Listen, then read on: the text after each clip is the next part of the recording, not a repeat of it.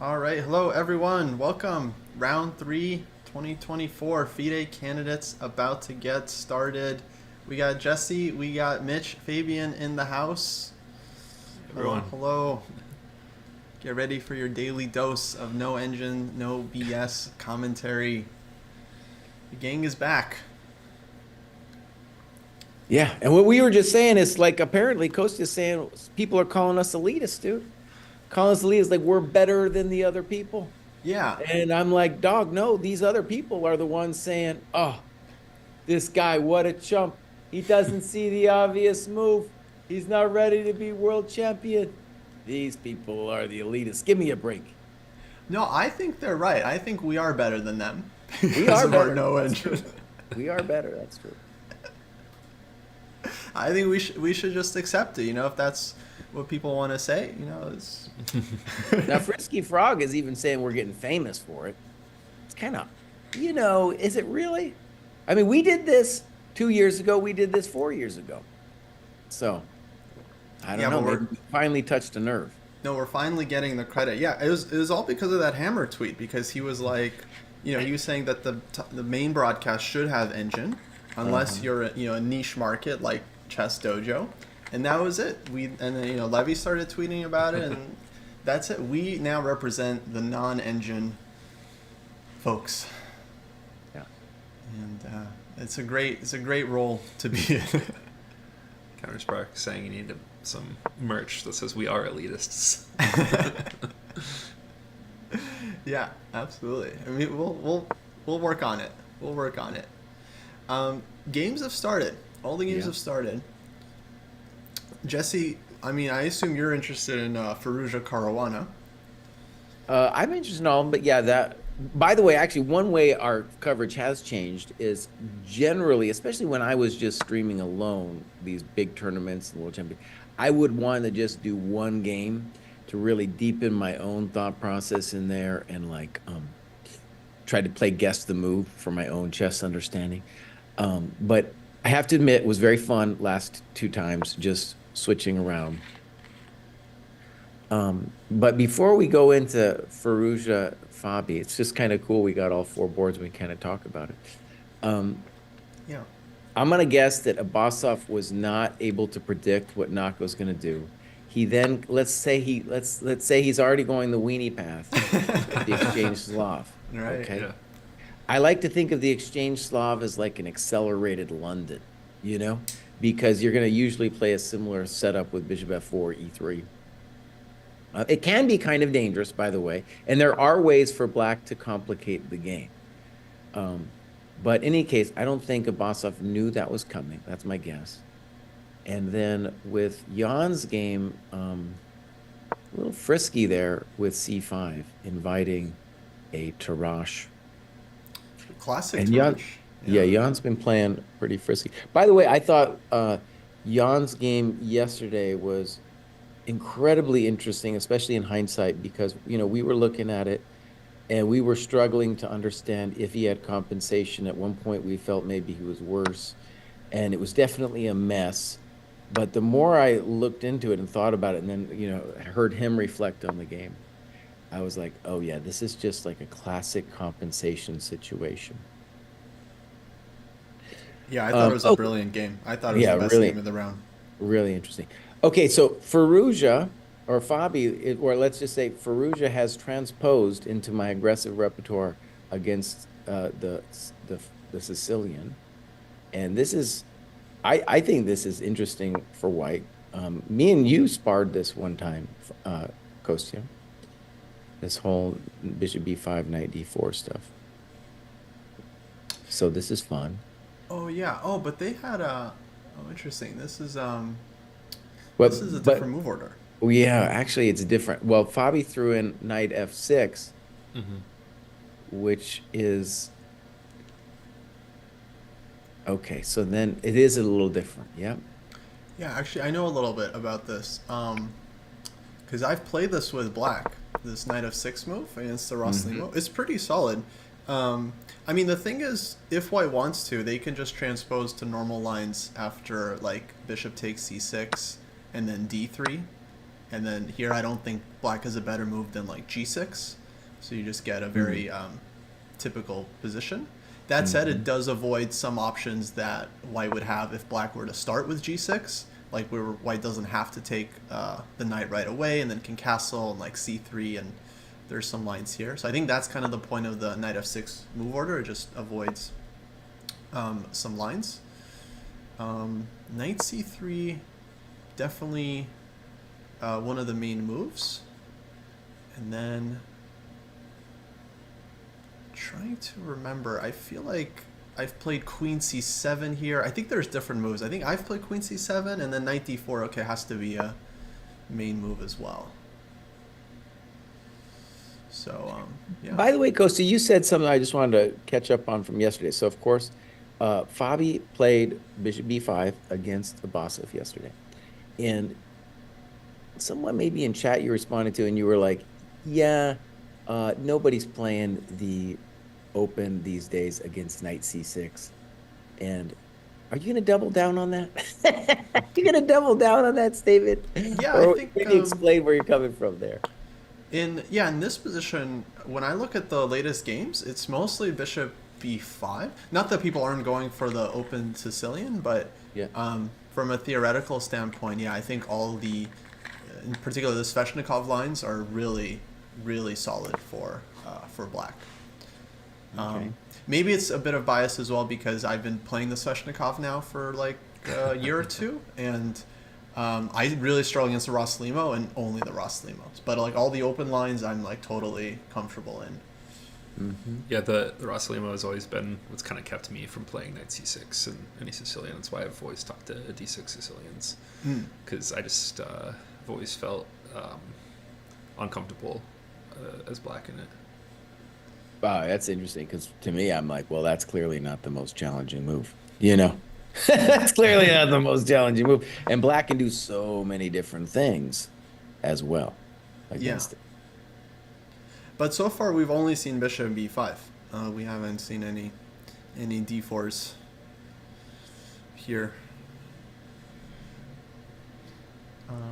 If you're going to play it that way, you might as well play knight c3 on move 2, boss. Aggressive repertoire for white, according to the dojo.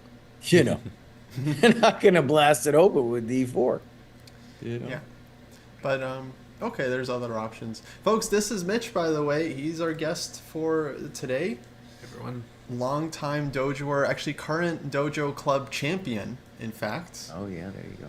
He won a very exciting tournament. I feel like the Dingliran of the dojo. Barely was playing at all. Came in, played the championship, won it, and then have barely played since. So,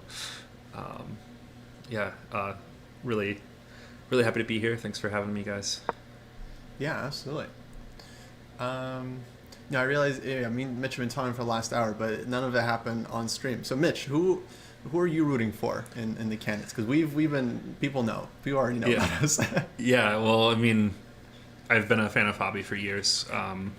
The Fabi Magnus match was, I think, the closest we've come to having Magnus lose the highest rating and the title prior to Magnus deciding he didn't want the title anymore. So I think if anyone should be world champion in a world without Magnus, it should be Fabi. So gotta root for him, but would love to also see some of the young guys do well. So Okay, I want Mitch to keep talking, but while he's doing it, I need you to go to the Vidit Prag game and explain to me what's going on, boss. Because some real I don't know what we want to call it, boss, is going down. Whoa.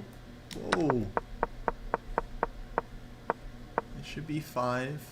Normally they go f5 in this position if they were going to play the Schliemann. But you went a6, bishop a4, f5 here. Deferred Schliemann. Deferred Schliemann. Yeah, I've never seen this. Okay. Prag. Let me just say, it's a Svidler influence. Yeah. I've always disrespected this. And the only reason that I feel like maybe I shouldn't disrespect it is there's great stories of Fischer and the crew trying to refute it back in the day, and they went really deep in their analysis. So like if it was hard for them to refute, then okay, I kind of maybe understand. But it's always felt so unprincipled to me. It feels like a little bit like desperation almost in terms of an opening choice, Mm-hmm.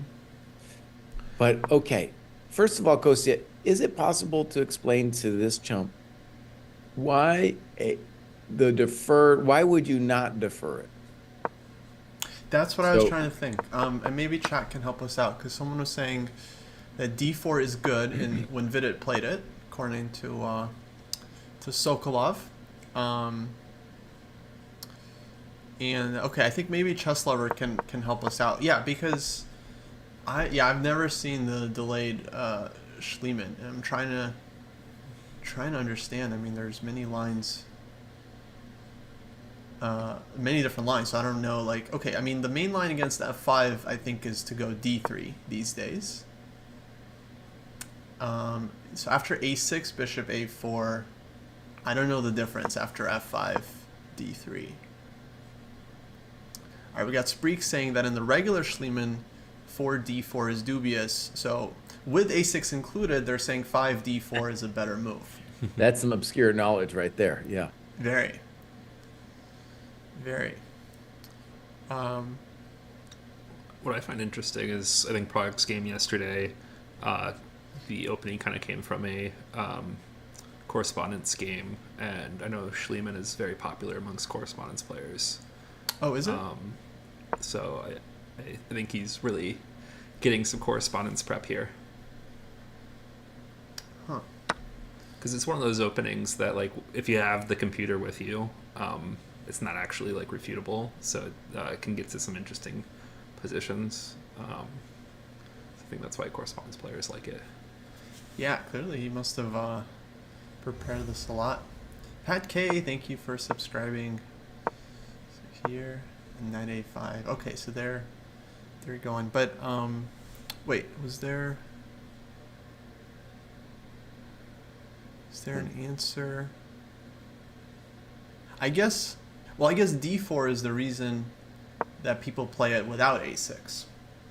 So I guess that's our answer. Like D4 is supposed to be good for white. So Vidit knows that much. Now is this E5 thing? Is this also the? I've never studied this, so I don't know. I've never wanted to play the Schliemann as black, and I never got to studying the Spanish from the white side. I've always done the exchange Spanish because I haven't gotten to Spanish because Nagy has not yet written his E4, E5 book. He's only done everything other than E5. So yeah, this is all new to me. I'm just going to tell you that optically this looks nasty. Okay, I'm sure somebody's done this before, but I'm just here to tell you this looks nasty. This looks abysmal, dude. Yeah. No, I'm with you. Yeah. I'm with you. This is like some Levon Aronian stuff. I feel like I could see him playing this kind of thing. He's always about the tricky lines that are extremely ugly. Now, on that point, I do think it's interesting is that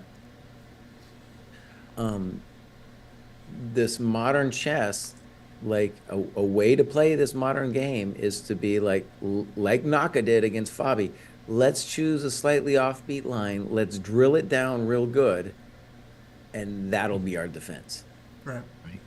Yeah, just for one game. Yeah, it really seems like that's the way that both Naka and Prag are approaching this candidates of just like they might not have studied this, and maybe I can get a decent position despite it being dubious. Anna Kremling, thank you for the raid. Nice. Hello everyone. Welcome to the now candidates. it's true. People saying we were famous, and I was like, no, that's not true. But if Anna Gramling raids us, bro, we're famous. She must have heard about the no engine commentary. I'm sure. Yeah. I'm sure she's a fan. Hello everyone. This is round 3, FIDE candidates. We just got started. Welcome. We're watching this game between Vidit and Prag, and let me just back everyone up because this opening was actually like really very surprising from Prag. So E4, E5, classic Rui Lopez. A6, normal move, bishop A4, and now F5, aka the delayed or deferred Schliemann. Now, we've learned from our chat, Vidit played the best move, D4, takes, and then this advance with E5, which is very interesting because white's going to win the D pawn back. B5, knight A5, and now this is live position and Vidit is thinking. Hello, thank you for following. Welcome. And so I think someone in the chat had previously asked while we were talking why the pawn on d4 can't be taken, and I think you kind of showed with some arrows that c5 would come with tempo on whichever piece takes, and then c4 can come and hit the bishop. Oh yeah, I was just thinking, right now if white takes on d4 with something, they gotta watch out for the famous Noah's Ark trap with like c5 hitting the queen. And then the queen moves somewhere in c5. I mean, I don't know. Here, there seems to be queen d5, right? So I don't know if this actually works for black. Yeah, hitting the rook and the mate. I was thinking, but black has bishop b7, then the next move c4. But no. That'd be one way to end your chances at becoming world champion is playing bishop b7 there. It's a Here's problem. something interesting, you guys. So the deferred Schliemann, you look in the database, it's the 7th most popular move. There's 6 other moves more popular than it, but check it out. It actually scores better for black than for white. How about that? You mean after a6, there's 6 other moves? No, after a6, bishop F5. a4. Right. After a6, bishop a4, there's 6 other moves for black that are more popular than f5, but f5 is the one that scores amazing. Queen a6. Knight f6, d6, Yeah, I mean, b5, G6 is a move. 97. 97. Okay, yeah, we can name all 6.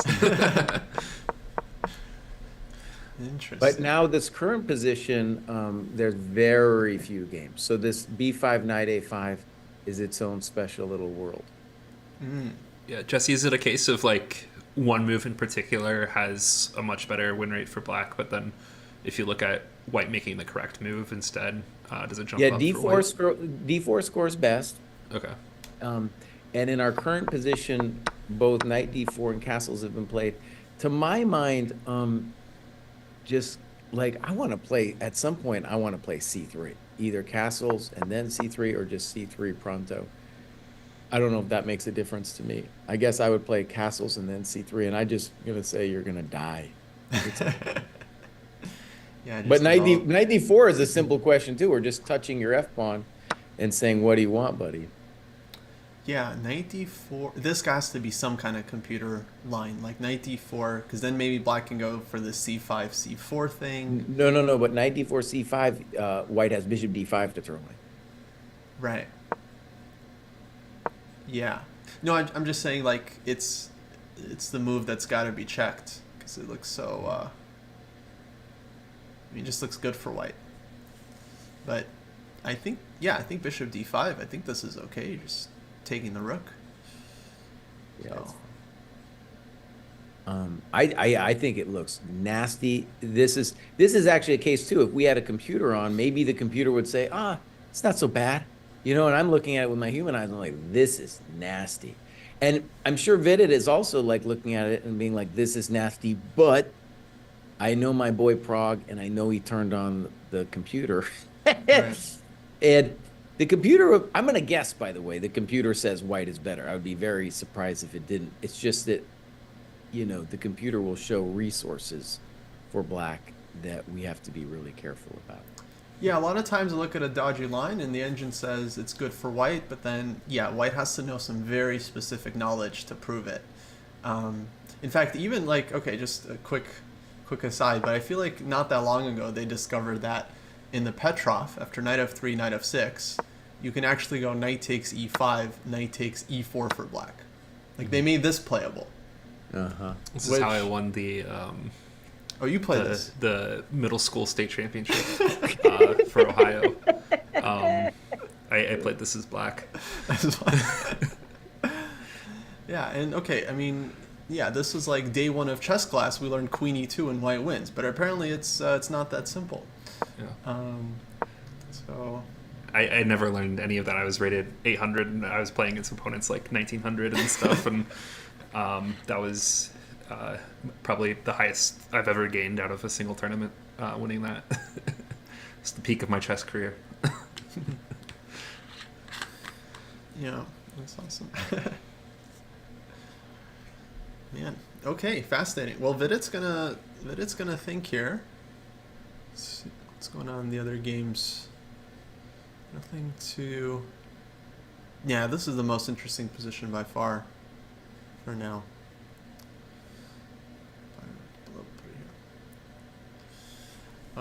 Actually, wait. Give me 1 second. Put on a hoodie. Looks like we've got a lot of people from Ohio in the chat.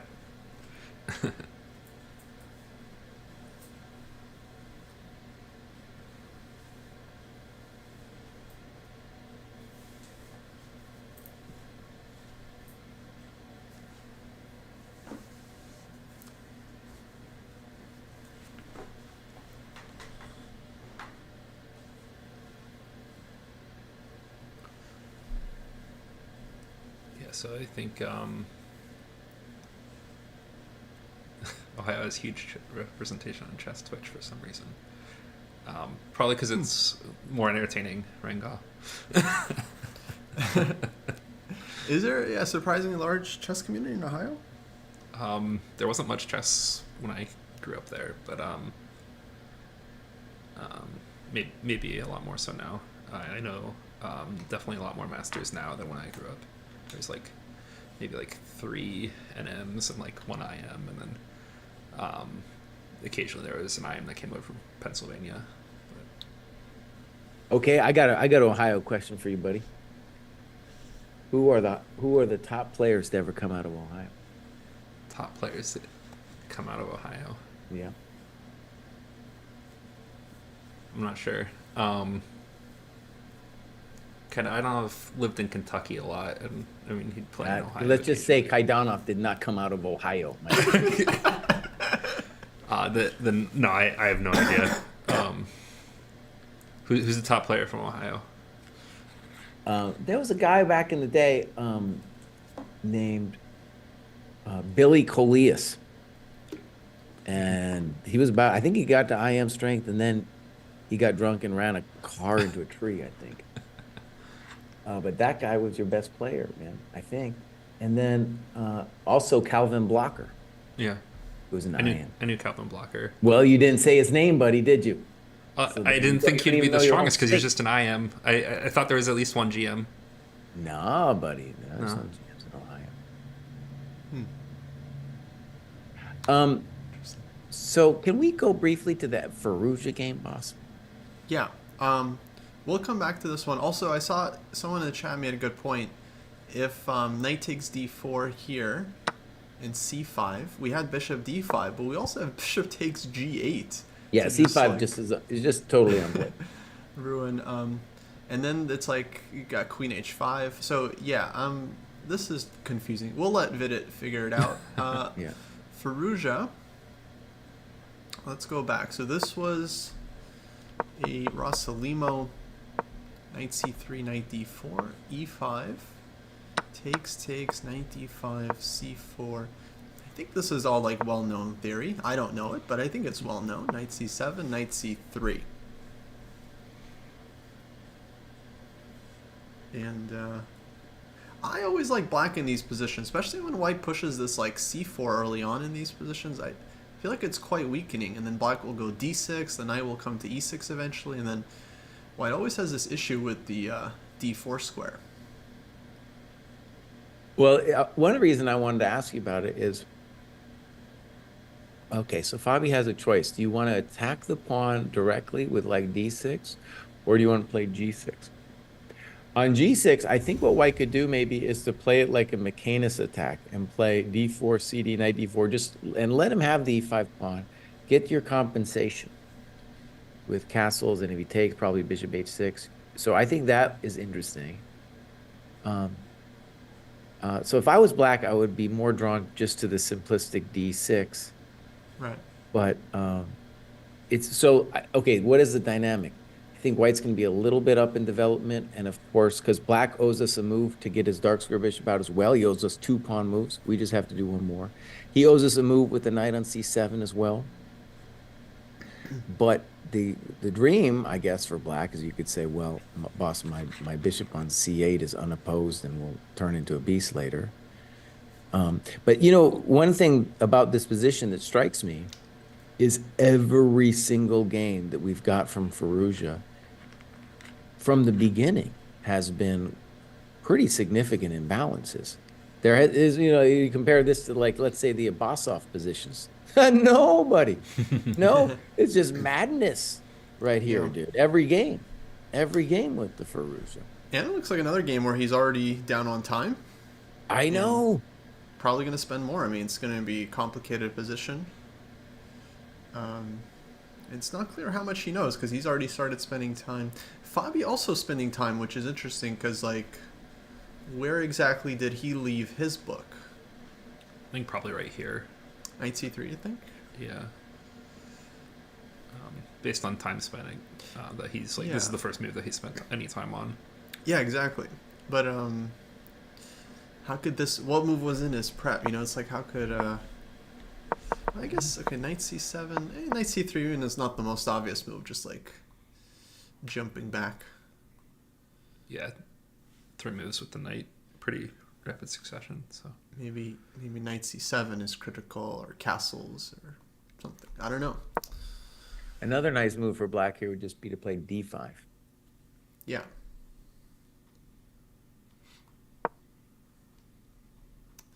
Yeah, I think that's definitely thematic.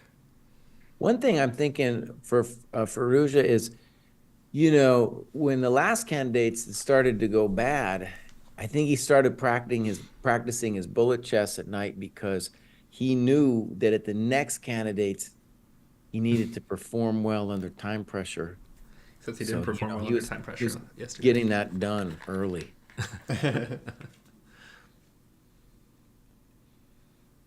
Yeah, we were just talking about that. I mean, Fallujah needs to be on like some kind of watch to make sure he doesn't collapse again. Start tanking.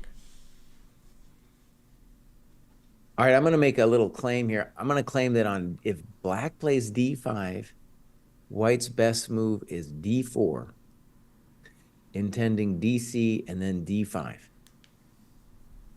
Because otherwise, I don't see what white does after d5. Yeah, I mean, if d5, ed6, queen d6, I think black is already better. Yeah, it's fine. We're going to play bishop g4 soon and all that stuff.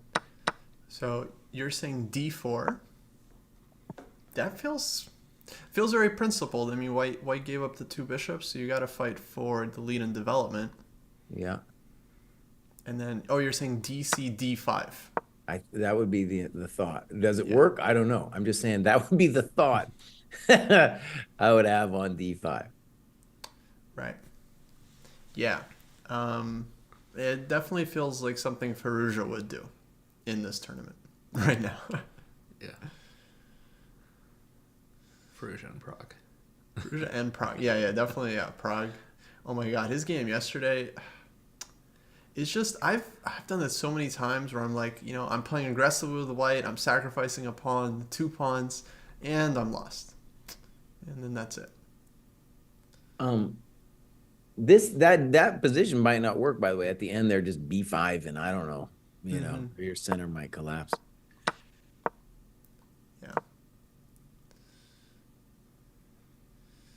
Yeah. It's no idea, honestly. No idea. It actually may be d6. It's a whole mess. It's a whole mess. Mm-hmm. Yeah.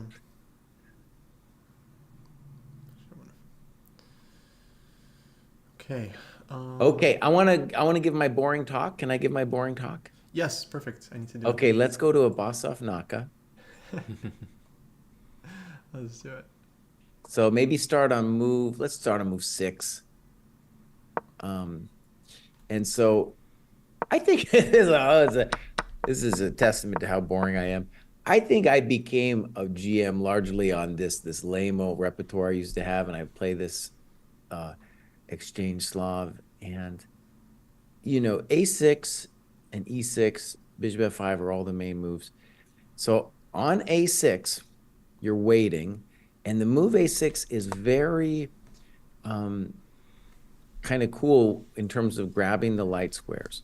So then after e3, black plays bishop g4 and says, okay, boss, I'm going to give up the light square bishop, and you're not going to do anything. And my pawns on light squares are going to murder your one asset, which is your unopposed light square bishop on f1. So Abasov bites and plays h3, bishop f3, queen f3, e6, and rook c1, bishop d6. And it looks, I'm sure, to many chess fans' eyes, completely dull. But I want to stress, it's not as dull as it looks, because if White is going to have to make a decision soon.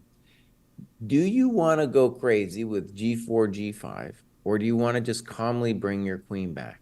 I suspect he's going to bring the queen back, but the problem is that the bishop on d3 doesn't quite know what the hell it's doing, because all those pawns are on light squares, and eventually black starts getting juice on the queen side with a later like rook c8, knight a5, that kind of thing. Mm-hmm. So Naka fans, this game isn't over yet. It might look like he might even be playing for a draw. He might even be playing for safety. But I will tell you from experience, it's not that easy. It's not that easy to just make a draw here. There's a lot of dynamic play actually still going to happen.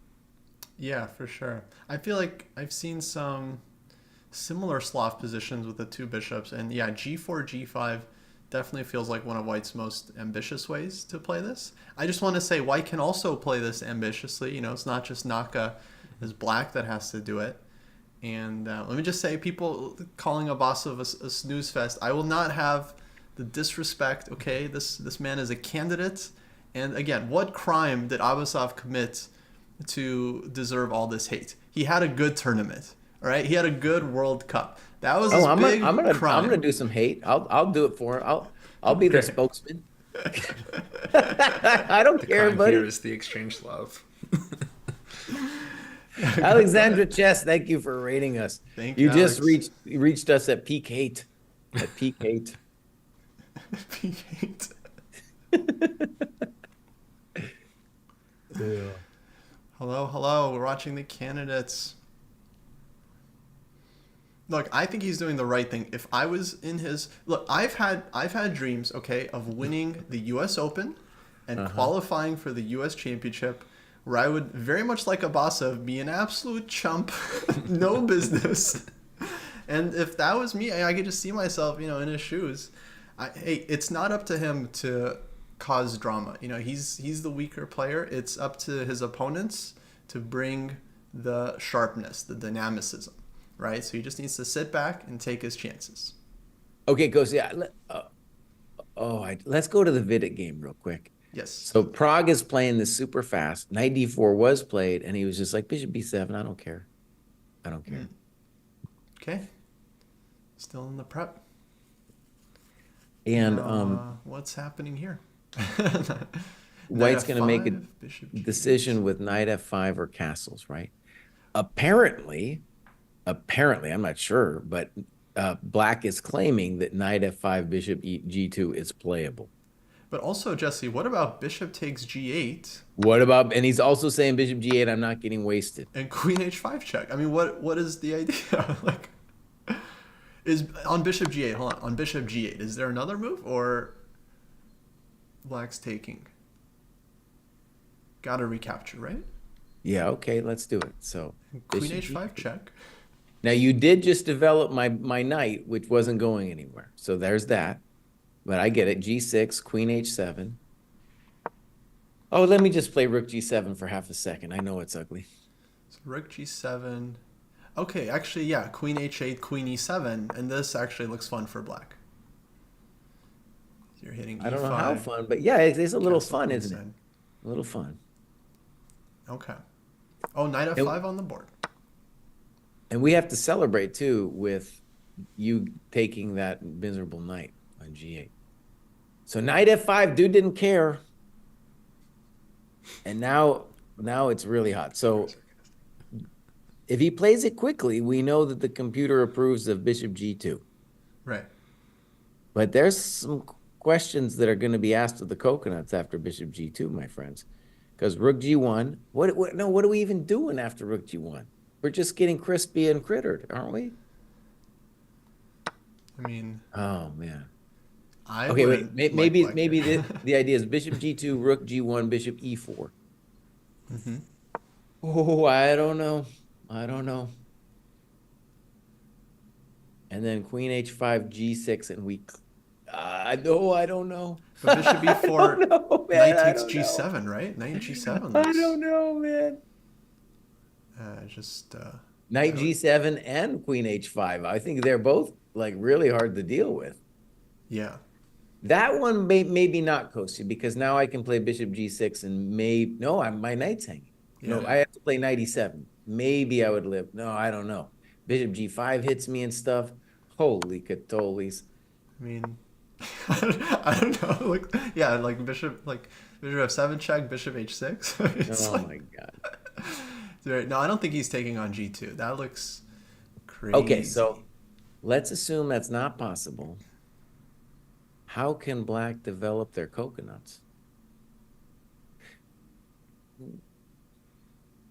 How about I start with knight takes b3? I just want to get rid of your bishop. It's too annoying. It's got to. That seems smart. Mm-hmm. So AB. And now I claim that my bishop. This is a true claim that my bishop on b7 is a beast. Mm-hmm. I don't feel like that's an unreasonable claim. Yeah. Okay, and then let me first try taking. I have another idea if it doesn't work. So bishop g2. Rook G1, Bishop E4. Okay.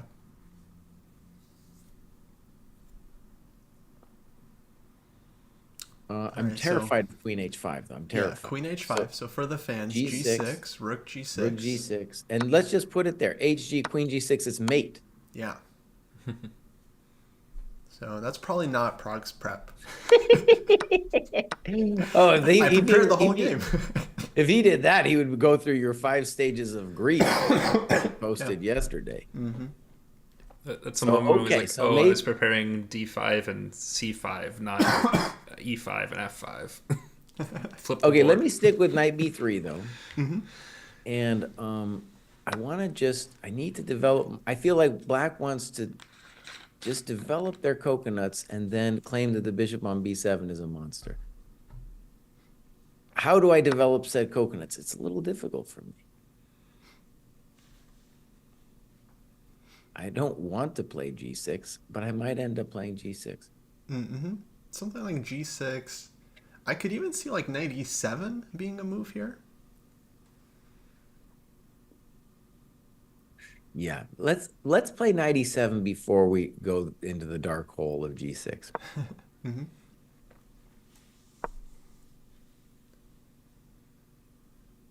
It is true that the bishop on B7 is very strong. But, knight E7, Kostya, like, you got to wonder about bishop G5. That looks like something I didn't want to meet in a dark forest, Yeah.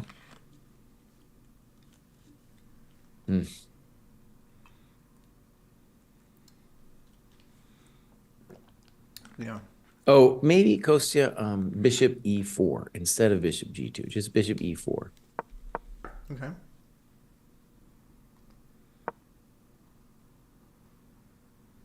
Nah, but then queen G4, I guess. Right. Nope. So I don't know. It just looks so nasty. Yeah. I think this is really tough for Vidit, dude. Like, and it's a little bit of karma because this is what he did to Naka yesterday. A little bit of prep karma. But okay, why is Prag thinking right now? Knight F5 wasn't in his prep. What is this?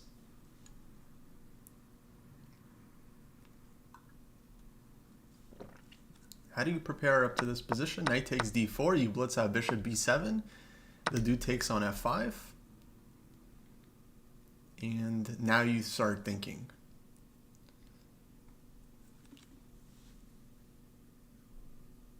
So there is a GM game, and dude played knight takes B3, AB, G6. Okay. And he wins this game against it's like a 26 versus a 24. So that it did happen in a game.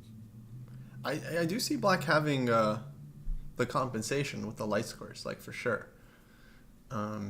Nota bene, in this position, White just castled. He was like, you can take my knight if you want, buddy. Oh, castles is fun. And then Black played H5, bro. Oh my God. Yeah. That's the madness we're dealing with here. So G6, castles, H5. Homie don't play, dude. Look at that. That Harry the H pawn's coming to town. Wow. This is the kind of game that after you win it, you tell all your friends about how you won it into Fridge Lehman and Yeah. just pushed your pawns up the board. I mean, it's a good surprise weapon. It's too bad it's being played at the highest stage because now people are gonna know about it. But like, I mean, yeah. It's every time a new chessable course comes out that has like a decent surprise weapon, I'm like, well, no longer a surprise weapon. I mean, but let's be fair, it's not like if you don't know exactly what's going on, you're losing after H5. Like, it's just, we got ourselves an interesting mess. Black's king is permanently toast.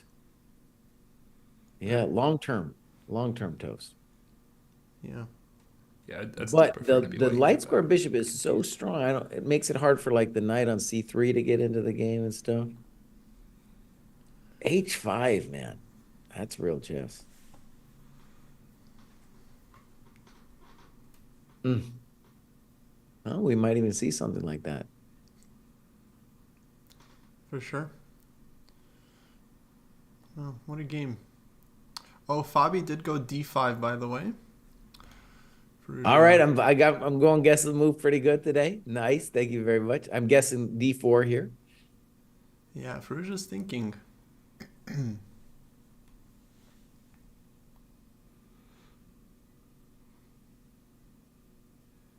What else could be? Could white castle as well? Or is that just weird?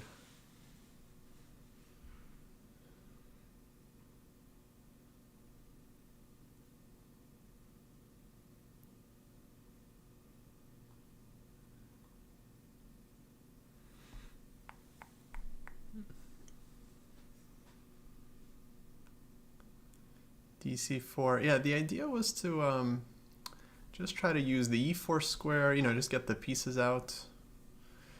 It's hard to believe in white's position.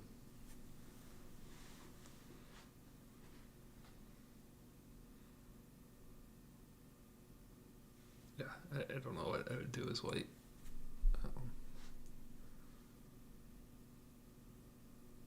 I definitely prefer black here. Black, right? With the bishops. Getting the space. And Firouzja tanking is not inspiring a lot of confidence about his opening knowledge here. No, I like I was saying to you earlier, I just have this feeling that Firouzja just can't like mentally get past Fabi or Nepo or Magnus. Like those are the three that he just keeps tanking. Yeah. In like every move, and then he gets out of time. And usually when he runs out of time, it's not even like that terrible of a position. Like it's usually bad, but it's not awful. And then he just collapses under the time pressure, which is so odd for such a well-versed bullet player. But he just seems to... They all have his number. Yeah, he struggles a bit against them.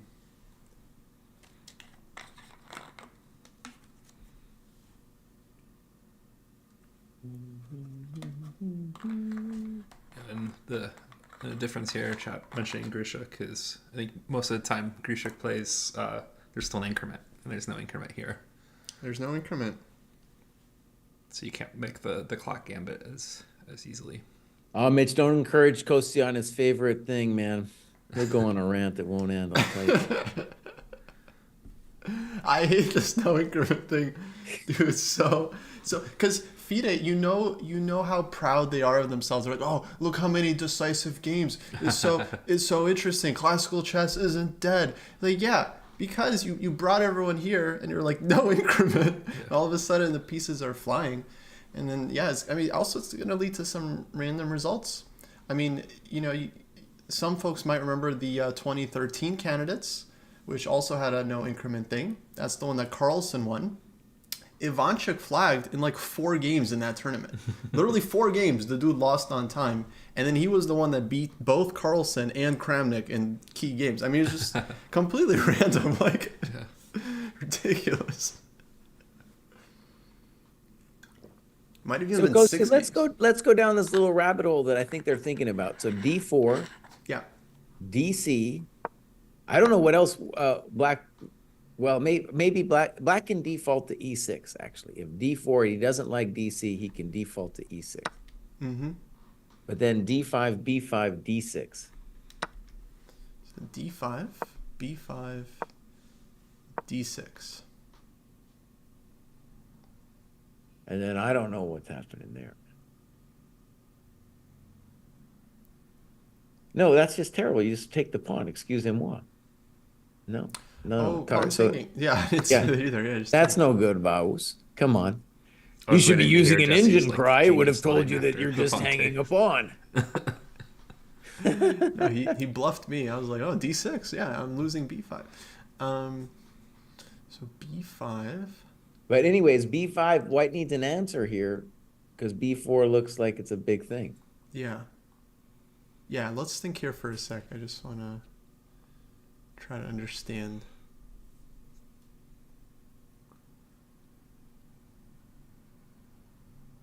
Oh, my lordy. By the way, you guys, Prague unleashed something then. I'm sure it was in his prep. It is the weirdest move ever imaginable. Wait, before we go there, Yeah. how about in this position? So Yeah. castles, I was thinking b4 and then Yeah. d6. Or are you still taking and then just not? Maybe it's I don't think I care. I just take your pawn, right? Because rook yeah, e1, I can just bishop e6 you. right. Yeah, okay. No, that makes sense. So d4. So right now we're saying black can take on c4. It seems like it, but you know, the good news for black is, like I said, he could also play e6 if he Mm-hmm. doesn't like it. Yeah. Yeah, after e6, it just looks like a French where white has no business playing c4. Because it just kind of opens up black's light squares. Mm-hmm. So I think in general, I mean, a good opening for Fabi looks like, because white's the one who has to answer the questions. Yeah, it looks good. Everyone trying to surprise Fabi, and Fabi just playing good chess.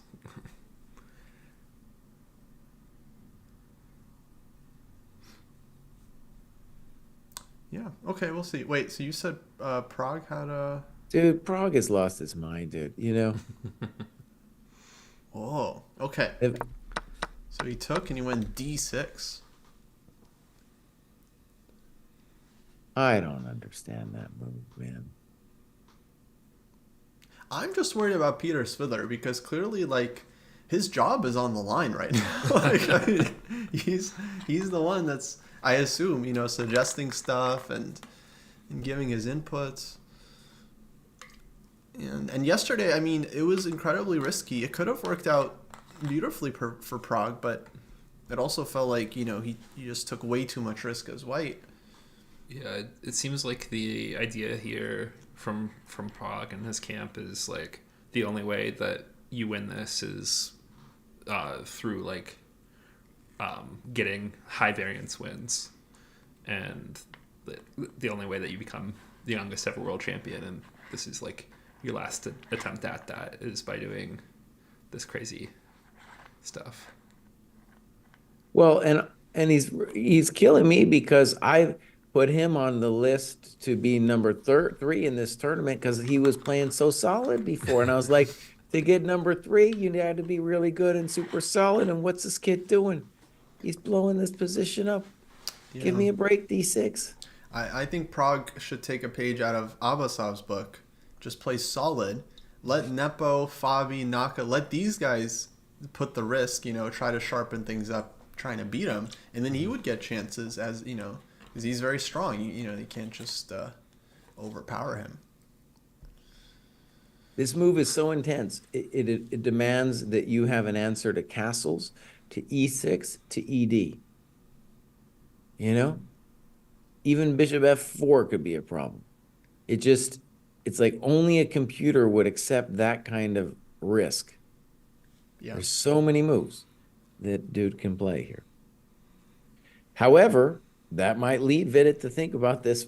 I mean, I would probably think about it for a long time too, man. I'd be like, how can I put this fool away?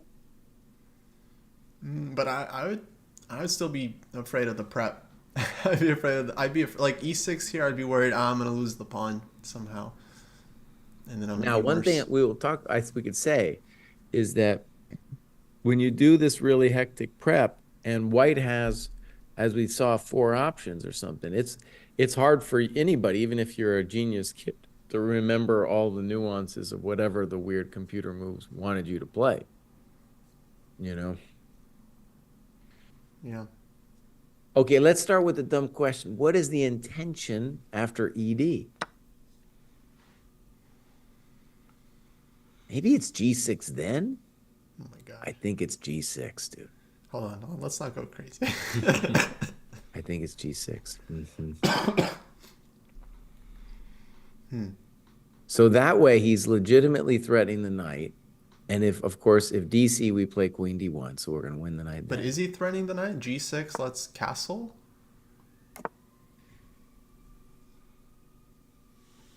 Or maybe he isn't. I don't know. I'm just trying to help him out.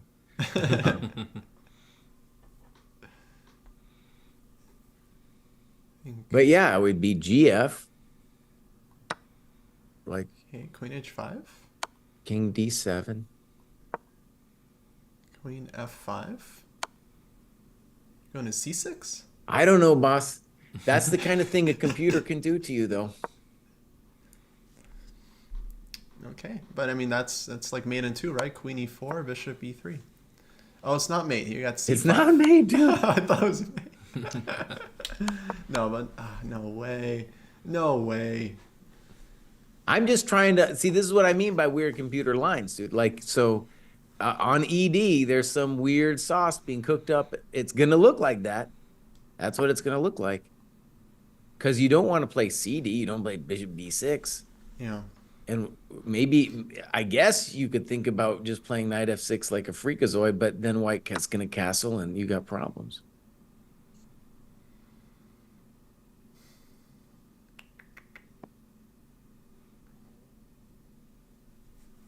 What's the move? Yeah, I don't see it. It also feels like there's so many chances to just at some point bail out with like d7 check and trade queens, and then you're up a pawn and black's like, and king is still out, yeah.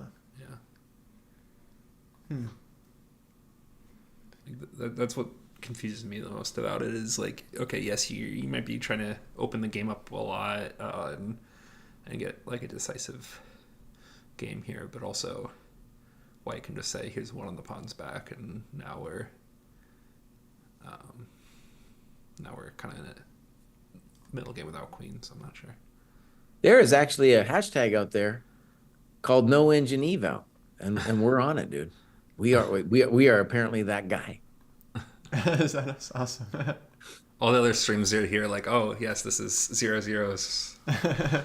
Moving on to other games. Yeah, Prague following, top move, no problem. Not weird at all. Normal chess. Oh, okay. So with these two 2100s, somebody as black played d6 without playing knight takes b3, which is just even more insane because you'd think, boss, you better get rid of that bishop. So the idea of d6 has crossed it. I don't know if it's a human mind, but Zinkovitz against Voudin in Marseille of 23, last year. Wow. So these people, they're drinking some special sauce over here. Yeah. Okay. Go Prague. Just want to see what else we got. By Yeah, the way, we nothing don't need to go there, but I super predicted that interesting. Abasov would play the weenie queenie 2 and not the g4 g5 stuff. Okay. Yeah, that's true. He did. Coach just said we're not allowed to hate on the guy, but I decided I could. You know what, Jesse? You can't. You are a grandmaster. You've earned that right. You can hit on anyone you want. As a actually. Slav player, am I allowed to hit on him for playing the exchange Slav? Excuse me. Yes, you can also hit on him. I think there was another exchange Slav yesterday in the women's, right? Or was it round one? Maybe, I don't remember. Someone played it. Oh, Garashkina played Exchange Slav yesterday. Okay, yeah. And won. Yeah. But she played it, more aggressively. I think I've gotten at least 80% of my games when I play the Slav. So it's And we don't have to go there, but Naka is taking a really long time. He finally moved, and I think the position, you could call it fundamentally equal for Naka and Abasov, but there's a lot of I have some familiarity with this kind of thing, and definitely black I think in a lot of ways it's easier to play as black because white doesn't have any pawn breaks now, unclear where to put his minor pieces, and black is going to dream of slowly crimping the white queen side.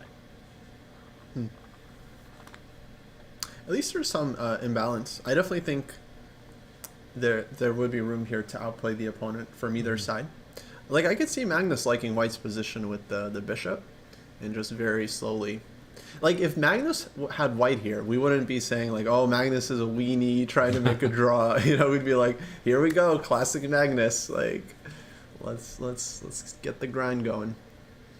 Well, what white has to, what white has to aim for, and this is the hard part, is you have to find a way to open the position.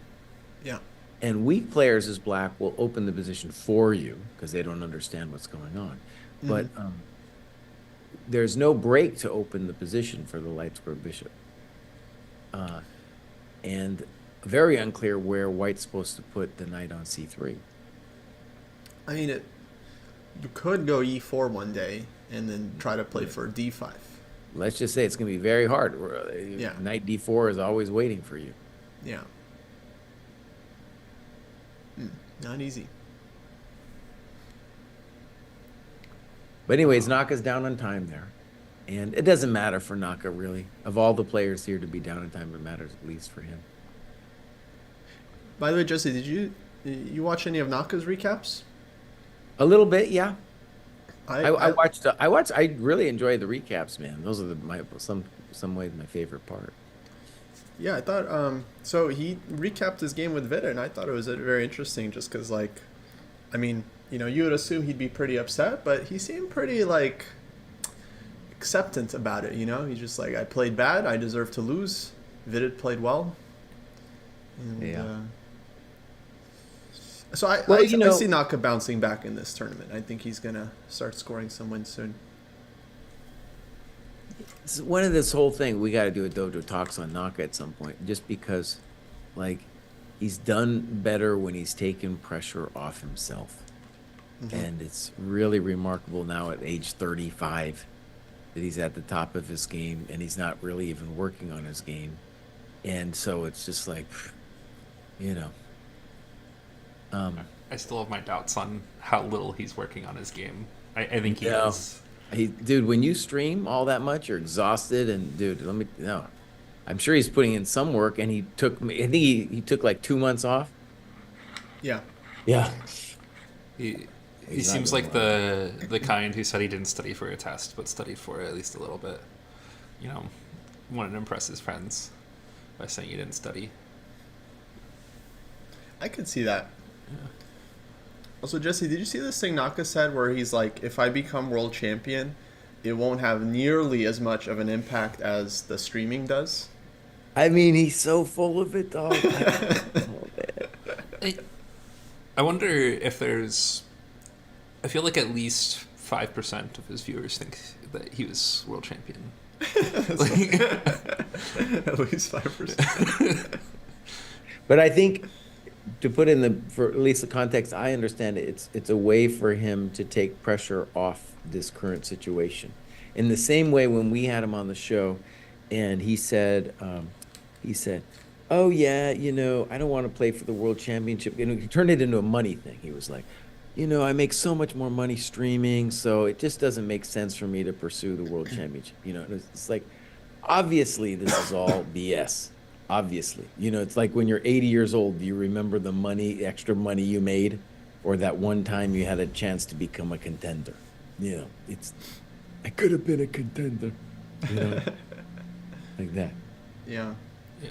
I mean, I think he really has made a large impact on chess either way. You know, he does bring in a lot of more beginners that can have the insight into one of the top players currently alive. Like, I think that's amazing. Like, I know I just joked a little bit about that, but you know, I still think like he has had an impact. I just, you know, kind of like the whole eval bar or no eval bar thing. The content that you guys do here is a bit more aimed higher. It'd be interesting to see if he tried to do something like that, how that would work out. Yeah. Lucy, could we go to the Gukesh game? Yeah. Gukesh playing Nepo. So what I don't understand is black already completely fine? That's the question I'll pose to you. Let me back this one up. So Yeah. this was a D4 Catalan, and then C5. So this was Nepo's nuance. After C takes D5, he takes with the knight. So now not with the pawn, which like feels kind of normal, but with the knight, it's his way of trying to get a very solid position. So it takes castles, knight B3, bishop E7. Now E4. Huh. E4, by the way, I don't know. Doesn't feel right to me. Yeah, I mean, Catalan players are usually taught not to block their bishop. and it feels like just like a very nice Catalan for white without E4. Right. And there's a variety of moves he has besides E4. Anyways, when E4 goes down, Yeah. not only is the bishop on G2 suddenly a chump, but then the D3 square is really kind of problematic. Right. And he just played bishop E3, Mm-hmm. and this gives black the opportunity. He might have something better, but if he wants, he can play queen D1 and knight C2. And back in the day, we would not like that kind of thing. I mean, isn't that already... Black might have something better than that, but already that's kind of nasty.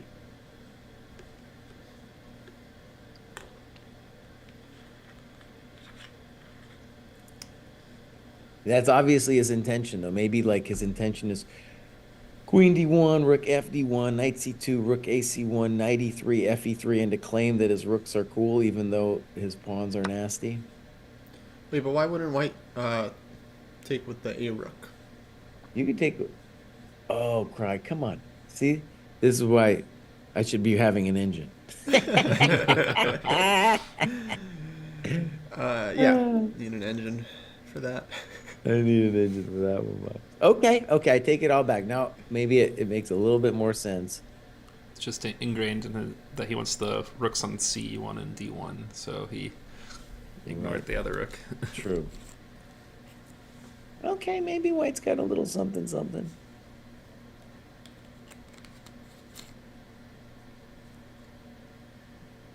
I don't get the Naka thing. I think if he becomes world champion, his streaming would just explode.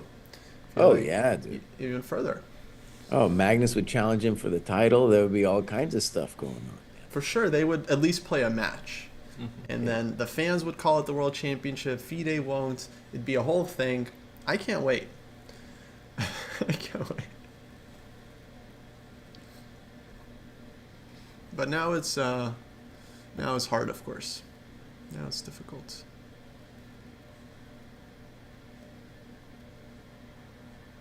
Oh, Eugene's coming. Nice. Great. We have a full house. Yeah. But no David. David was supposed to join. We haven't seen him, though, folks, so maybe he'll join later. What time is it in France right now? It's approaching 10 p.m. All right, Eugene's here, man. Oh, let's let him in. All right, we got our 3-person. Let's go, folks. Hey guys. He's me now. We got Grandmaster Eugene Perlstein in the house. Hello, hello. Oh, Kostya is with Mitch today. That's right. Hey, Eugene, how you doing? Hey Mitch. Pretty good, pretty good. I haven't even looked at the games yet. Let's take him to the Vidit game first and just get a sense. All right, let's get do a it. sense. Yes. Stare at that position for us, boss, and tell us what you think. Oh, after D6, yeah. Hold on, are you guys watching it on chess.com? Mm-hmm. Yeah. All right, let me open it. So Vidit game. Let me open that up.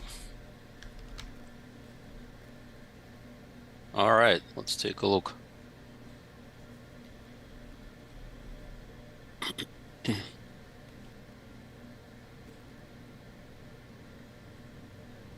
All right, here we go. Vidit. Oh, he's playing his buddy Prag. Oh my God, what is this crazy opening? Actually, give me a sec. I'll be back. Can you handle the stream, Mitch? I'll try. You got it. There you go. You got the mouse. Jesse, what Yeah. happened? Well, F5? dude, F5, and then it gets weirder, man. It gets even weirder after F5 because he just goes crazy, plays this knight A5 move, and now D6. Oh, God. D6. And now, okay, so let's just say the obvious. Prag is still in his prep, and Vidit isn't. So, Yeah, this is unusual from Prag, right? Because he is coached by Svidler. I mean, Svidler is a kind of a normal person. You don't do crazy stuff like this. okay, so I think it's insane, but the problem for White is White has loads of candidate moves, right? He could castle, he could play ED, he could think about E6. Everything's possible. Wow. Okay, finally plays Queen E2 after thinking for 22 minutes. 22 minutes. Yeah, that's a pretty nice long thing, but still, Queen E2 looks reasonable, right? Yep. So what is his idea? E takes D check? That's a pretty good looking idea. Yeah, I don't like the king on E8 at all. And let me just say, Eugene, I was looking at it for a while, and I did not have a clear answer after like D6 ED. We went on some crazy investigations there. I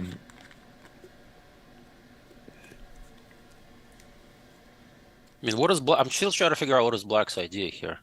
Since it's all prep, he probably knows something that we don't. Well, right. When you go back to, let's say, the position after 10 AB3, right? And you say to yourself, okay, if you're just playing this game, you would maybe think about the move G6 or something like that. But like D6, you're behind in development, and your king wants to be safe. And instead of developing, you're just opening all your coconuts, right? It's like you're opening that kimono real wide. Yeah. I mean, if Black can miraculously castle queenside really fast, at least I can understand the part of that B7 bishop. But how is he gonna get the king on that side? The other thing I think is interesting is like when you prep a weird line like this, and you're only doing it for like one game because you'll never do it again. Yeah, anyways, for sure. Right? You have all kinds of moves to try to remember from White. Oh like, yeah, you don't know what White's gonna play, right? White has so many moves. Like you might not have even looked at Queen E2. Wow.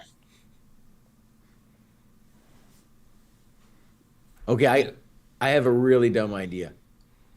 Could we play Queen D7? And if ED check? King F7. Okay, so my knight's under attack. So knight. You better go to E3. Knight E3 or G3. I still don't know which is better. But the problem with G3, you may sneak and take the pawn, right?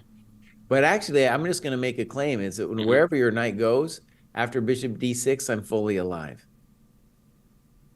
Yeah, if you can get King F6, Rook F8, King G8, Rook E8, you have dream Marshall-like compensation with open position. So that's completely fine, actually. Okay, let's see if I've guessed the move. All right, I'm guessing Queen D7. And then if E6, we then have Queen C6. Oh. Queen D7 would, I could imagine anybody missing that move. Yeah, surprisingly, the king on F7 is safe because you don't have any light square bishop to cause any damage. Because I own the light squares, baby. So why don't you kill me? Right? Oh, and that rook coming to E8? Holy moly. Yeah, the bishop coming to D6 with the tempo, opening things up. I'm going to see Jesse start playing this. Please no, please no. Yeah, Queen D7 is not that easy. If I play E6, Queen C6, then I get to castle. Queenside, maybe. Yeah. I mean, that's the kind of mess I think Black wants, right? Some kind of opposite castle scenario. Although pawn on E6 is still a little annoying. But yeah, this Queen C6 White will need to spend some time figuring this out. Well, what a mess. Yeah, this tournament is a lot of fun to watch. You don't see these games at the top level normally. No, dude, no. Well, we were talking about it, Eugene, like it's new chess where Mhm. people are doing frisky lines like the way, and they just do it once, the way like Naka played against Fabi, you know? Oh yeah, what Naka did is like every, you know, Soviet schoolboy is taught not to do, right? That's right, man. Yeah.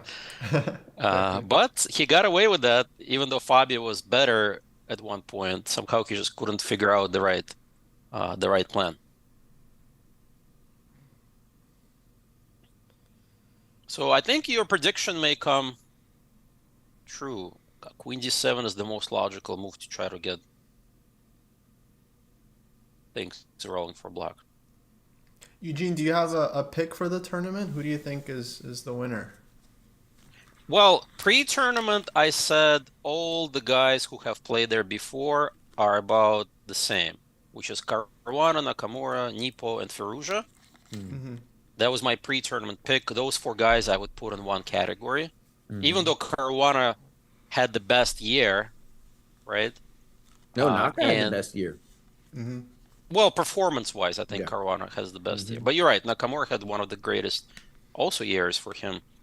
Firouzja is shaky. Nepo, people say you can't win the candidates 3 times in a row. Why not? He's done it twice in a row. The thing about people saying you can't win it 3 times in a row is if the probability of winning 3 times in a row is very low if you look at it from someone who has not won it yet. But he's already won it twice, so now it's just the probability of him winning 1 candidates, not the probability of 3 times in a row. But it's the Two already same. happened. No, but it's the same as there's this joke. You know, what is the probability if you had a coin toss, right? And you had, you know, the same exact coin toss for 10 times. You think, oh, the next time it may be the same. I don't think it's the same. That's how probabilities work. Probability exactly the same, no matter if you won the tournament before or not, right? Because it's things. There's so many things that are outside of that control. But I do think that if you've played in a tournament like this before, you're not going to be as nervous when it comes down the stretch. Whereas the young guys, Prag, Gukesh, who else hasn't played there? Vidit. He's not that young, but he hasn't played it before. And I think they just don't have enough experience at such nerve-wracking event to perform. Like they may start the tournament well, but when they sense the entire India is going to get a new challenger, their nerves may crack because they haven't been there before and they're young. And then I think I could be wrong. What if, you know, they can prove all of me wrong? But I think it's just going to be much tougher for these guys. Hikaru doesn't care, guys. Hikaru doesn't care. He lost the game. Who cares? So even though he lost the game, yes, his probability now drops. And Nepo's probability now increases because he won. But I wouldn't rule Hikaru out. I think he's actually going to play more freely after losing. Because let's look at Naka's game then, just let's we're take a talking look about him. Oh, by the way, Queen Queen d7 is D7. played. 7. Jesse, Queen d7, yes. Jesse, turn the engine off. Okay, it's no engine commentary. I know. Welcome to the dojo. That's right. Well, Hikaru just has an easy draw. The question is, can he press Magnus Carlsen style? Okay, so here's the thing I want to ask you, Eugene. So Okay, when I talk to GMs a lot of the time, one way I feel like I'm different is like they see this and they're just like, oh, it's a draw, and then I see it and I'm like, all kinds of shit can still, all kinds of stuff can still happen, and I feel like I'm definitely different in that regard. Like I think I got my coach KGB. He would be, oh, of course, easy draw. What are we doing? You know, and so so I know I think differently, but so when you see this. Like, okay, so I'll tell you what I see. I see that the bishop is facing all these pawns on light squares, that the knights can dance, and that Abasov is playing, I think his tournament strategy, which is let's draw as white. Let's draw as white. And honestly, one way it might not be dumb is players want to beat him so bad that they will maybe take unnecessary risks, possible. Maybe, yeah, that's an interesting strategy because he knows he is the person that people are gonna jump at to crush. The Russians call him the rabbit, right? Isn't that what There, he's yeah. called? The rabbit? I personally don't know if the rabbit is like what they would call them, but typically like the sharks, they smell the blood, right? Yeah. So if you keep losing game after game after game, and if you're also the lowest rated seed, oh yeah, the sharks are gonna go after you. Yeah. Anyways, I just want to say, you know, we'll come back to this game. I still feel like Naka has good chances to hose this dude in this because it is. Although GMs would say it's just a draw, to me, I feel like there's still a lot of tricks. Well, Naka is known to be extremely tricky player with the knights, especially. I know from personal experience because I played him when he was like, what, 12 years old, and he, for him, there's no such thing as a draw. Every position, no matter how dead equal it is, he plays on.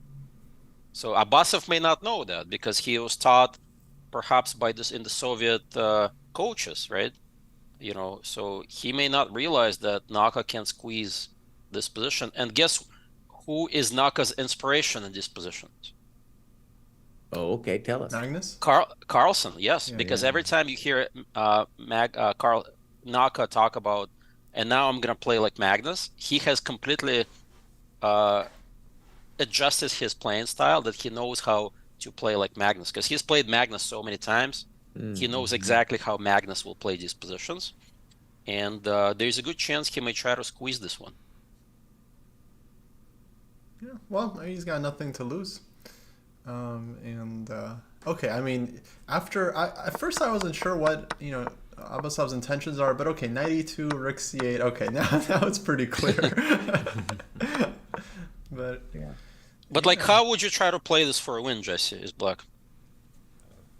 Well, I think the problem I would see is that, first of all, it's a problem that white can't do anything.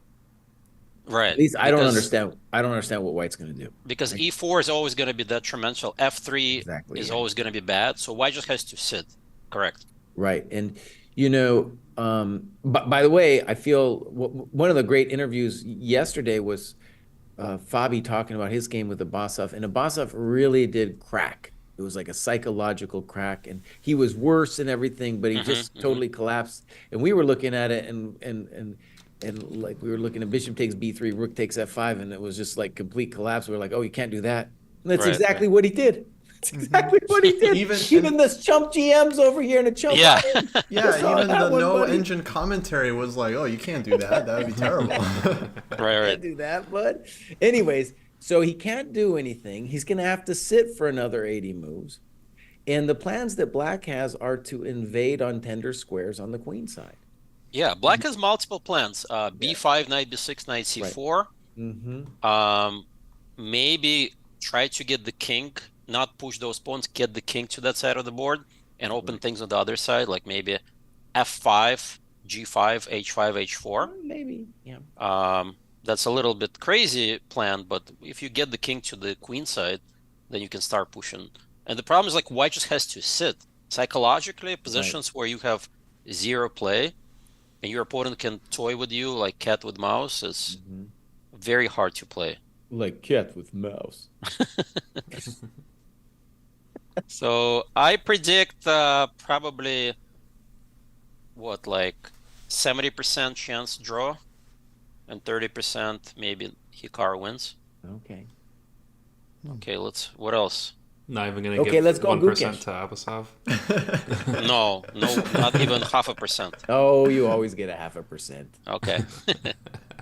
How about the Fabi game, guys? Because that one. Okay. Yeah, did he go on passant? Yeah. So Okay, this guy. By the way, this game is extremely important because Firouzja, like Nepo, goes on tilt a lot, right? yeah. So for him, he lost the game yesterday. It's very important that he goes. He does better today. So Fabi chooses a very rare line. Knight f6 is extremely rare. Normally they play queen c7 instead of knight d4. Yeah, exactly. I've played queen c7 in that position. Yeah, so knight d4 is a surprise. And looks like, based on how quickly e5 was played, 7 minutes. That means Firouzja is, well, it's not very quick. So Firouzja is out of book after knight d4, right? And then knight At takes least b5. he wasn't super familiar, yeah. Yeah, c4. He plays all the logical moves though.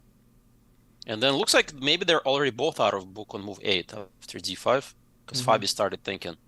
Oh, it looks like to me White's got a nice position just optically. ED, d4, So bishop wait, e7. I had a question. I thought on ED6 Black was gonna go queen takes because like I thought so too. like every like yeah I've Huh, seen, I don't know, that's a every good point. Sicilian I always see queen takes D6 in this kind of structure. Yeah, because you want to play queen takes d6, bishop g4, e6, and you have a dream Sicilian. Yeah. Get the bishop outside the pawn chain. So maybe he was worried that he didn't have the time. So maybe knight e4. Right. And then c5 pawn is tender. Knight e4, queen e6 will block your e pawn. And queen c6, what didn't he like against queen c6? Queen e2, bishop f5, bishop g4, knight e5 maybe? Bishop takes e2, knight takes c6. But I have bishop takes c4, so that line doesn't work.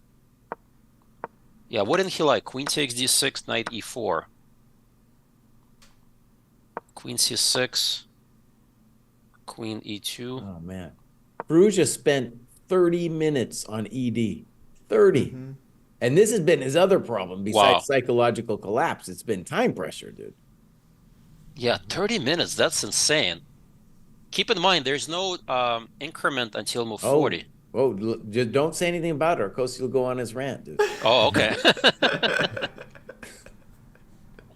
You like this time control, Eugene? Well, I don't even know, because there's so many time controls these days. Like, I used to play with this time control back in the day.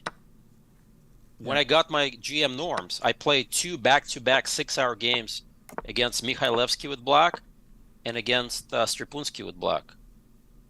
So I had my share of the long time controls. So I have a conspiracy theory that the time control favors Nepo because he's one of the fastest players in the field, and that means he's not going to be in danger of flagging like everyone else is. Yeah, I think he's never really in danger of flagging in any time control. But he's in danger of tilting. Yes. And anything can trigger that off. He may play too fast, which is sometimes his biggest weakness too. So it's hard to say exactly what will trigger the tilt. But yeah, I don't think there's a time control that he is ever in danger of flagging. Eugene, we actually had a question in chat that I've wanted to ask you for years. Sure. And so e4, c5, knight f3, you are famous for this amazing g6 repertoire. Yeah. And is the primary reason that on knight c6 you don't like bishop b5? Number one reason. Oh, okay. Because 50% likelihood of facing bishop b5, so I cut down that percentage significantly, and I make my life easier. I do allow queen takes d4 and c3, but I feel like those positions are less common in general, and if I'm better prepared, then yeah, then I basically cut down a whole lot of opening like the Rasalimo. Okay. Yeah, with 2g6, I think there's way fewer lines than Ross, because Rasalimo is pretty massive, and you can't just, if you play the same thing against Rasalimo, that's also it's a target as well. So you have to... By the way, Rasalimo is not a bad opening. The only reason I do this for practical reasons. Just Dude, I called it, man. I called the Vidit game, boss. It's queen c6 on the board. Ooh. Oh, I'm a GM. All right, let me go back to that game.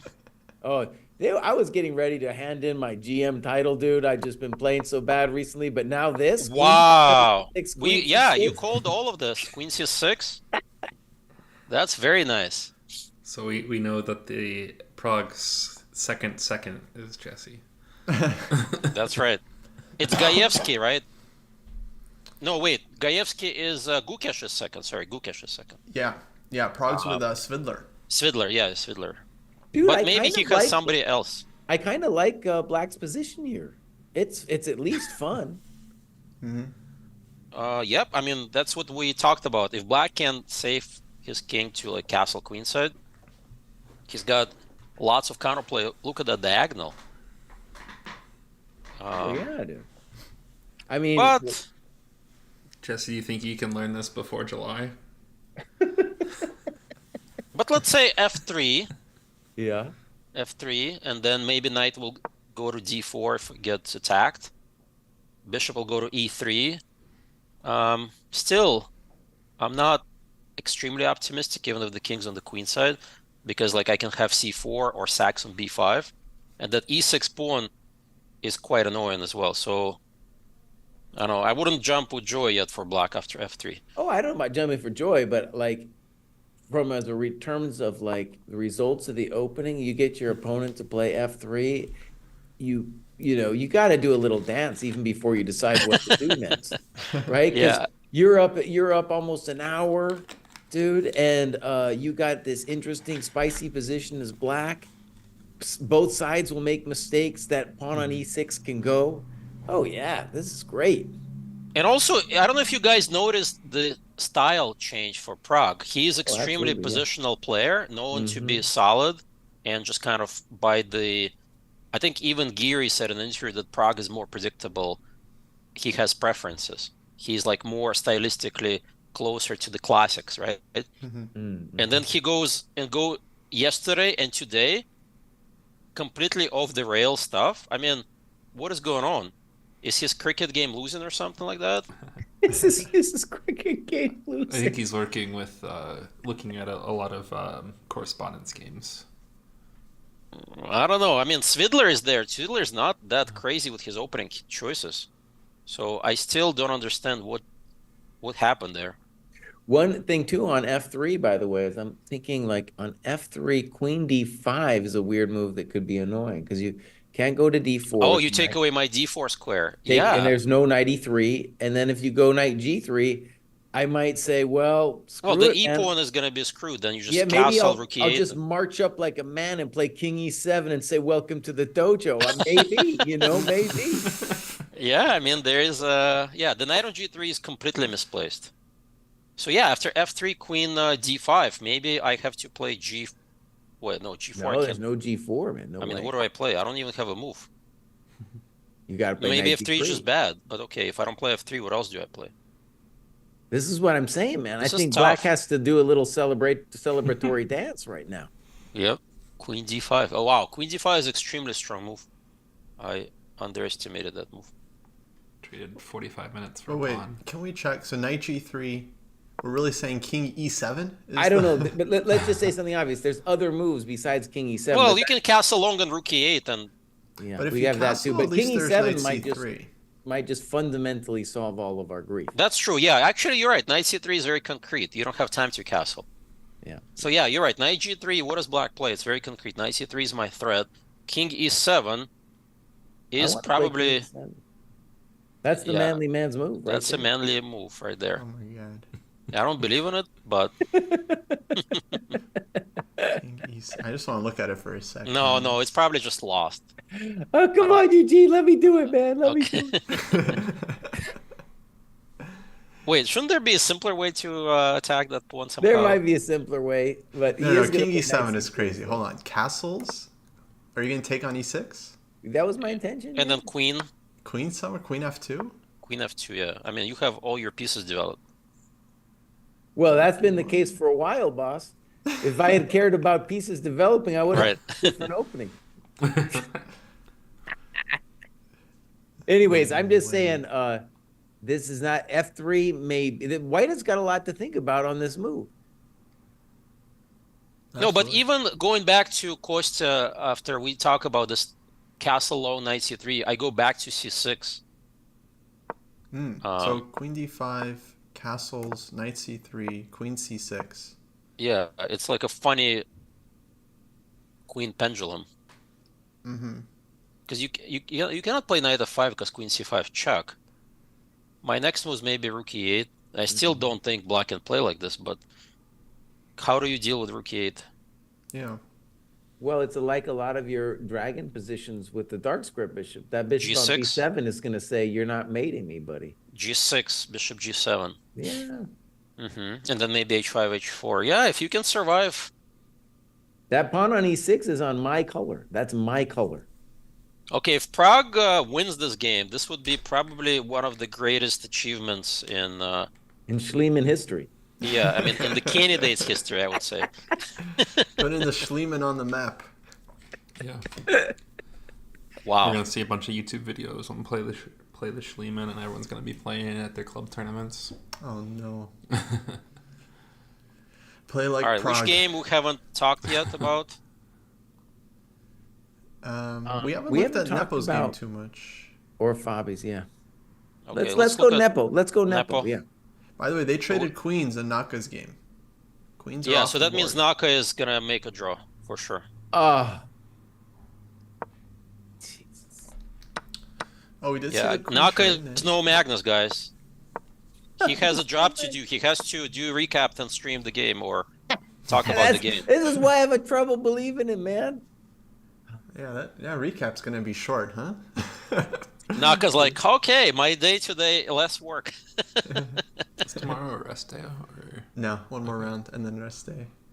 All right, so The Gukesh position's pretty interesting, honestly. interesting that Nepo just wants to make a draw with this opening choice, given that he used the same strategy last tournament, right? Win with white, make easy draws with black. I mean, this is a dynamic position, Eugene. I don't know what's going on. Anything could still happen here. I mean, right now he has to decide, is E5 a big deal? It looks like a bummer for black. Oh yeah, he's when I not play E5. yet close to a draw. I 100% agree with you. The position is extremely dynamic. E5 is a huge threat. Bishop on c8 is terrible. If black plays E5, then knight D5 ideas. Yeah. So I don't see a clear path yet to equality for black here. Maybe can I try something like knight 6 a5? Dina, thank you for the raid. Hello folks. We're watching candidates. It's Gukesh versus Nepo. Working all the games. Welcome folks, welcome. But maybe I can take knight A5 and E5 and how you're gonna develop your pieces. Bishop. So on G2. e5, yeah, so my idea was like to play for like knight b3, but But then bishop E3. yeah. That's suffering. All right, I'm gonna vote for maybe F6. It's a sad move, but we have to stop E5, dude. I don't want to allow it. Yeah, F6 is very concrete. But you may be onto something that would stop in E5, because if white doesn't play E5, white is just maybe a little bit better, but there's no concrete way to break through this structure. I assume what would happen on F6 is maybe something like rook Fe1, bishop F1 kind of thing. You got to get rid of that knight. I think the first line to calculate, make sure that like B6 is just bad, right? B6, E5, bishop B7, rook D7 is... That's hard for me to believe. That's game over, I think. So if you can't do the simple approach, then you have to look at moves like F6. Folks are asking about the eval. So the eval here is that black still needs to equalize because white is ahead in development. He's threatening e5, and until black gets the bishop on c8 out, basically black is always worse. I'll tell you that this is exactly the kind of position that Nepo is not good at, because Nepo loves dynamic, active counterplay positions, and he's sitting here and has to play a move like, for instance, F6. That's not a move Nepo, unless he's completely embraced that mentality that he can play like his coach, who is Leko, and Gustafsson, who are his coaches. Maybe they can help him. But hold on, let me give a shout out to this position. If we play F6, it's kind of the dynamic is we've got this big fatty knight on C4 that has to prove his valor, and white is really annoyed by said knight. And if we can just keep the position going without the knight going anywhere, we will eventually have a fine game. You know, so that I feel it's very balanced. Maybe also idea like A5, A4. Yeah, something A5 like for that. black. As long as we don't get wilded by E5. Yeah, I kind of like this a5, a4 also idea, just Yeah. to kick that b3 knight, and then bishop c5 comes along. Maybe So you could even play a5 now, I guess. You I could think think about a5 it. is what, yeah, that's more Nepo style move. Active Okay. play, a5.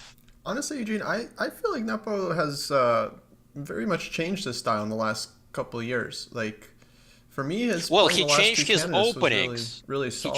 He changed his openings, but I don't know if he completely changed his style. If he Yeah. did that, then yes, I would agree with you. Then he's a worthy opponent to anyone, because if he can play like Nepo dynamically, which is one of the best dynamic players in the world, right? Tactically active. Like yesterday game against Firouzja, Yesterday's game that was, yeah, was classic Nepo. unbelievable, Yeah. classic Nepo. But if he can hold slightly worse positions, like this is a totally different Nepo. This is to me Nepo 2.0. And Right. let's see if he can do it. So yeah, a5 is very logical with idea a4. Interesting. How do I deal with a5? a5, if I play e5, a4. Right. Knight d4, bishop c5 problems. Knight a1 feels like a big concession. Knight d2, knight e3. So a5 has a very serious threat. Yeah, maybe. Oh, maybe he's worried about knight a4. But then b5, e5, b takes a, bishop c6. I sack the rook, b takes a takes b. AB, sacking the exchange. No, I mean a5. Yeah. If knight a4, then b5. Right. e5, b takes a. I don't know if that's good or not.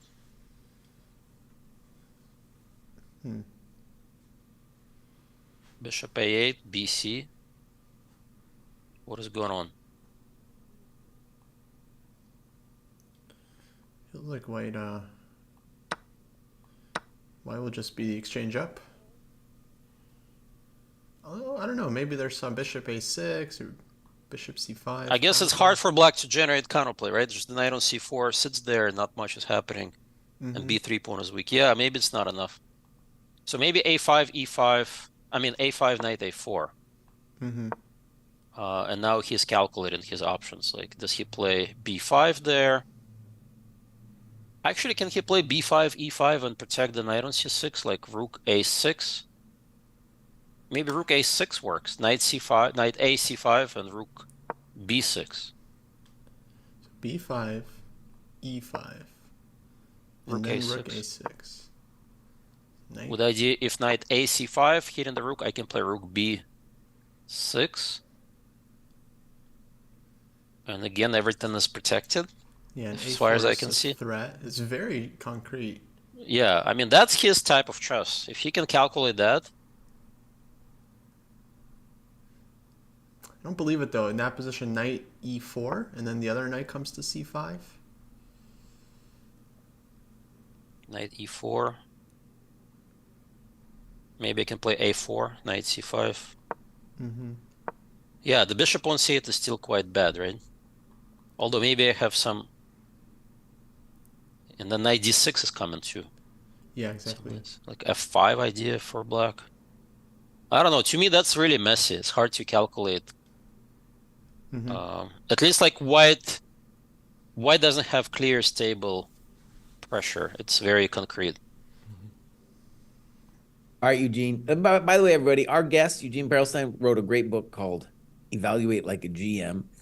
We use it in our training program, and I'm going to give you an eval like a GM question right now.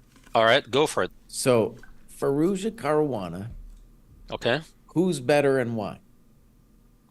All right, so here's my eval like a GM answer. Black has 2 bishops. But what do we know about the bishop on c8? It's quite passive, right? Bishop on e7 is a bit passive too. If the game opens up, 2 bishops could be menacing. But for now, at least, I don't sense that 2 bishops advantage is serious. So what did he just play? He just made a draw offer. He went knight e6, bishop e3, knight c7. Yeah, I guess he's trying to solve the problem of the c8 bishop. What if I just play h3? Then he just wants bishop f5. Okay, well, he is solving the problem with the bishop, maybe. So what was your assessment there? Yeah, so if we were to think about that, so basically, I don't think two bishops is a serious advantage yet. White has no weaknesses and slightly more space because of this d4 versus d6 pawn. And white has easy connect, they can connect the rooks easily at queen d2, rook d1. So my assessment is probably white is slightly preferred, maybe slightly better, unless black has a concrete way to solve the problem with development and less space. So like he's doing the concrete solution now. Bishop g4 or bishop f5. I think that's what he's trying to achieve. Yeah. Yeah, but anyways, my sense was that white, this, when I was assessing, it was before knight c7. Right. But I felt like white's definitely a touch better. A lot of it due to that d5 square, and then knight c7 is obviously one of the sadder moves we've seen, even if it is the best move, right? Yeah, he may also be worried about knight d5 jumps. Of course. So that knight c7 idea. He's trying to make it like maybe that knight on c7 will maybe support, I don't know, Benoni-like ideas with b5 in the future, a6, b5, but only if white plays d5. By the way, if white plays d5, then I think black is completely fine. Right. Yeah, that's what I was thinking. Position. Bishop f6, b5. Maybe bishop e6 is also the intention instead of just bishop g4. Yeah, actually, that's a valid point. To try to induce d5, even at a tempo loss, to then play bishop f5 next. By the way, guys, we got a result, and I was wrong again. I thought Hikaru was going to play another 80 moves. That chump had enough, though. He's going to do his recap. Well, he's got a job to do. This is his hobby. The rest is he just plays, as he said, this is like a minor thing. He's got a serious job to do, which is a big recap of his game. Yeah. Hey, maybe he'll start streaming the other games. He's got some time. All right, Eugene, eval like a GM chump. Go to Gukesh Yan and go see what he played. Thank you. Whoa! Oh my God, Bishop. I'm a GM today, son. Wow. I'm a GM today. Oh, amazing. I can't guess Bishop g5. Wow. How do I even eval that position? Yeah, the Prague game also looks like. So Vidit went Bishop g5. Oh my God. Prophylaxis against queenside castles. What? Oh my God, Bishop g5? I didn't guess that one. Now, we already wanted queen d5, but now that's a skewer. So what's the idea on queen d5? Well, more importantly... What's the idea of queen takes g2? That's what I'm struggling to understand. Yeah, that's also a double attack. Forget about queen d5. Yeah. Okay, he wants knight g3. I guess, but that's not... That, And wait, what is there knight g7? Knight g7? Oh, damn! Oh, nice, Kostas. Give me that put that on the board, buddy. Put that one on the board. Dang. Put that one on the board. Yeah, that's nice.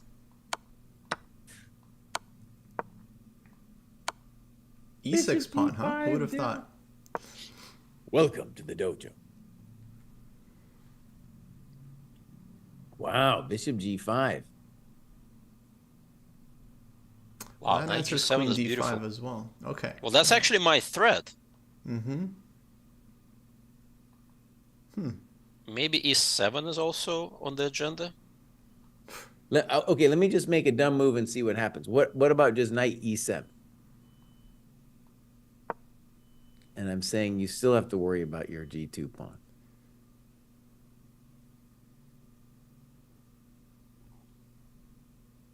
So you're saying bishop I don't know takes what's going E7, on. Oh, bishop takes e7? Yeah, there is knight takes g7 as well. I thought he's going to bishop D8. takes e7. Wait, can we wait, slow down, Ghost, just slow it down, buddy. Yeah. Oh, okay. I mean, maybe you could do what you just did, but I was thinking knight e7, if bishop e7, then I was going to play queen g2. And queen g2, yeah, I was wondering. Oh, that's sneaky. I like it.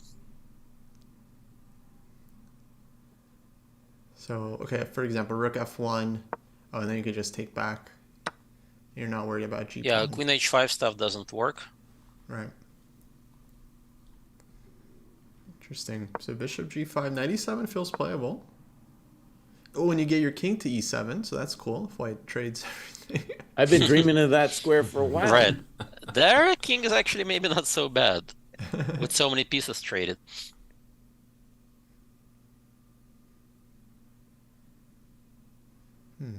Maybe my best is just to retreat knight E3. No, dude. Knight E7, knight E3, queen E4. I'm going to win your coconut. Queen takes E6 you want. I can't really stop at knight C3, queen E6. Knight C3, queen E6, knight Knight B5. Maybe. Anyways, knight E3 is not the move of champions here after knight E7. You know, that's like... Yeah, knight E3 feels like a concession.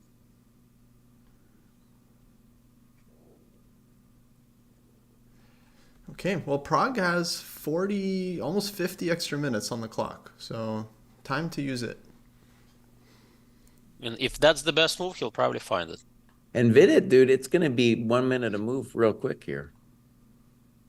And for like forever. Forever it's good. And it's not going to get any less complicated either. It's not like it's going to mellow out here. Vidit in shambles. No, not yet.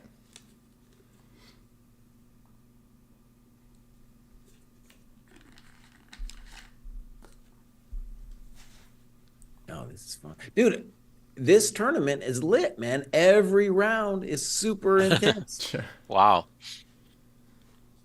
And Eugene, you're going to Toronto soon, right? Oh yeah, I will be covering it. I will be doing recaps for the US Chess. So I'll be there for 3 rounds starting next Friday. Doing articles?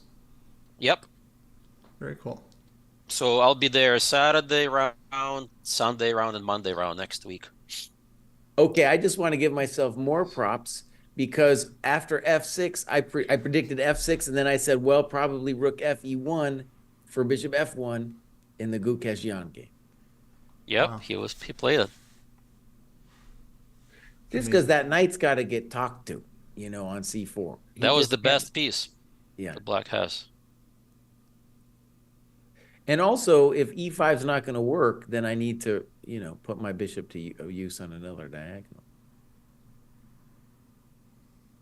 By the way, Gukesh is extremely good at these positions. Like slightly technical plus equal pressure. Kramnik, I think, outlined him as the most promising natural talent from technical positions. What do you think, Eugene? Who is your pick of the juniors? Like, not just in this tournament, but of all the juniors out there. Oh, you mean like Eric Gaisi and Abdusadorov? Yeah, Keimer, all these guys. Oh, wow, that's a tough choice. I mean, they're all, what, 2,700 plus? Right now, you mean who's Noterbeck gonna... is in the lead, let's say. Yeah, I think they all will have their ups and downs, but they're definitely all are getting to what in the top 10, top 20 already. Like some of them are already in that category. Like Abdusadorov is top 5. In terms of, you mean who is going to become the world champion from that generation? Yeah, if you think one is maybe, if you had to pick one above the rest. I think Abdusadorov comes to me more natural because he has beaten Magnus. Whoever has beaten Magnus the most, I think, has the biggest, because that's a huge psychological barrier to overcome. If you have beaten Magnus in the classical game, I mean, that's a huge motivation that you can become the world champion. Has Prag beaten Magnus in the classical game? I don't think so. I know he's done it in the rapid game, but I don't count rapid in the same category. Magnus does. Well, yeah, for him, the lower the time control, the more fun he has, right? Eugene, I remember when you played Magnus in the Isle of Man tournament. That was super exciting. Oh, yeah, I was crushing him, and then at one point, he thought for half an hour in a really bad position, and I didn't know what to do with myself. I just paced back and forth around the tournament hall. Maybe it was psychological pressure on me because like I didn't know what to do with myself. Yeah, Gukesh is really interesting, man. I saw the interview with him yesterday, and he does not look like he's 17. He does not speak like he's 17. And the interview kind of went like this: "Hey, Gukesh, congratulations, blah blah blah. How do you think what happened?" And he was just like, barely spoke, dude. He was so quiet, man. I was like, "What's going on with this guy?" These kids, they have a lot of respect, you know. They're I guess so. But they're The thing is, I played with Abdusadorov in the same tournament, and Kostya, you also played with him in the same tournament, Reykjavik Open 2018, 2017. Yes, I drew him in the Blitz event when he was like 13. He was 13, but the intensity of his stare, the board, was beyond. It was like a spar of like. Yeah, like his movement, and like he already can like move the pieces. Like it reminded me of the way Magnus moves the pieces, like so smooth. Like he must be working with chess 10 hours a day, just. Very Well, impressive. I know he works 10 hours a day because he said it, and he goes to the gym daily, and he has Kazimzhanov as his coach, which is one of the best seconds with so much experience. So to me, it's actually no surprise he's number 4 in the world. But if Naka doesn't have a good tournament, he could be number 3 in the world. oh, that's true, yeah. But like you can't rule out all of the other guys. I mean, Erigaisi is extremely strong, right? He surpassed Anand on the rating list, and Erigaisi is universally good against anybody. Like he can play an open tournament against chump GMs like us and score like 8.5 out of 9 or whatever, like no big deal. Then he can play in a super tournament and still do well. Like for him, it feels like it doesn't really matter who his opposition is. He just is so good, and he's not faced by anybody, right? He can play like against anyone. So to me, that's also a very interesting quality. You guys, I want to sing words of praise of Rook B8 here, played by Jan. So I think if I could break this down, so White wanted Bishop F1, and what Rook B8's going to do is if Bishop F1, then B5, and we'll say, if you ever take it, my Rook will be a beast, forget about it. And then if we, activate this Rook, this queenside Rook, then we don't have to worry about the fate of Bishop C8 too much, because the Bishop can just sit there now. And everybody Wait, I have a question. If you play B5, why can't I play Knight takes B5? Yeah, Knight takes, Rook takes. This is why we need the eval bar. Well, and Bishop C4, and that's it. Yeah. That's why we need the eval. Jesse, Mitch found that line. We need the eval. Oh man! I was waiting for Jesse to pause so I could say something, but Eugene has the GM title, so he can interrupt Jesse. I'll just start interrupting. Okay, oh, I was wrong on that one. I think I got a little cocky because I had called so many moves. I was like, I'm good at this. Yeah, you definitely did call out of moves. It's almost Leko is playing black, not Nepomniachtchi. Knight D6. Like this very solid defensive approach. Maybe it works. I don't believe in this. Well, White's a little bit better, right? Now, if Bishop you were playing E3. if you were playing a blitz game, you'd play Bishop E3. You'd be like, yeah, and who is this chump in front of me? I guess Bishop E3, and I crush him like a bug. Yeah. So yeah, probably B6 is next, right? Bishop E3, B6, and then Bishop B7, and all of a sudden, Black claims all their pieces are out. Yeah, very, very clever. By the way, Bishop E3 may be already a mistake because of B6. Because I don't see how to stop Bishop B7, and your whole position advantage is gone because that bishop is now on a good diagonal. what if how do we deal with B6? What if we try Knight D4? So I just want to double on the D file, basically. Yeah, and also you kind of induce E5. You want me to play E5 so you can get the D5 outpost. It's a very clever move, Knight D4. I like it. Thank you. I think Knight B5, also a simple thought. Knight B5 is my first thought also, just kind of remove that D6 defender to make it harder to play B6, Bishop B7. So by the way, guys, Prague finally moved. It was G6 instead of knight E7. Kind of a similar idea, just to make the knight move back. And I'd rather be black. I don't know what the hell's going on, but I'd rather be black, definitely with that time advantage too.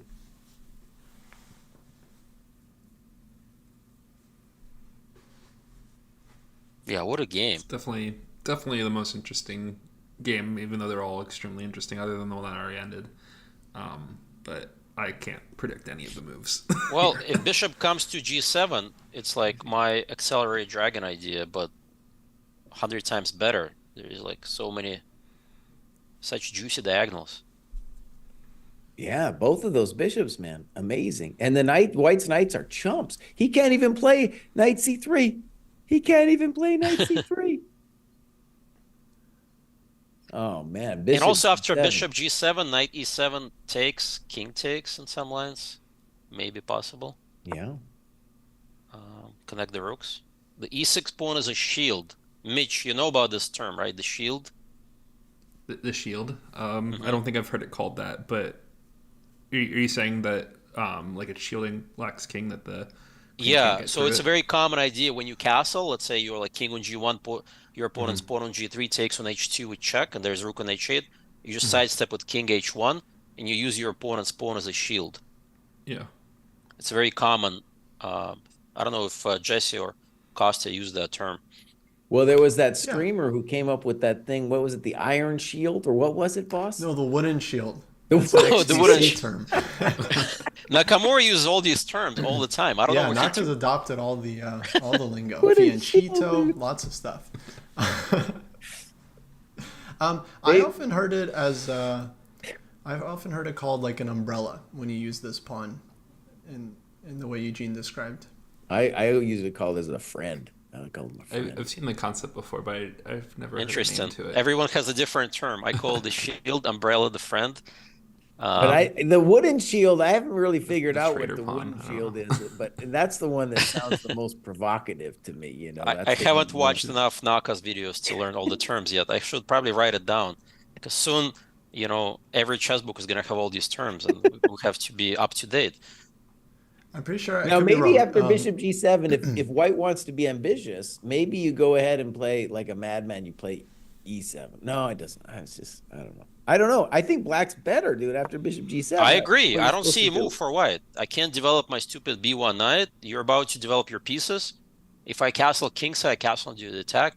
My eval tells me Black is slightly better. I mean, it's strategically winning, though, is the problem. Like, White has to do something now, or else it's crispy critters, man. All right, I've got an idea, Jesse. I play C4 for White, and the idea, if you play bishop G7, I play knight C3.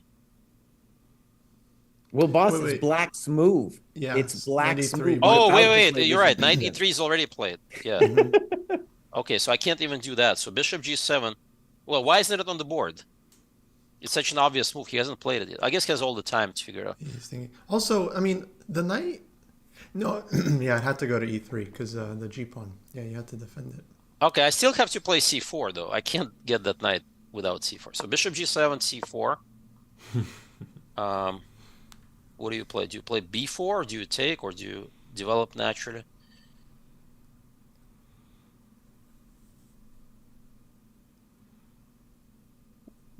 Someone pointed out in chat that just 30 minutes ago we were insulting Prague, and now we're saying we like Black.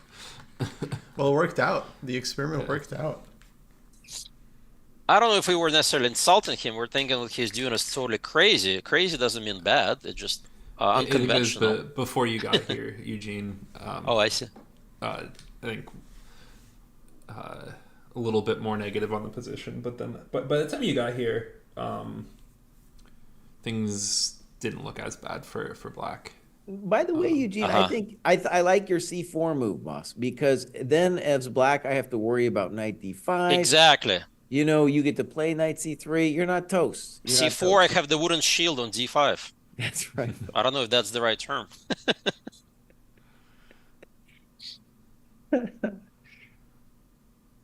I still like Black, but, you know, I guess it feels like an only move at this point. I didn't see it at first.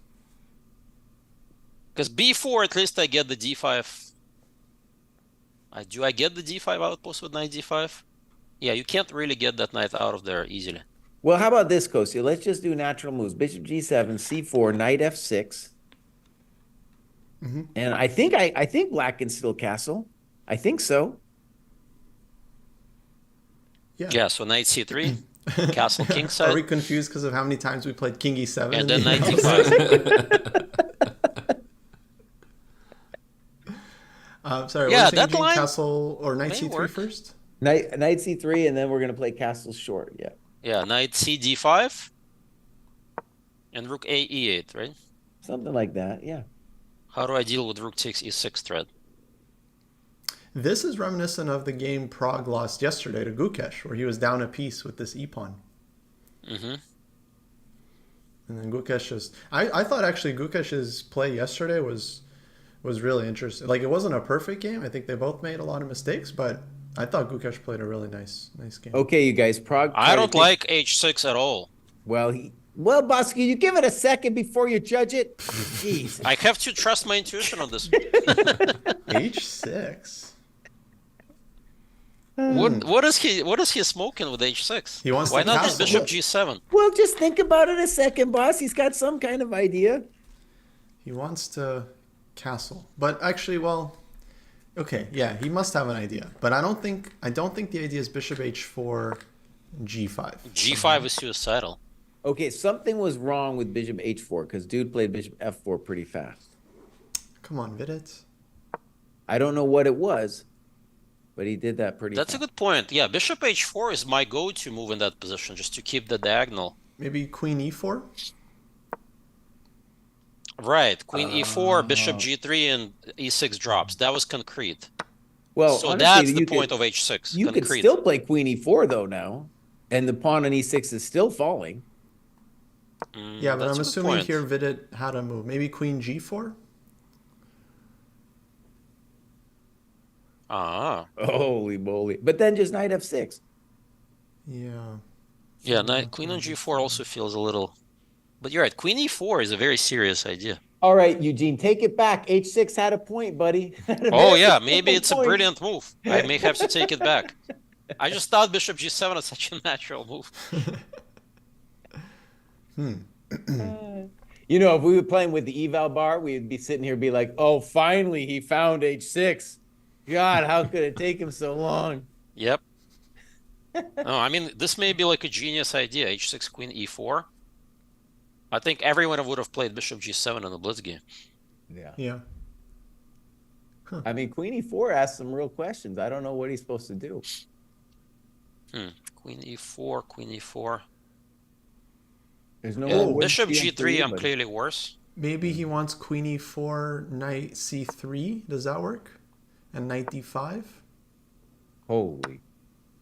Oh, shit, Kostya. Give me that Hold GM on. That on the title. board, man. That's a nice variation. Okay. Yeah, that's actually a pretty clever idea. Like c7 is with check and the rook hangs.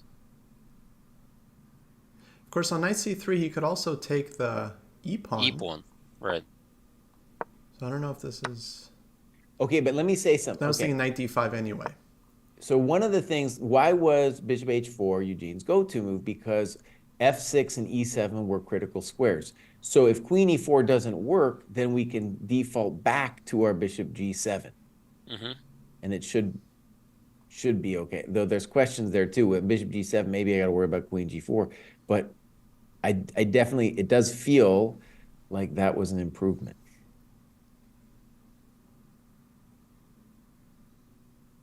We could castle long here too. We just play castle long, rook e8, and ask you to. No, I'm not going to say anything about tasting the nuts. Okay, I'm not going to say. Yeah, don't say anything about the coconuts in the room. All right, so he's probably going to think for a bit longer. What about other games? By the way, Fabi did play the plan that we discussed, bishop f5. Yeah. Well, you know what this position looks like? It looks like some kind of a Petrov. Mm-hmm. And Fabi is an expert in the Petrov. So Maybe black is comfortable here. Right. What's interesting is that first position where we were looking at with knight c7, it just felt like white was better developed and blah, blah, blah. But this unopposed light square bishop, that's a beast, dude. It's a beast. It's doing all kinds of stuff. Yeah, like bishop f6, I can play h6. At some point, if I need Like- to, even b6, I'll play b6 first, just to be Yeah, this feels like black has, I would say black has achieved full equality at this point. I don't see any serious problems. The knight on c7 may look a little odd, but it does very important function of stopping knight d5.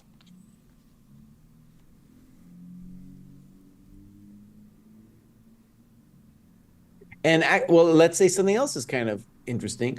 Fabi's games have been the most tame. Usually that's the guy. I mean, That's a good point, yeah. you know, all these other guys are losing their minds in the way Fabi did back in the day, or even just not too many days ago. It's Fabi who's got these tame positions, tame positional struggles.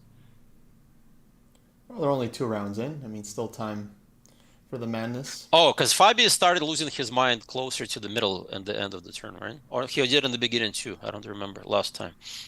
No, it's because, you know, so last time he was behind Nepo, not that much, but behind. And at that point, you know, everyone was still thinking Magnus would play the match. Oh, so right. he was like going crazy trying to catch up.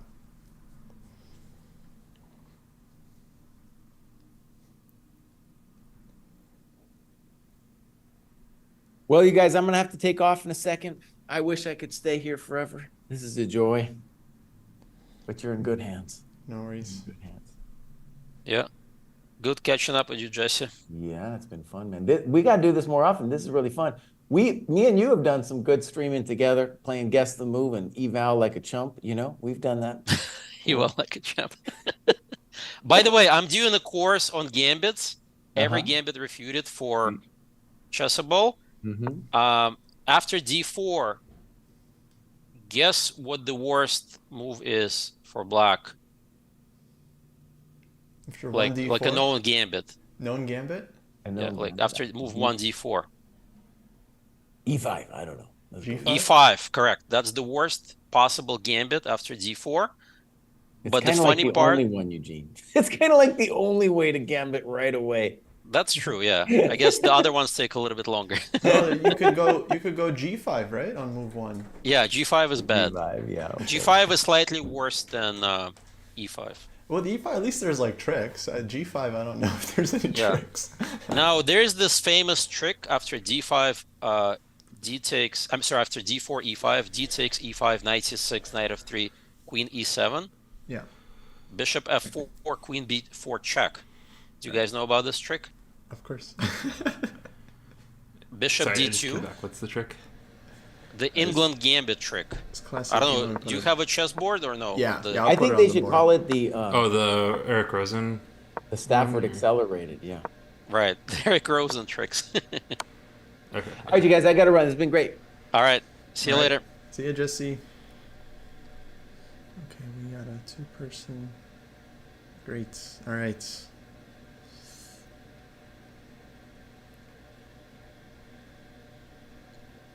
There we go.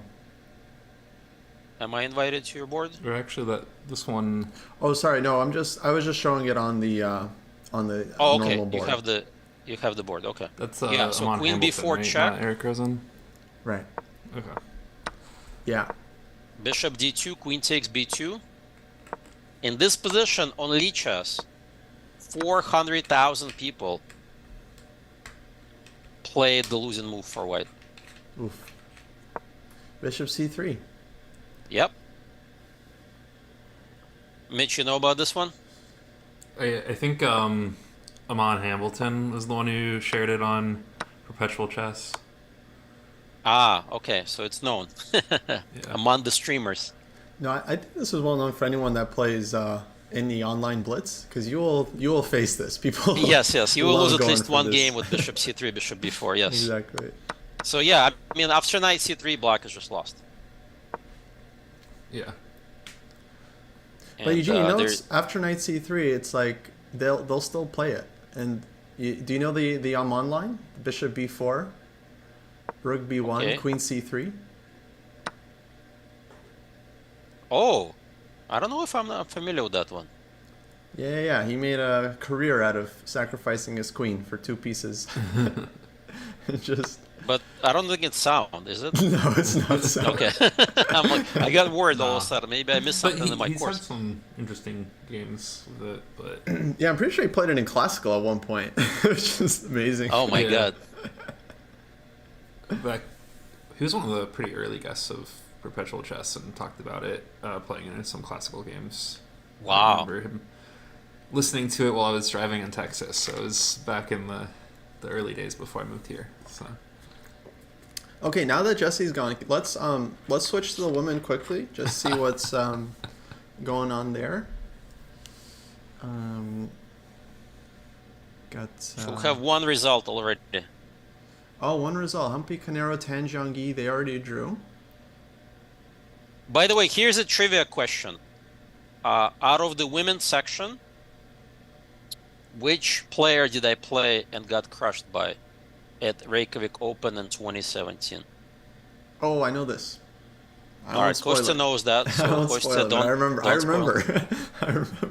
2017. So I'm guessing it's not one of the really young ones. Maybe the chat can. I don't know if the chat knows We'll see. without looking it up. So far, chat guessing Humpy.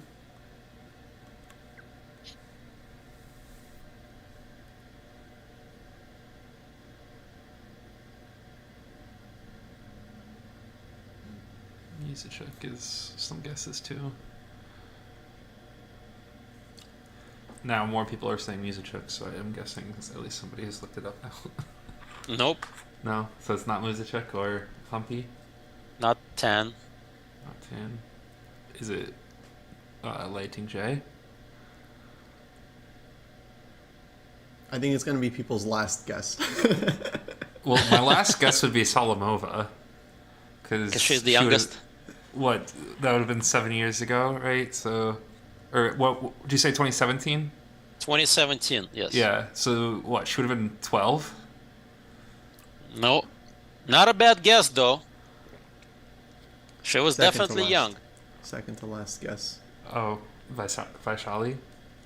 Yes. The funny part is she was unknown because Prag was already prodigy at age of 9. So he was there playing at the same. I think Nihal, right, Kostya, and Prag were already playing. Yeah, they're already like superstars, basically. But they were nothing compared to her. She was just crushing everyone. She crushed me and she beat another GM. Wow. So this is like a pretty serious player that was completely in the shadows of her brother. Right. Yeah. It wasn't until yesterday that I realized that she's older than her brother. She looks younger. I thought that. Oh, I think she's much older by like Yeah. at least a couple years. She's maybe 22 2-3 years. now. So and then Prag's he's what, like 19, 18? or- Yeah. So quite a few. Yeah. To me she looks younger than Prague, but. So I was And she surprised. played this like bad opening that somehow I even predicted she may play. I got a great position with black, and I played like one careless move and just got blown away. Yeah. No, I remember that. And then after that game, I was like, okay, there's 2 of them now. Jesus. Oh no, we're in trouble. By the way, Gene, I went to the Vaishali's playing Salimova. I'm just looking at this game. Looks like this was Petrov. Yeah, it looks like a very aggressive Petrov with the opposite castling Petrov. I used to play this for white, and this was our recommendation before everybody played this against the Petrov. Me and Gingy and Albert co-authored the book Chess Openings for White Explained, and that was the big Gingy idea. Nobody has played it before that at the highest level, and now everybody plays it. Also known as my first openings book that I ever studied. Chess Openings for White Explained, and then Chess Openings for Black Explained as well. So that was my repertoire from probably... That was like 2005 that we co-authored it? I don't remember exactly the year. Yeah, I played it late middle school, so... I think I probably got like second edition. Yeah, so maybe like a couple years after that, maybe Yeah. 2006 or 7. I think the Black Book may have been first, and then wait, I don't remember.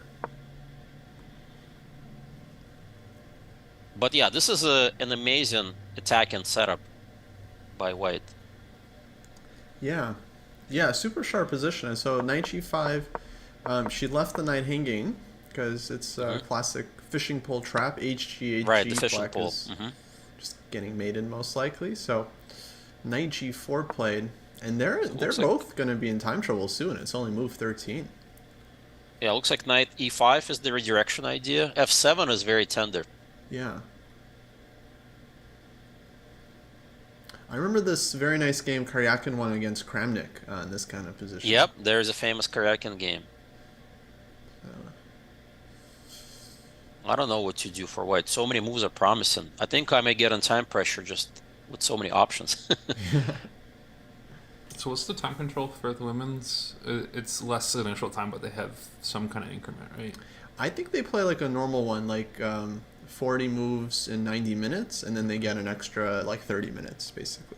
Wait, it's not exactly the same as the men's time control? No, it isn't. Why not?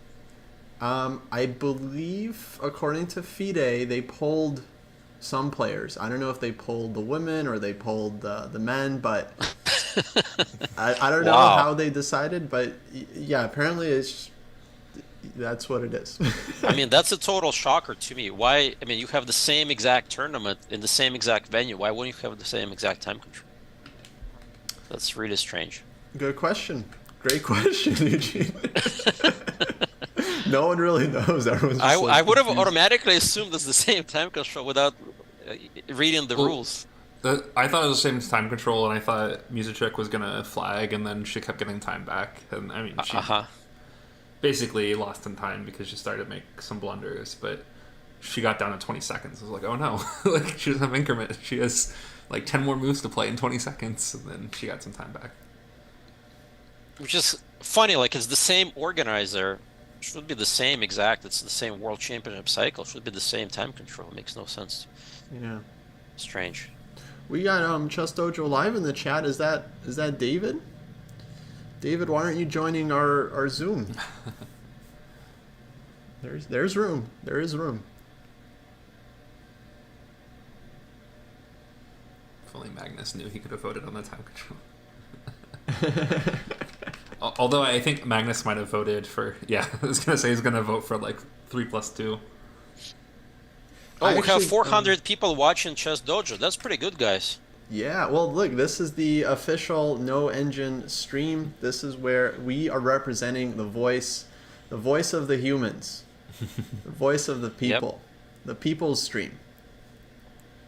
So yeah, if you want to learn how to play chess better, this is probably the stream you should be in without all the engine garbage.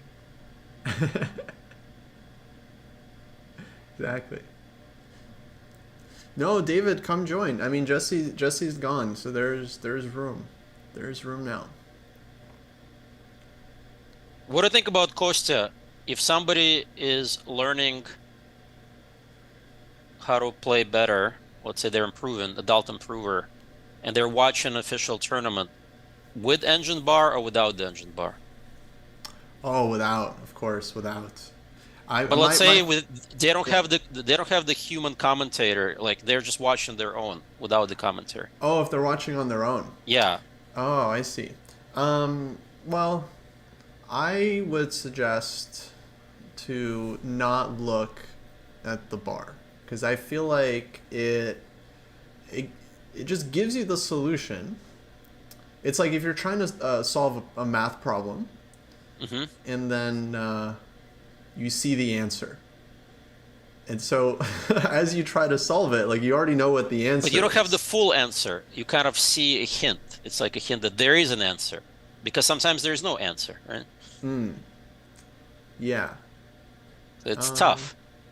I always suggest for people, if they're interested in improvement, to first make their own judgment of the position before seeing anything about what the engine thinks, and only then, if you want some feedback, then you can check with the engine to see how close you are.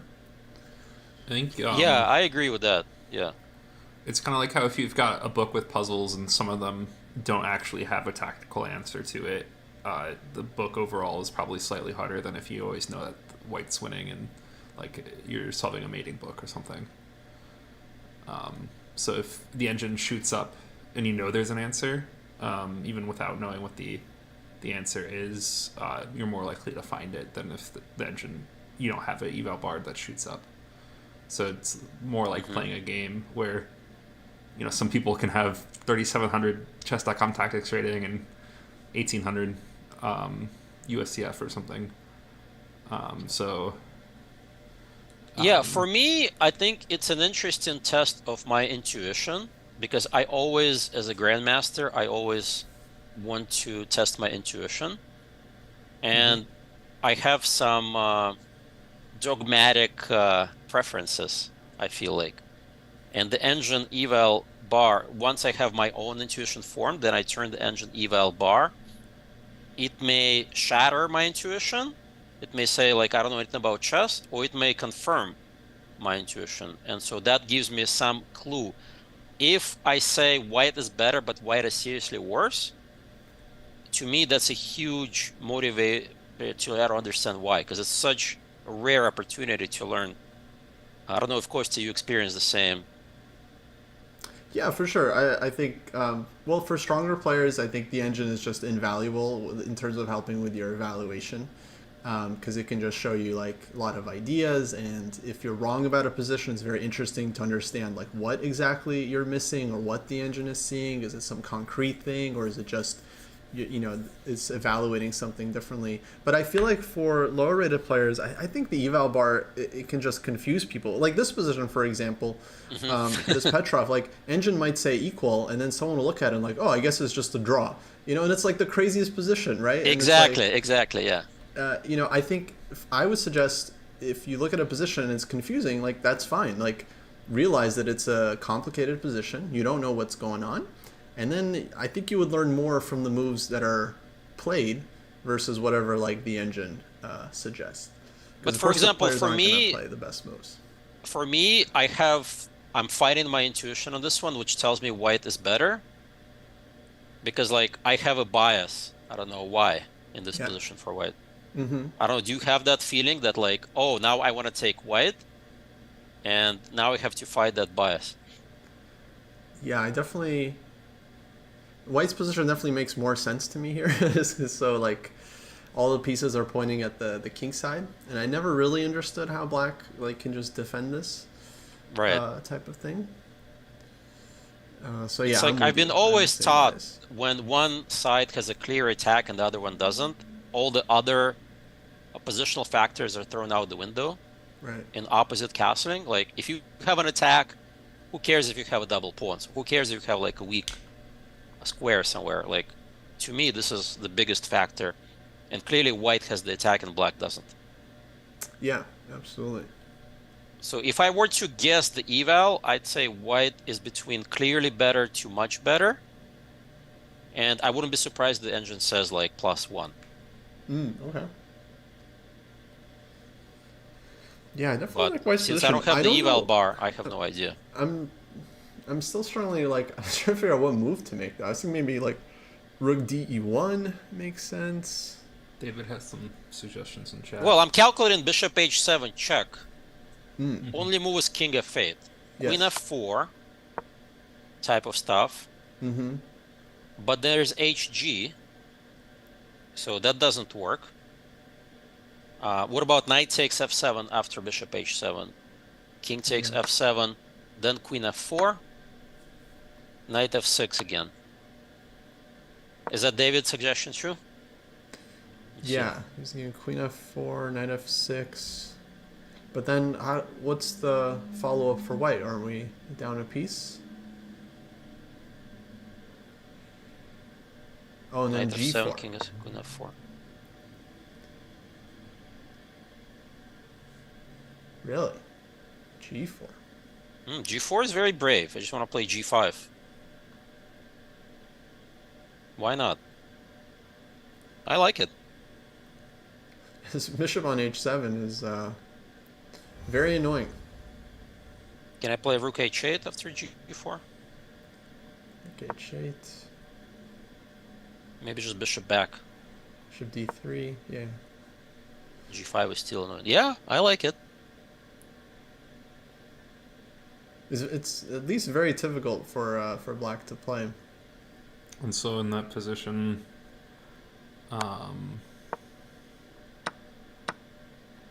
yeah, then knight here and then g4. So is the idea bishop, if bishop takes g4, bishop takes knight. Yeah, you could take here. And then bishop takes d1 rook. Oh, that looks like. That looks a little suicidal. No, White should it's give me- reveal a check and then you get queen. Never mind. Well, So it's just I'm not sure exactly because king takes, but it does look incredibly scary for black. But maybe you can just take on g4, queen g4, rook e7, and just put king on f8 and say, I'm defending. I don't know. Right. So bishop f6, just take back queen g4, and then yeah, try to defend on the dark squares. This position doesn't look that that. By bad the for way, black. this is a position that a lot of my 1600 to 2000 students will struggle because they will look for the killer blow for white. They will burn all their time, and they will probably miscalculate and blunder. Yeah. Right, because it's so tempting, like, to finish off the game with some beautiful, spectacular sacrifice. Yeah, Or yeah. what if there is no such sacrifice yet? You don't know that. Right. But yeah, you can definitely give up a lot of pieces here. Like bishop takes on g7, knight f7. Oh yeah, you can give up the house here. Okay, I always think about what's the simplest possible move if the tactics don't work. Like, what about just like f4? Mm-hmm. Although it does block our queen from coming to that square, and the knight on g4 is hard to attack. So we don't actually have any threats. They can even play c5 after f4. So f4 is kind of a harmless move. We need a little bit more vigor. David, I don't count as a person. You can still join. Yeah, me and Mitch just count as one. Yeah. f4 makes sense because it takes the e5 square. Yeah, but I don't see any ideas after like c5. What am I accomplishing? Mm-hmm. So f4 just feels a little odd.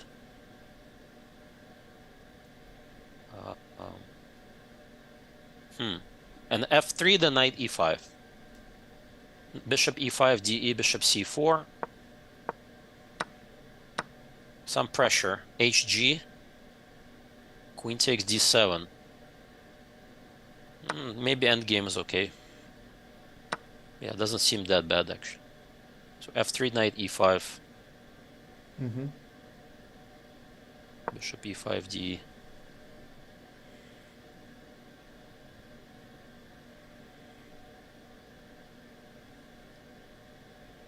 Yeah, I don't see any killer blows.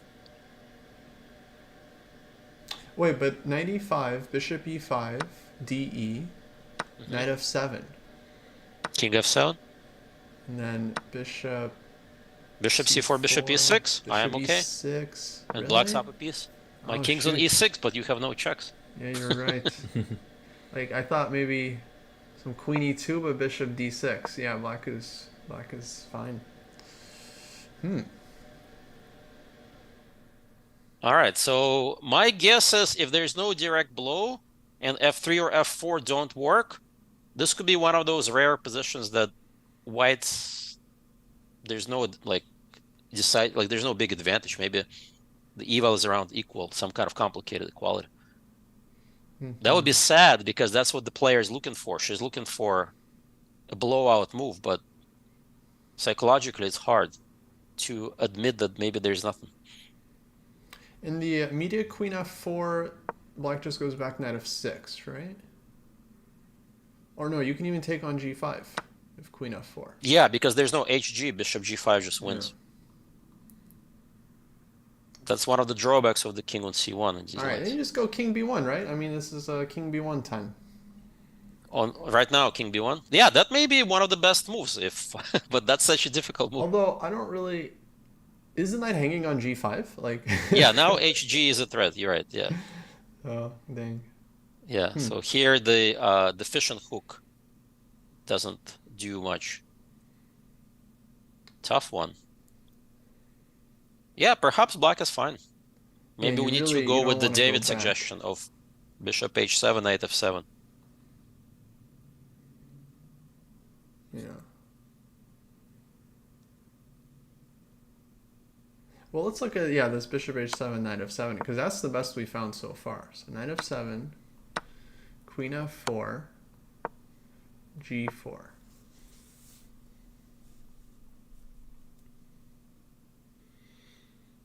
Also, you can play bishop f6. You don't have to block the knight with the knight. You can play bishop f6, and then the knight can go to e5 if f3. Oh, wait, that's true. So this actually may be simpler for black. I don't see any compensation for the piece. David lied to us. So perhaps that sack is not as sound as it first seemed. Wow, they're really going to get low on time. 23 minutes. Yeah. No wonder she's thinking. I mean, it's a critical moment.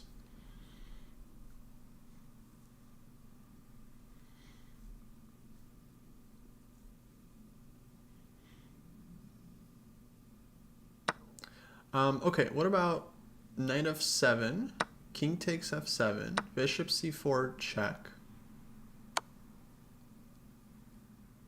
So if bishop e6, I think I want to take and go queen e2.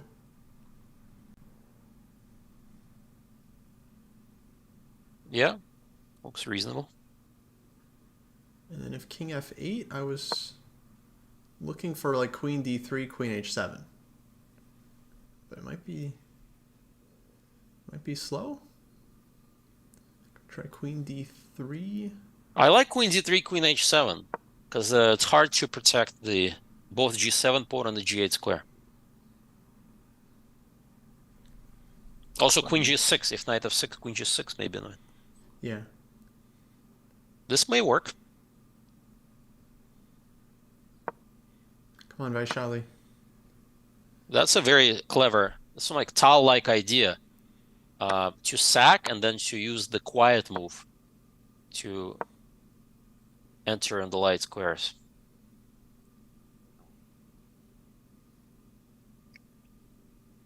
And also, like knight e5 never works. I can just take and queen g6, queen h7. Yeah, that's actually very clever. Knight f7, bishop c4. Not a trivial tactic, right? Like a quiet move. Yeah, I'm still not convinced that it's like working, but at least interesting. I don't see any defense. Bishop f6, queen h7. Bishop takes d4, queen g8. No, maybe queen g6. But queen g6, rook e7. And then maybe queen h7. So there's all these different permutations of this light square attack. Right. Wow. The whole time we've been here, Vaishali has been just tanking. It's fascinating. She's calculating. And she's still ahead on the clock. That's the funny part. She's still ahead. I'll be back in a sec, guys. I'll be back. Okay. All right, Mitch, where do you want to go? Let's see. What's going on in Prag's game? Has that advanced at all? Go back. Lots of this in the FIDE game. Oh, yeah. This game has definitely seen some changes. Please go to the Vaishali Salamova game. Very sharp individual strategy. Okay, someone just joined the comments. Like literally like 3 seconds ago. We were on that game for like at least 5 minutes. No, Vaishali had like 35 minutes. We were analyzing 15 minutes there. No. Okay, we saw this. Bishop f4, knight e7 played. So no queen e4, c4, b4. b4 makes sense to take the c3 square. Queen g4 and now queen c5. Oh man. The bishop still has not gotten to g7 yet. Yeah, what a fun position for black. 2 bishops. What else?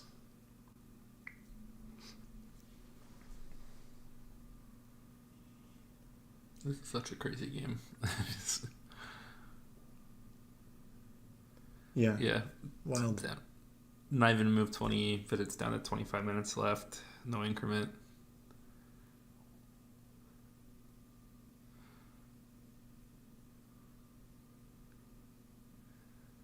Yeah, I'm just speechless. I don't know what to say just because it's such a weird All right, position. I'm back.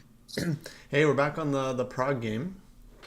All right, let's take a look. I actually have to go soon as well, guys, but let's cover the Prague game for a bit.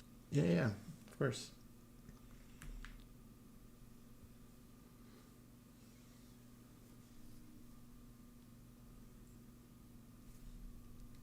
All right. So what are some candidate moves here? So c4 was played.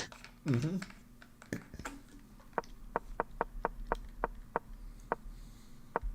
So queen g4, queen c5. Wow, Vidit has no time, 24 minutes. Yeah. Now, what's the idea behind queen c5? Like, that's an odd move, right? He could have had bishop g7. He could have castled. Yeah, is he trying to prevent something with queen c5? Because bishop g7 is the autopilot reaction.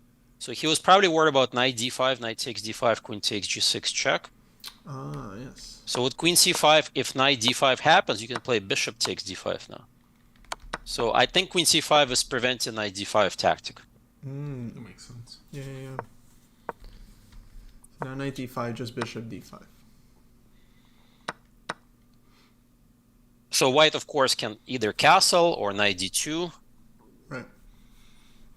And black, in turn, can play bishop g7 and castle either side. Probably, I don't know which side to castle.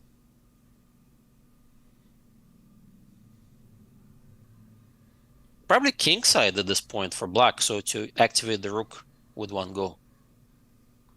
But either way, I don't know. Intuitively, I prefer black because I can see my plan. I have no idea what white's supposed to do. Same, yeah. I mean, I love positions where black is just pawn down, like, and just not even trying to win it back. Right, like I see my beautiful bishop on b7, beautiful bishop on g7, castling either side. I don't see what white is trying to achieve. Both knights are extremely restricted, right? Yeah. Now the power of the blockade. Okay, he castled. Yep. Now it's got to be bishop g7. I mean, it's time, Prague. Oh yeah, It's time. unless he wants to castle queenside, but that makes no sense. Actually, this is a good point. For my students, I always tell them, when you have two good-looking moves, play the move that you would play anyways. Mm-hmm. I don't know, does that make sense to you, Mitch? Yeah. Like, if you have two good moves, don't waste time. Is that what you're trying to say? Like, No, not even to waste time, but play the move that you would play anyways. Like, almost like you're probably going to play bishop g7 no matter what. mm-hmm. Whereas you may castle queenside or you may castle kingside. There is still small debate. Yeah. Or you may not castle at all for one more move. So whereas bishop g7 is a much more like of an autopilot move, because it's not like that bishop's going to go to e7 anytime soon anyways. Yeah, that makes sense. So to me, that's the logic I would use here. Just bishop g7 and then decide where to castle next. Right. Yeah, that feels very rational. But this is the Prague game where we've been saying bishop g7 for several moves and he hasn't done it yet. So I have a feeling h5 is coming. No, okay, never mind. Finally. The whole time. All right, so now the question is, let's guess which way he's going to castle, kingside or queenside. This is a much more difficult guess. Mm-hmm. I think queenside. To me, the king feels like safer, and then you're free to just start going after white on the king side, like with g5, h5, this kind of thing. Right. The other argument is like you activate the rook from h8 with the tempo and the bishop on f4. Like you don't even need an attack. You're just positionally not that much worse, maybe. Yeah, I mean, fair. just the pawn down, but who cares? All your other pieces are optimally placed. You can play rook e8 and just round up the e6 pawn. All right, he's definitely going to castle now. So, yeah. Chat, This what is do a you tough think? choice.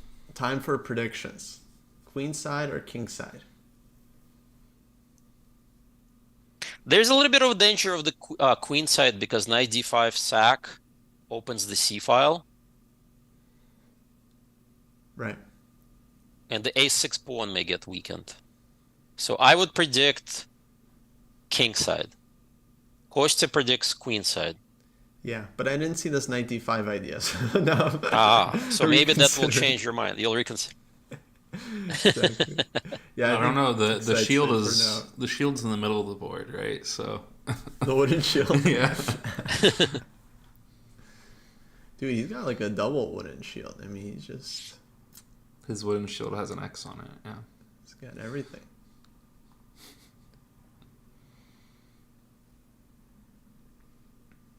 But I guess g5 after castle long followed by h5 has a merit too, unless you're afraid of knight d5. Knight d5 is pretty scary because you can't take with the knight because cd and e7 check. Mm-hmm. And bishop takes is suicidal, right, with the a6 and the king. Yeah. So it's almost like knight d5 is too scary to allow. Knight That's d5, why yeah, it's very annoying. that's why king side feels a little safer. Because I don't even see a move for white after castle king side. The bishop on f4, knight on d2. They're not coordinated well. How about this move for black? Bishop takes b2. Is that crazy? That did not even enter my calculus. Because like if white has no moves, then why not like take a pawn and then black's not even down a pawn?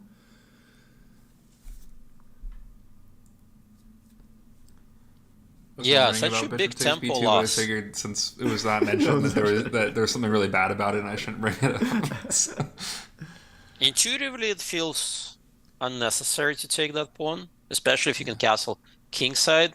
Do you really care if your opponent play rook a b1 there? Well, it's fair. I welcome that. No, that's Like true. I'm playing right now down 2 rooks and a slightly weakened king. After castling, my rooks are connected, my king is safe, and who cares about b2 pawn? It's still weak. Again, I would say castle king side is still easier than going after that random pawn. Because notice after bishop takes b2, you can't castle king side anymore. h6 hangs. Yeah, I was thinking like rook b1, rook a2, and then bishop goes back to g7, and then like. I see. You just gave me a free tempo. Yeah. Maybe. I don't believe in that somehow. Oh, Vaishali took on f7. Let's go. We called it. Yep. Figured it out. Well, she is a strong player. I still remember that game where she crushed me. So while we were talking about Vidit being low on time, Gukesh is under 20 minutes now. Let's take a look at that game quickly. Right. And then probably There might after be that I'll have more to moves though. I'll have to go. Okay, the situation has cleared. Oh yeah. Oh. Let's see what happened. Oh, knight b5. We called that move. Kostya, I think you called that move. I wanted knight d4. This was maybe okay. Jesse wanted. I'm not sure. Okay, Take, so one of us was thinking about that. King f7. c5.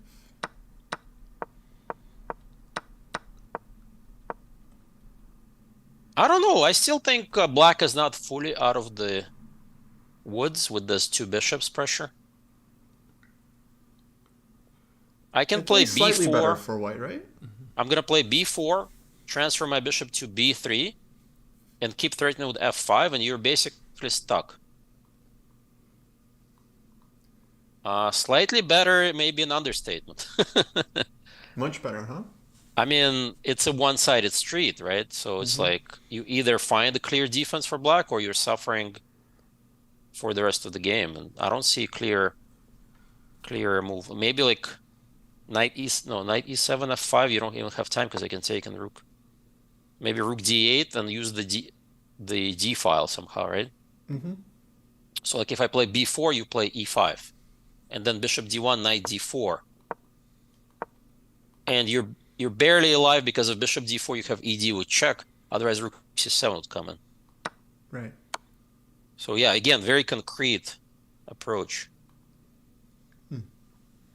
Yeah, this e5 idea. So b4, e5, bishop d1, knight d4. fe, fe, bishop d4, ed, king d3. Maybe I'm still better there.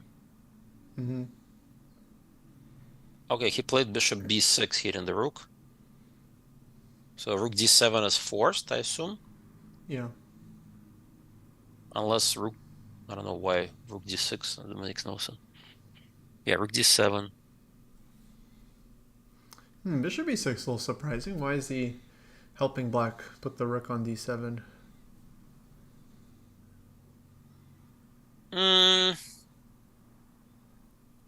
That's Maybe a he good wants question. rook d1 next. Is that possible? Just trade the rooks, play pure two bishops. Oh, I feel rook d1 as a concession. Oh, Then yeah? I can't attack the king. Fair.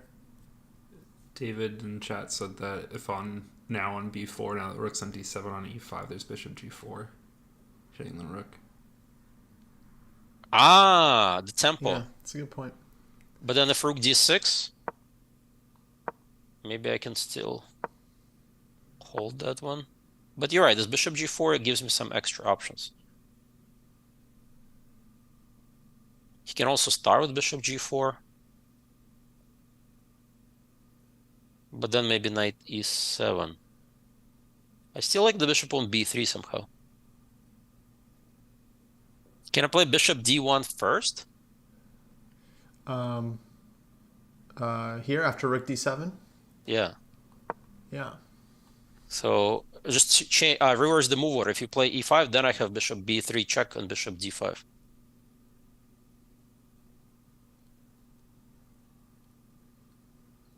All right, yeah, I predict white is still pressing here, although he has not much time. There is a, I think 50. they're almost. This will be move 30, so he'll only need to make this plus 10 more moves. And then Right, they'll get so more it time. should be enough. I mean, position is not that complex. Yeah.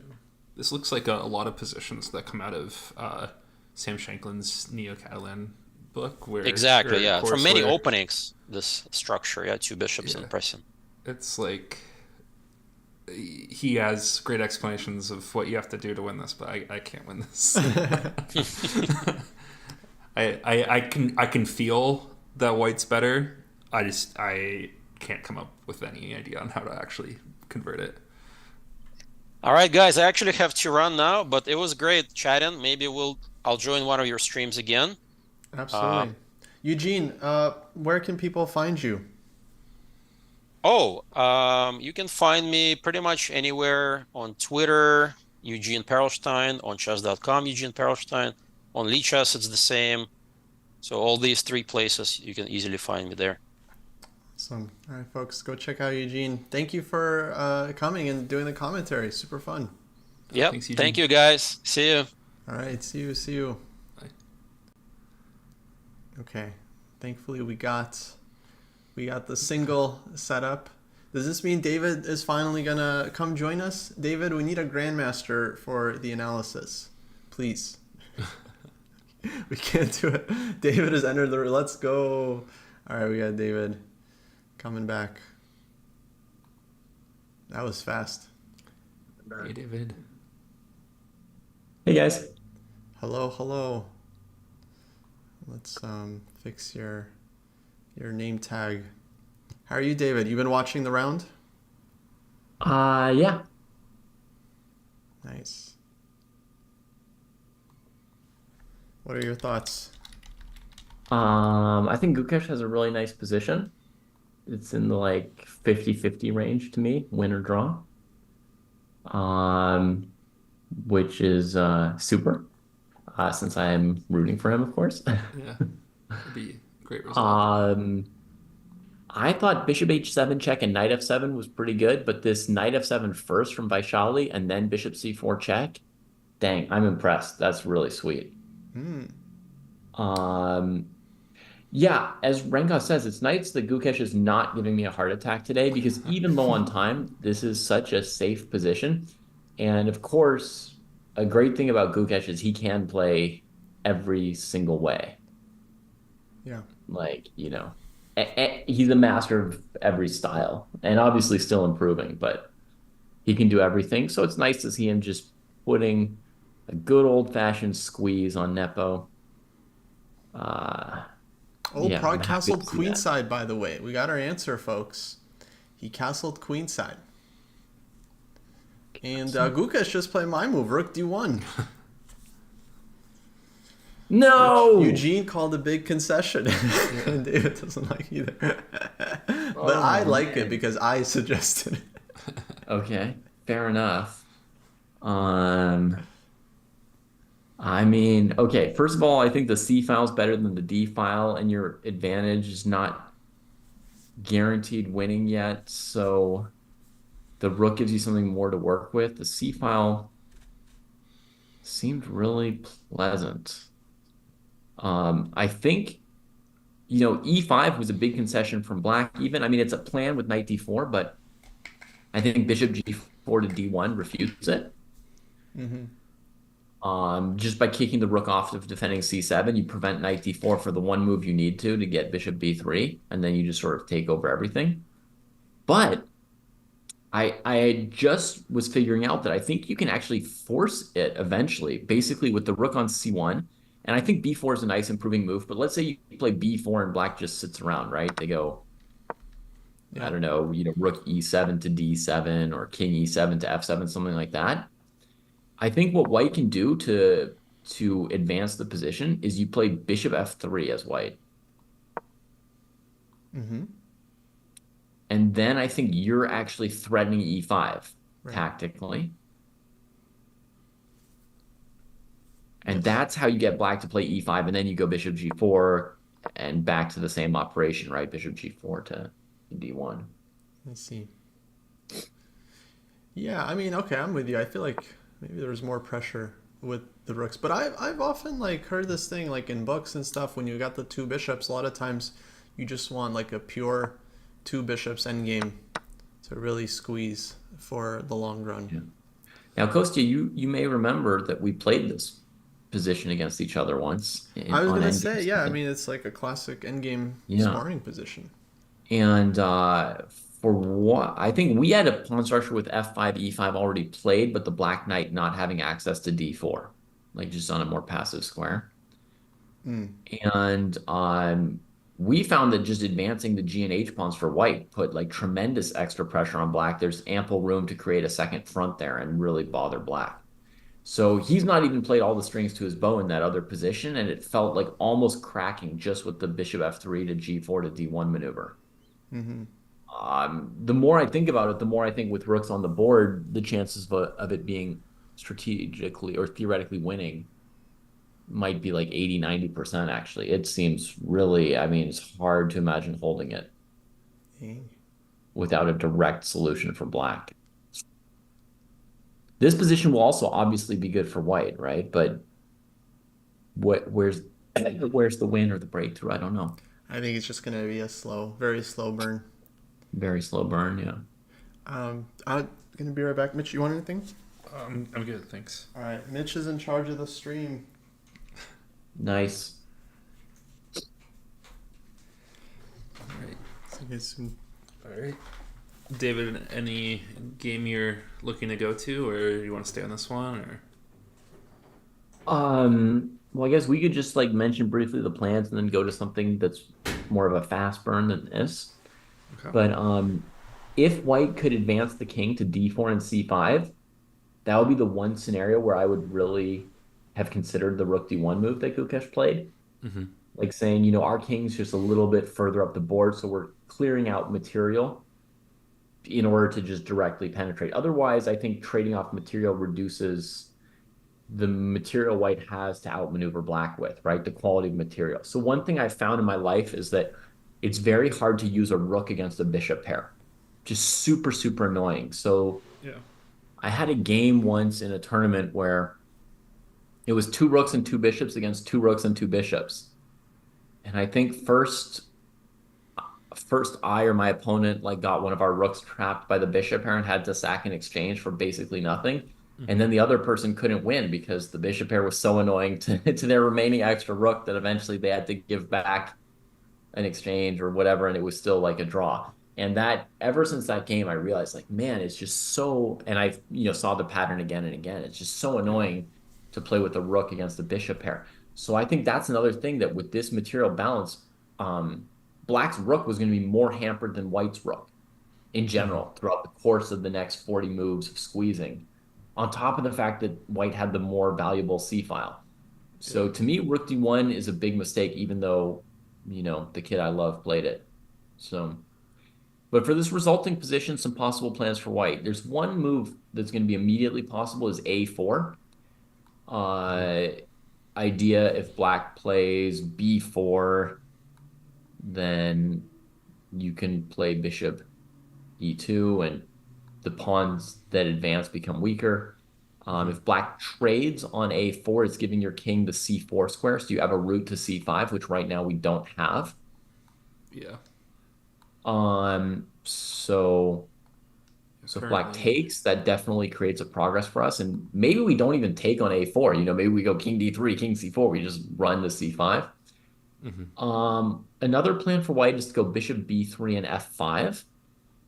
And you can also first advance g4, h4, grab all the space you can, and then go for bishop b3, f5. Specifically, if you could like nail down black's g7 or h7 pawns as a target for your bishops to eventually attack, then that can let you know when you want to play f5 or something. So Nepo's playing g6 immediately, fighting for space on the king side and saying that that's like the biggest danger to him was, g4, h4, h5, kind of grabbing space and cramping his g7 and h7 pawns as really, really late game targets. But every move has its pluses and minuses, right? And that move is opening up his dark squares even more when he already is facing a completely unopposed dark square bishop, right? It's just flying wherever it wants. So I think he's still in trouble. And Koisan and I, or something sign, he sign. I don't know why the he's in the middle of the cosine, but anyway, we agree on a lot of things I found over the first couple rounds of this tournament. But to me, rook d1 is not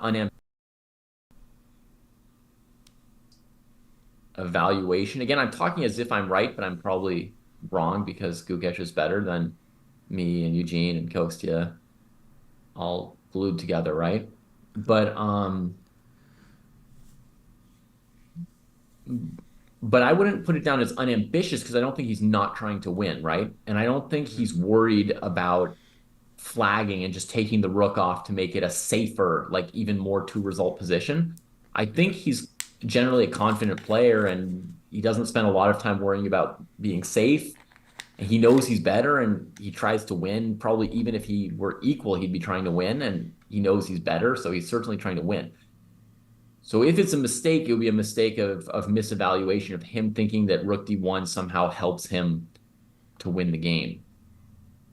Maybe he's got some king march plan in mind where getting rooks off the board makes it easier. Yeah, that makes sense. But surely that is the one thing that the rook on the d file is doing, is preventing the king from entering the queen side. Yeah, that's the main thing I see that rook doing, right? Okay, so that said, let's try and grab another position that looks interesting. You want to go to Muzichuk for a second against Lano? That looks like something we could just try and like slap an evaluation on to keep people updated with how the tournament's going. So this was Ruy Lopez.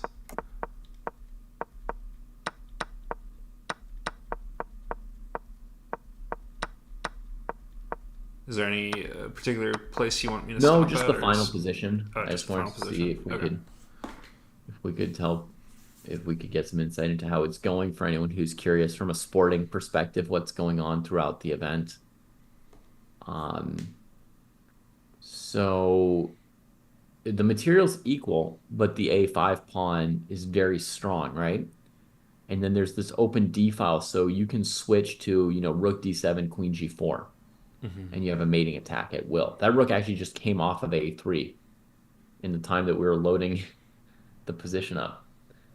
Um, and that must be the idea, rook D7. Also, depending how black plays, there are scenarios where you could go rook D8 and sort of try and break down that blockade from the side. To me, it's terrifying for black. I think Muzachuk probably winning. Probably winning. That would be a good bounce back for her after yesterday's loss. So Yeah. I mean, a win is good in every circumstance, I've learned, right? It's good for bouncing back. It's good for building momentum. It's good for getting the scoring started, right? Even if you're just on 3 draws or whatever, there's pretty much no point in a tournament where a win yeah, is not welcome. very true. All right, let's jump to Vaishali versus Salimova. Very, very most exciting position around, maybe. Yeah, so this we saw it. Knight takes f7, king takes bishop c4, king f8, and then queen d3. This Queen was D3. Kostya's line. Yeah, and then a very non-trivial defense from Salimova. Bishop g5 check. Big surprise. I was thinking, I was looking at this bishop f6 defense, and then something like, queen h7, bishop e6. You trade on e6 and go queen f5 and seemingly win back your piece. And then, I don't know, maybe you're up a pawn with a free attack. So she came up with something different that we hadn't looked at. Obviously, it gives back the piece, develops the rook on h1. So you'd think after h takes g5, white could not be worse, right? Like white would have to be in a good position. Yeah. But black would stave off the immediate mating attack with queen g5, bishop f5, maybe. Yeah. So maybe from black's perspective, the game goes on. To move f4, though, I mean, I feel like you can't take the f pawn here. You have to put your queen on f5 then. You think it's still good. Well, it has to favor white, right? You've got the bishop pair. I don't know. But Vaishali went for more. She said, I'm not even letting black, get the pieces into the game like this. Yeah. Because here, I would sort of evaluate the factors are in white's favor, but I couldn't calculate that position, right? It wouldn't yet be the moment where you just look for a forced win. She just plays king b1, saying like, yeah, I'm not letting you block on f5. I'm still trying to just forced win with queen h7, right? Wow. So king b1, and then the defense was knight e5 next here. Okay, so hitting the bishop and the queen. White needs those pieces. They're the checkmating pieces. So bishop e5 is kind of forced. Now she's thinking here. But, I mean, your first thought would be that she's got to take with the rook. Oh, sick. If she takes with the rook, white can take on g5. And the problem is queen g5, f4 looks like game over, right? Yeah, because this takes, then pin the queen. And now you must lose enough material to close out the game. So, but if you don't have queen g5, what on earth do you do in that position after h takes g5, right? Your king's open, rook h1's developed, queen h7's threatened as well.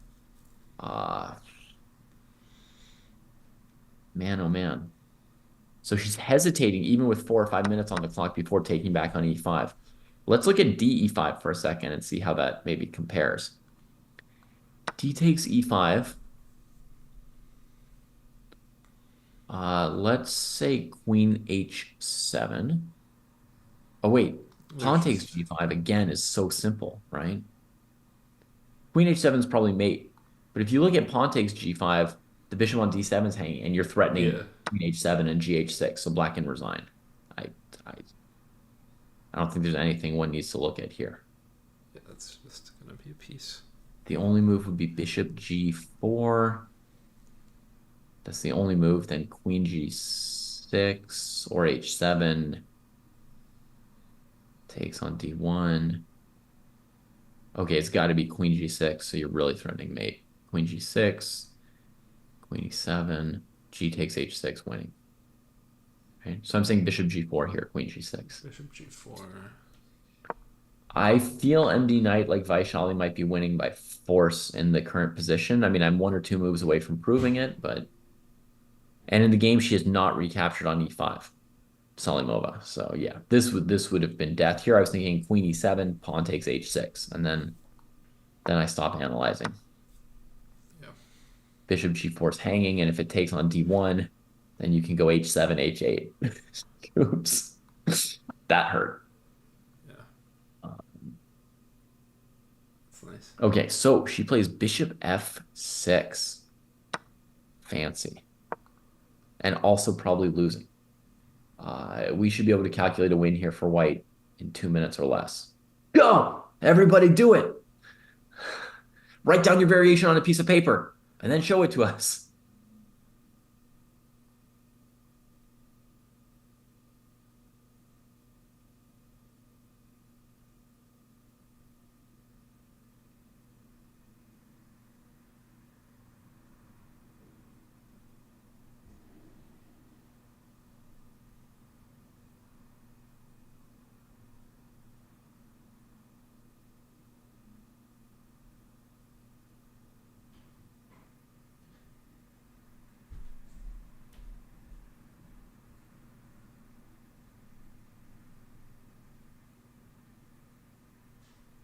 Ay, ay, ay. I don't see a forced win. White is up a pawn. So there is that. Okay, I'm going to look at a stupid move now.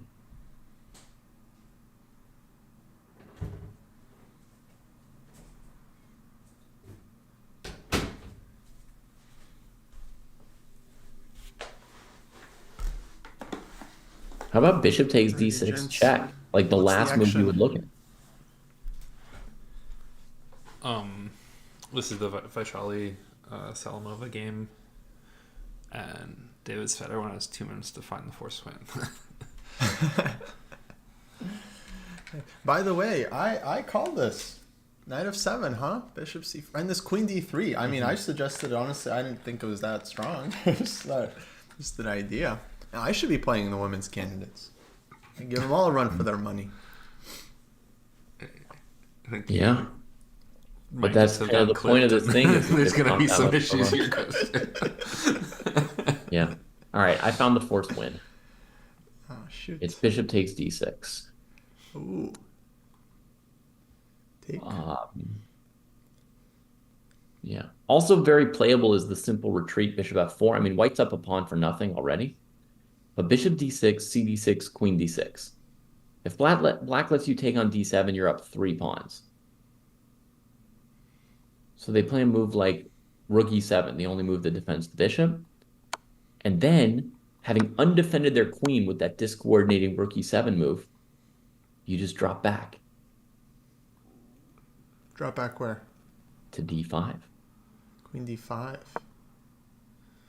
Oh. Yeah. And that's some evil sauce. There's a lot of other winning moves other than queen d5, but I think that one will convince some of us that we can move on to the next variation. Bishop d6, queen d6, bishop e7, queen d5. So, you go queen e7, you're down 3. No, it's not even. I'm not even gonna finish the sentence. So rook e7, queen d5. Yeah. That looks pretty GG. Did it. I did my own exercise. Wow. I led by example. Well, very nice. All right. So, let's look at the next game. Go Vaishali. But I mean, it's just want to say they both have 4 minutes, 22 moves to go. The time control. I think she'll find it though. I mean, that's. I mean, Vaishali seems to be locked in. To me, once you play a bunch of good moves, it somehow makes you keep playing good moves because like you really care about that game. You just Yeah. want to follow it through.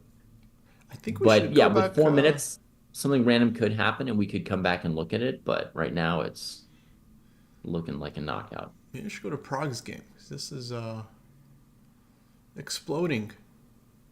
Yeah, I agree. We should definitely go to Prague again. So Queenside castled. The Castle Queenside. We with Eugene were thinking like 95 is quite annoying, but Vidit went h4, Rook e8, Rook 81, Bishop takes b2. Let's go Prague. That's my Prague. Knight d5 takes, and now cd5. Wow. Why did he take his rook off the A file before playing this knight d5 move? I have no idea. He wrote down castles and forgot which way it went, so he thought he needed to get some attack on the king side. I'm hearing a lot of moves here. I just want to check. Yeah, Vaishali took on d6. I could hear the capture, so I'm like, yep, she took on d6. Oh yeah, she's just Yeah. Ghost. very Yeah, I nice. would say you should put her game into your recap today. Right now, it's the main contender on the women's side because it's well, only decisive game so far, right? But also, it's a barn burner. It's like Mikhail Pal is alive. Yeah, agreed. Plus, you can say that you came up with the whole thing and try and give yourself all the credit. Maybe I'll mention it. But yeah, I mean, the other games look pretty dry. No, it probably will be this game. I mean, it's a very nice game.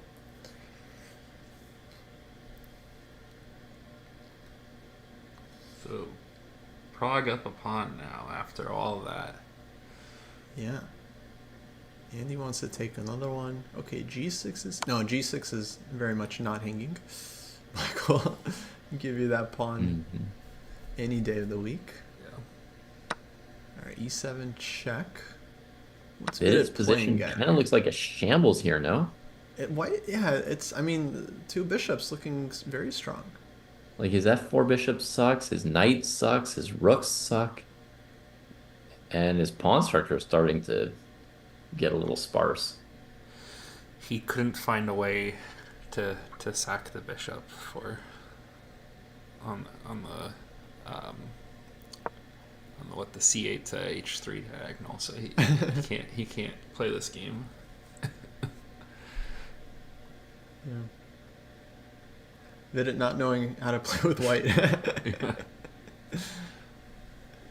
It's been so long since he played a game with white. What the heck? It's terrible. Terrible. He's done. It's the brother-sister day today. Yeah. Honestly, I don't even know what we're looking at here. Like, he doesn't even have a position anymore. Should we check out maybe Fabi? It's been a while since we looked at Fabi's game. Did they have anything sure. interesting going? I haven't really seen it yet. Fabi, there's been some developments, yeah. Yeah, this is what we last saw. We saw it h3, bishop f5, Yeah, rook e1, rook e8, d5, and then c4. Wow. d5 and then c4. Saying there's no way you can stop me from getting the pawn back with the nice blockade. Mhm. f4. Yeah, Fine. thinks he's crushing on the light squares. But I've seen the live position, and I think he's down a pawn, so... Yeah, Veruja managed to keep the pawn. And now d5. oh wow, Fabi's has less time. The whole time Ferja was way down on time before. Trying to say rook b7 is a big problem. Rook b7, d6. He wants to play rook d1 next as well. It looks intense, right? This does not look simple. Oh, If he goes a6. b6, d6, is that tactically winning, Kostya? b6, yeah. If black just played b6 defensively, then is d6, d7 just a direct win? Yeah, I think so. Well, maybe there's like some bishop c6. Bishop miracle c6 move. right here, maybe? Yeah, but a6 played to hit the rook. That's actually very. So this is still very concrete. Right. Sending the rook, so to speak, where it wanted to go on b7, but one move too soon, right? So he can pick up d5.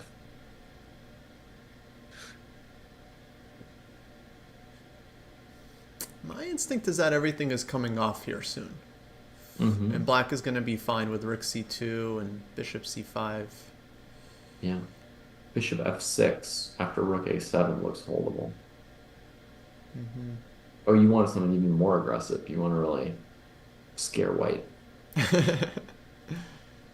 Yeah, rook a7, rook c2 maybe. Mm-hmm. Yeah, I see it. No, that was strong. A6. Good move. I think Fabi's fine. That's still just an instinct, though. I haven't calculated anything. My instinct is to trust Fabi. So if he plays something quick, it's good. Okay, sure. But I mean, it's also possible that one of his opponents pushes him, right? Like he could have a worse position. Yeah. Of course. It's possible. I mean, there's one person here who I don't actually know if David's beaten Fabi before, but you've beaten Fabi, so are you sure you trust him all the time? Yeah, of course I have, Mitch. Have you not beaten Fabi yet? Yeah, Mitch, you haven't beaten Fabi? I have not beaten Fabi. No. Embarrassing. Are you kidding me? Kostya, why do we have someone on the broadcast who's never beaten Fabi? Probably because I did score a win against you in a blindfold game. So No. that's when Fabi becomes world champion. That's my quickest route to Fabi would be. Yeah, your shortest Yeah. shortest number of You, and then degrees of I'm assuming separation. you've at some point beaten Kostya. Oh, yeah, many times. So, Many times. and then Kostya beat Fabi. So Why are you trying to put Kostya in the link, Mitch? I've never beaten Kostya. So I know, but you've just, beaten Fabi. just meet if Fabi is enough, right? Oh, okay. So you actually have beaten Fabi. Okay, I wasn't sure if that was sarcasm before or not. You I'm thought that was sorry. all a joke? I'm sorry, No, I was David. truly disappointed you haven't beaten him. There you go. So I'm one closer than I realized.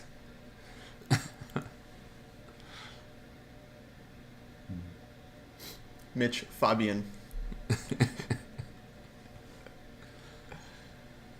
Yeah.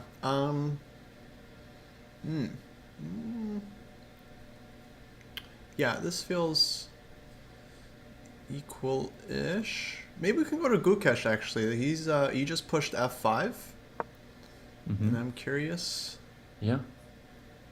what we think about this.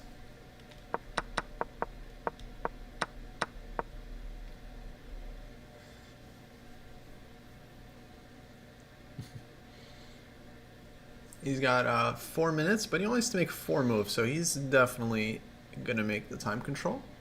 So he's saying GF, bishop takes h5, and then he's got an outside passer. Yeah.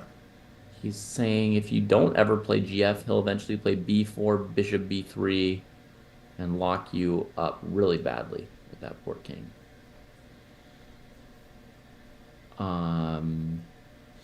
In fact, if black doesn't take Kostya, you could maybe go f takes g6, Mm-hmm. and then say like, enjoy defending the h5 pawn for eternity, right? Ooh, it's almost better to just lose it now than to defend it forever. Like, what would black's defensive posture be after fg, king g6, bishop e2, right? Like, where would you, like, how would you arrange your forces as black to defend that position? Yeah, bishop e2 is Oh, he just played king g7, so it's an option. It could happen.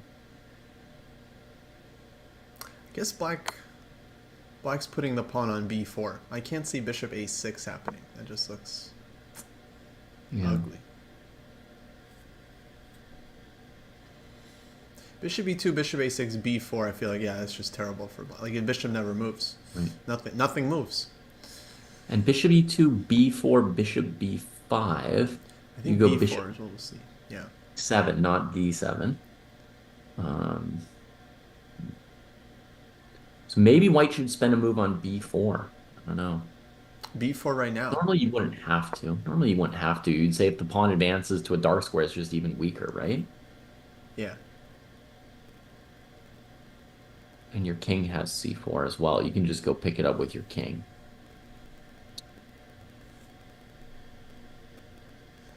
Feels winning. You didn't know we had an app. We don't have an app. We don't know. So, unaffiliated app. Yeah. We do have a website, actually. I haven't plugged it at all. But, folks, if you would like to learn from the dojo, dojoscoreboard.com. Get a free account and use code CANDIDATES, 20% off your first subscription. Again, that's only for people that are actively trying to improve their chess. It's not just for like haha fun.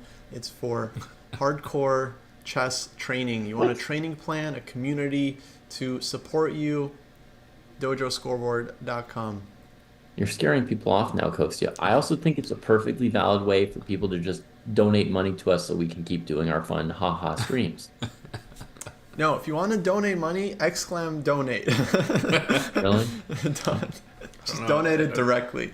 Yeah, Yeah. subscription to the scoreboard or like dojo training plan probably helps you be able to say that you got more people in the training program, and so Oh, that's true. Yeah, might be a better donation. that's a good point. And then if they just spar one time with somebody, it gives, one person a game. All right, he went for FG. Bishop G4 before taking the pawn. Great move from Jan. Yeah. It's one move before White's ready to trade on G4. If Bishop E2 B4 had been played, then you no longer have the Bishop G4 resource, because Right. then it's just straight lost to King D3 C4. Anonymous, thank you for the tip. Much appreciated, folks. Jesus. See, That- David, all that you have right to there do is ask. Paid for our show. Absolutely. Sweet. We'll be here every day, folks, by the way. We're covering all the rounds.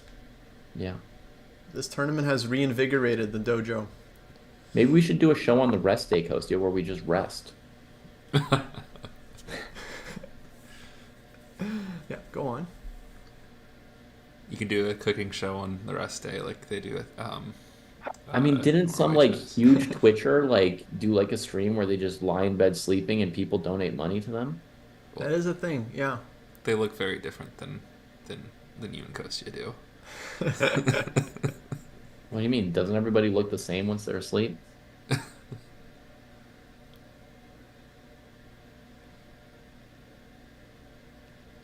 Well, now B4 is definitely happening, because King G6, Bishop D3, then you gotta go B4. Oh, but then Bishop B5. I mean, the pawn's gone. Okay, yeah. And then what's happening here? I mean, but there's Bishop E6 maybe somewhere. Maybe somewhere. Oh, he just goes Bishop E6 right now.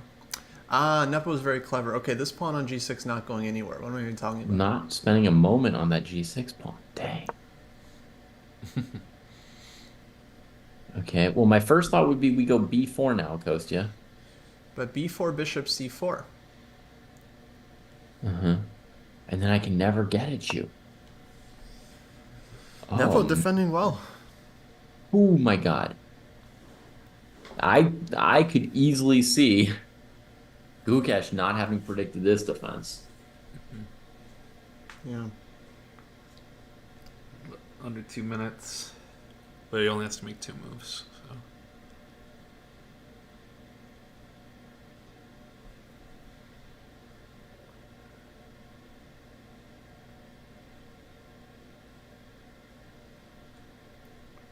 Okay, how about Bishop D3? I was thinking about that. So Bishop D3. 1 minute to go. Bishop B3. Yeah. Bishop B5. 5. Let's say Knight D8.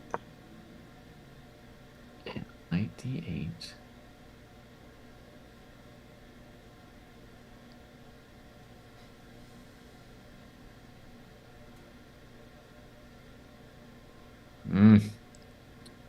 Dang.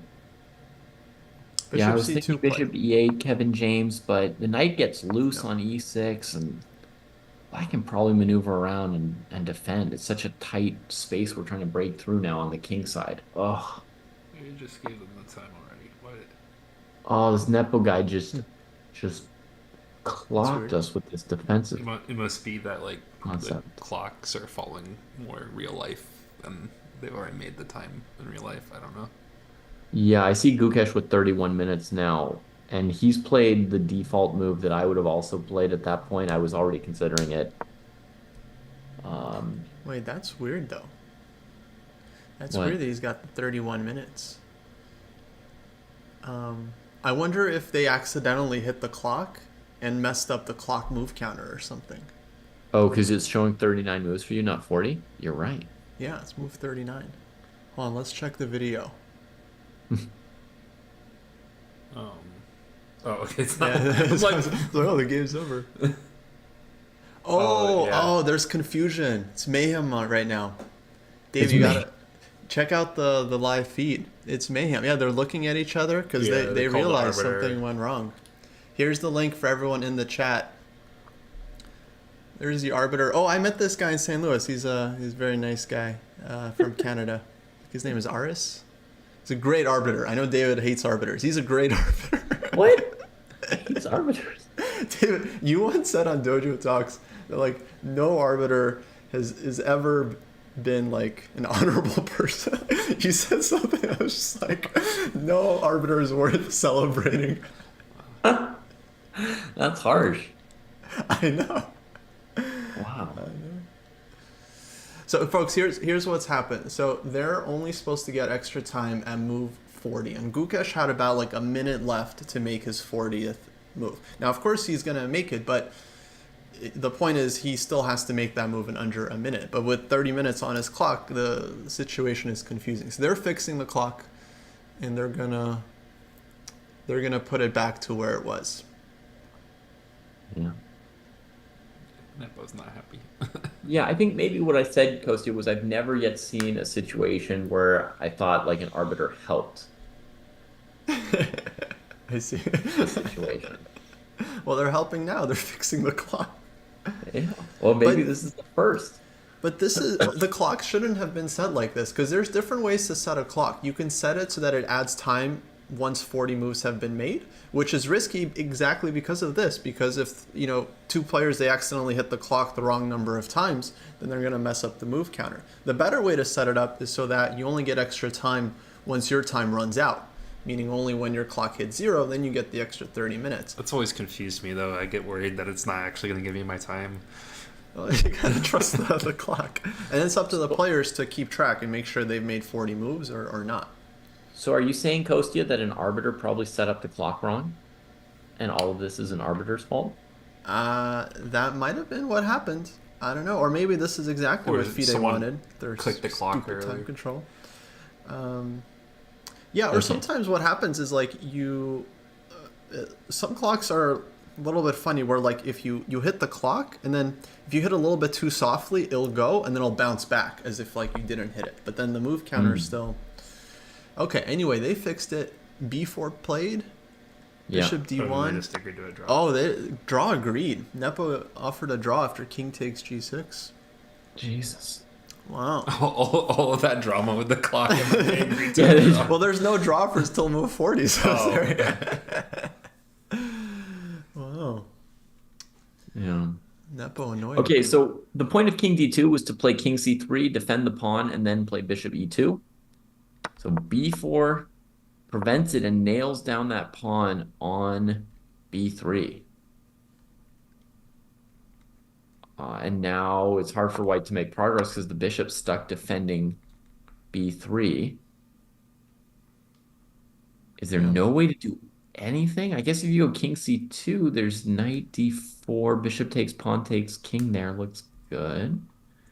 Is there no way to play like King C2 and bring the bishop out? It looks like F takes G was a mistake earlier. Yeah, like...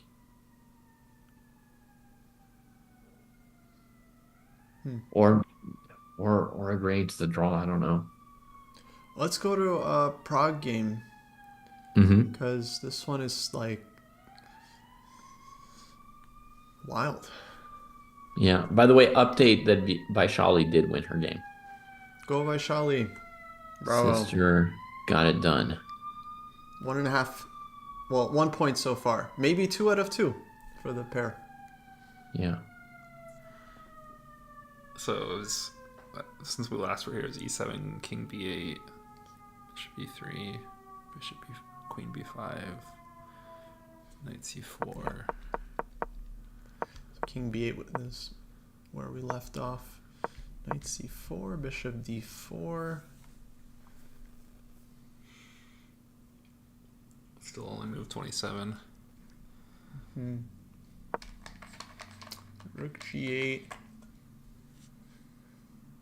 Okay, first glance, this looks extremely nice for black. Bishop on d5 is just so good, and then black has this like a5, a4 plan even.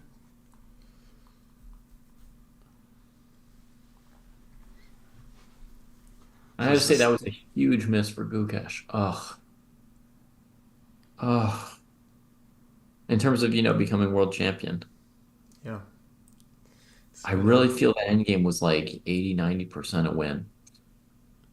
Yeah, getting to first and knocking Nepo down, both very would have been a very, very valuable win there.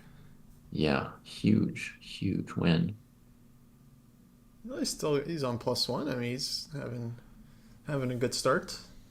Yeah, I'm not saying it's bad. I'm just saying, like, in terms of, trying, there's like having a fine start and there's becoming world champion, right? And you gotta dominate when you have those chances. Yes. So is this the only game we think is going to be decisive now after the Gukesh draw, based on our evaluation earlier of the FIDE game that he probably can hold? Yeah, the 5 game I think is very drawish. So super sharp. I could see Vidit winning though. I mean, they're gonna be in time trouble, and this is gonna get messy. That is down 10 minutes though. Yeah. Dark square bishop trade is a dream for him. Was it forced? Dream for who? For Vidit. I mean, that's like really helping him save the game. Well, he got bishop d4 in, so black had no choice. So how do you avoid it?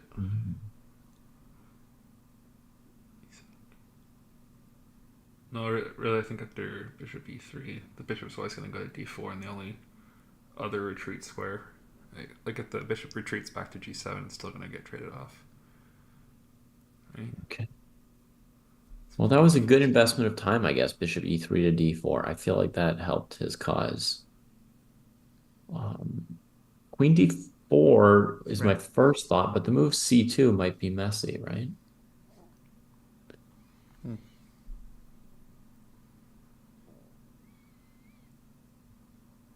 Rook a1 from host pud. Yeah, maybe rook a1 is not a wasted move.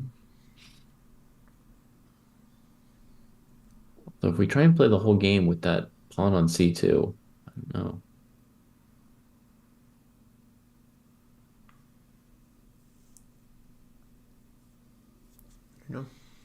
Just gotta play quick though.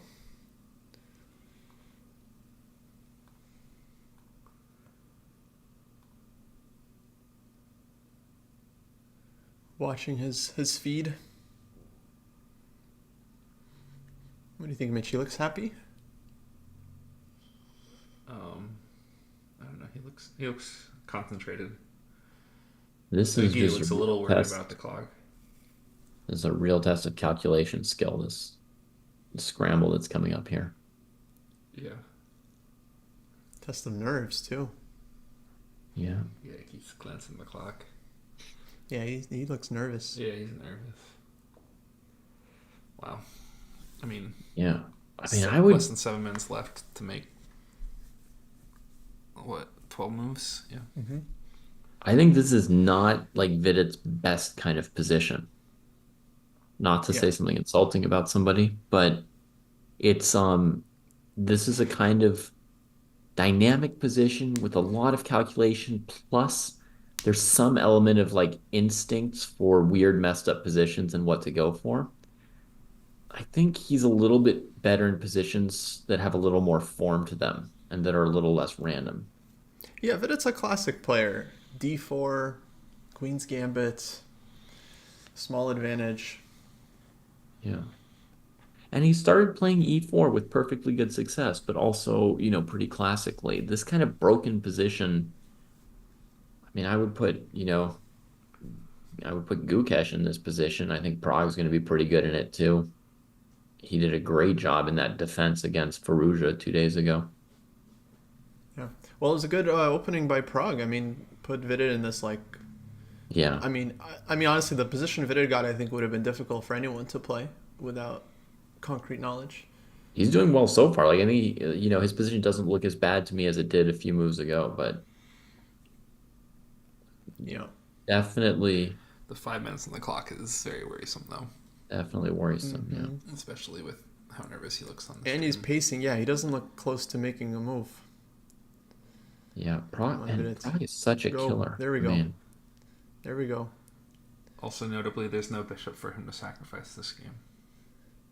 Or attempt to sacrifice. Yeah. He's reaching. All right, Queen D4 played. Mm-hmm. Oh, and quickly Bishop B7 from Prague. Yeah, Playing well, I on the mean, clock. you could have definitely anticipated Queen D4. That was the most obvious move by miles. So we talk about what to do when your opponent's in time pressure and how you shouldn't just sort of like blitz at them hoping that they'll flag.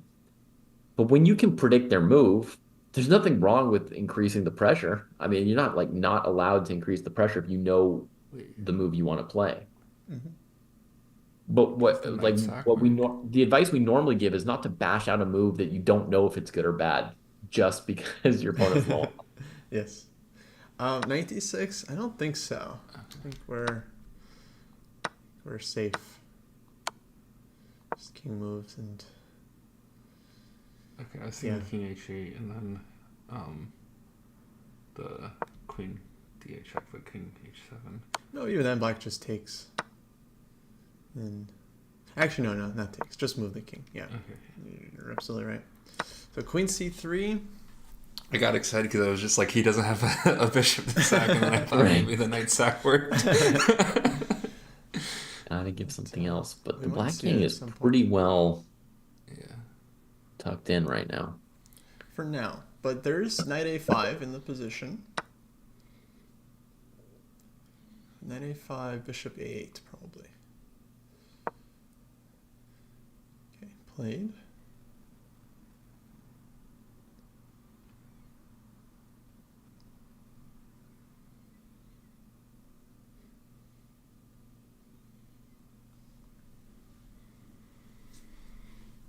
Ooh, Musachek has given up the A pawn and she's hunting Lano's king, like with no other option. She either mates it or perpetuals it, but she's just hunting the king.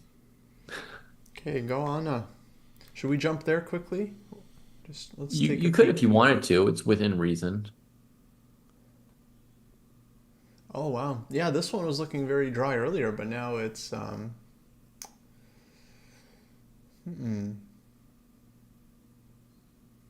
don't know if it's great for white, but it definitely feels unpleasant at least. This heavy piece endgame. Rook g8 right now? Rook g8? Rook G8 might be even better than Queen E8, right? What does Black do? They go Rook E1, Queen E5,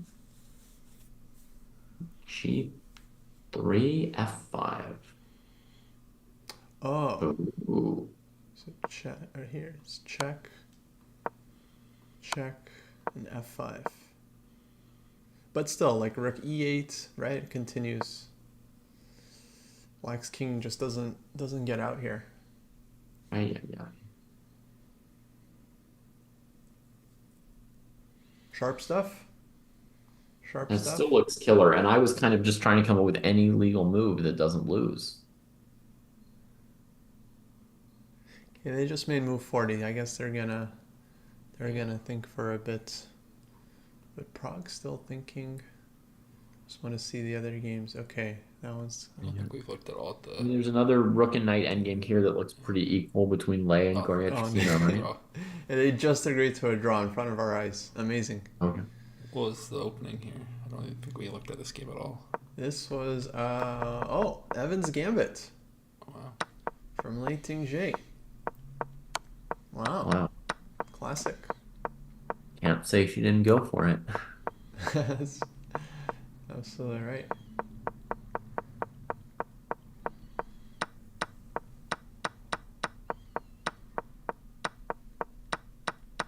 Okay, seems like pretty solid game.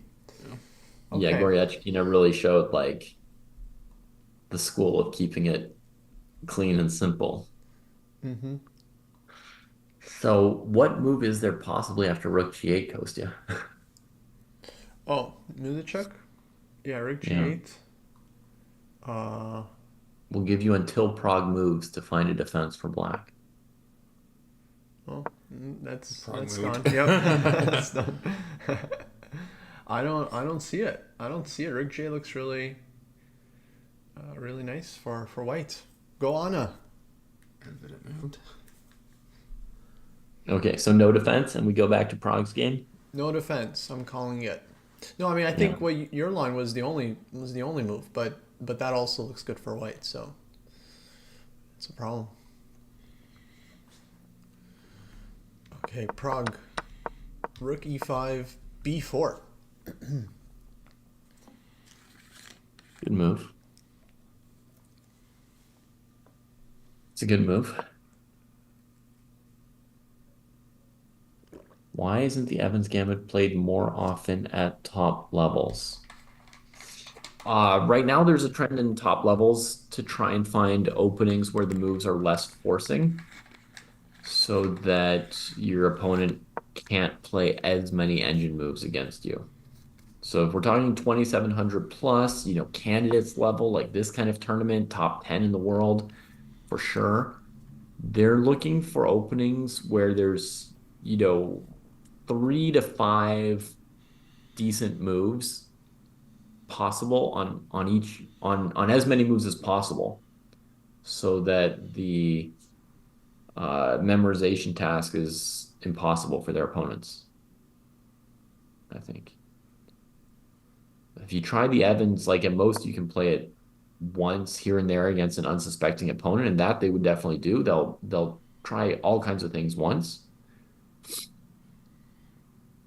But a booked up opponent from black side, white doesn't have a lot of latitude.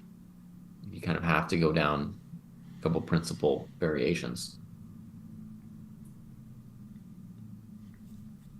I forgot that Prague is up a pawn since he was down a pawn the whole game. Yeah. So Prague played this G5 move, which is what I was predicting. Idea was to open up the G file would kill white, so you use the H pawn as a hook, and it has to spend its time weakening itself.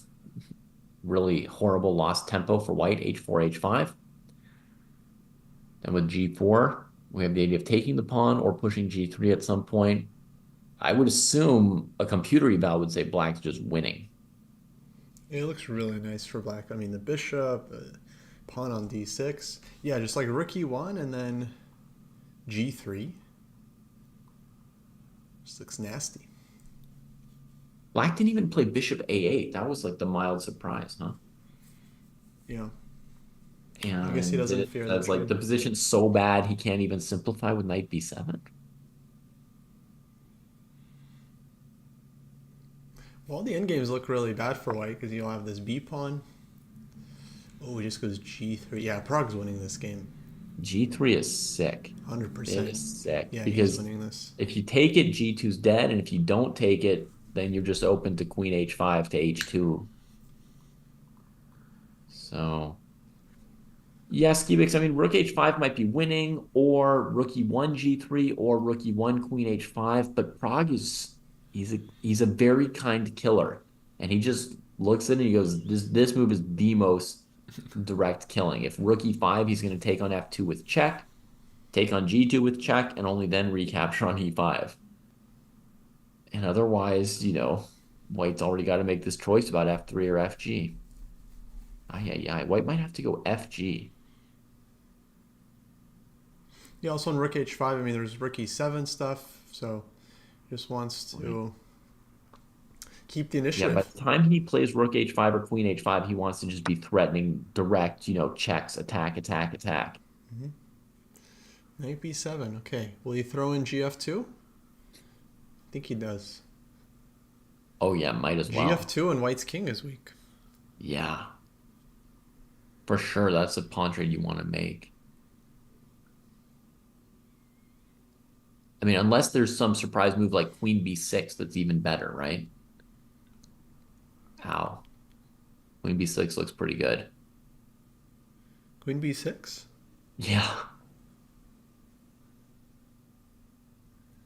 Like, you have Knight C5, right? Okay. Maybe so. Yeah. Okay, you're right. Knight C5. That's too bad. All right, so GF2, King F2, Queen B7. Like, super obvious variation. Mm-hmm.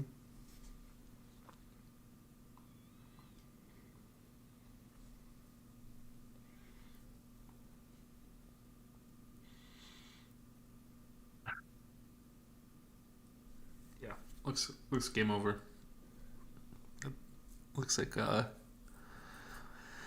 we officially went from having 2 packs to 3 now, because now there's going to be some people on 2.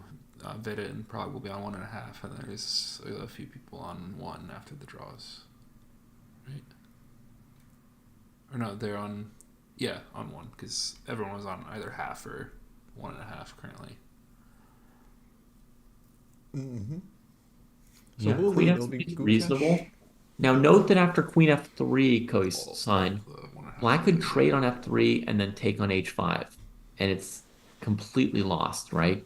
2 healthy extra pawns, completely lost. But Black will win even faster by playing Queen B6 check, King F1, and then, I don't know, doubling rooks on the G file or something. Yeah, he does take. King F2. It makes sense to be fixated on saving the king for White co-sign, for sure. It just demonstrates how lost the position is, right? That you're losing the end game and the middle game. So, hard to pick. No, this is just completely over. Rook EG5 coming. Mm-hmm.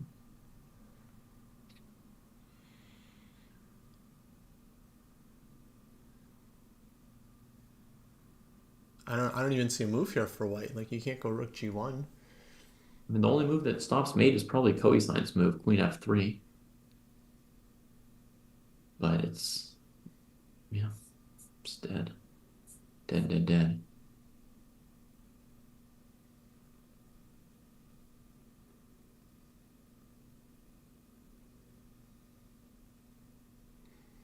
$90 for Vidit. Probably plays it just out of, he's got nothing else.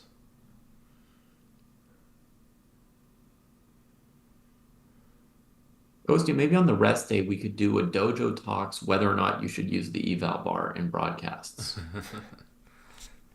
Because some Dojo dumb talks stuff whether has or been not said you on need Twitter. a rest day.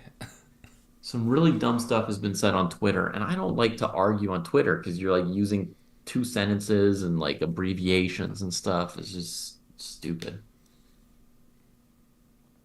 Mm-hmm. Yeah, we could do that dojo talk. Yeah, just give me a mic and let me show how stupid everybody is. Yeah.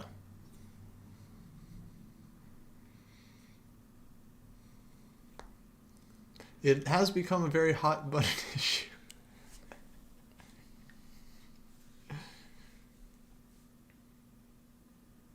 What is there to talk about? I'll take the side though that big broadcast should use the eval bar though. I will defend. Yeah, it. go for it. Yeah. Be my straw man. I need Yeah, someone I to just beat don't think down. we're a big broadcast. We're niche, as Hammer called us, all right? No, niche. that's completely stupid. Preview of the dojo talk. That's completely stupid.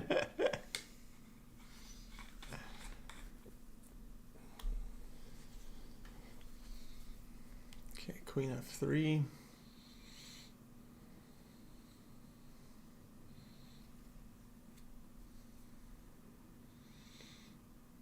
Does rook f5 work here is a good question. Good question from Oh, Hostbot. Hostbot. Nice move. Oh, let's just have the computer tell us. Okay, cool. Hmm?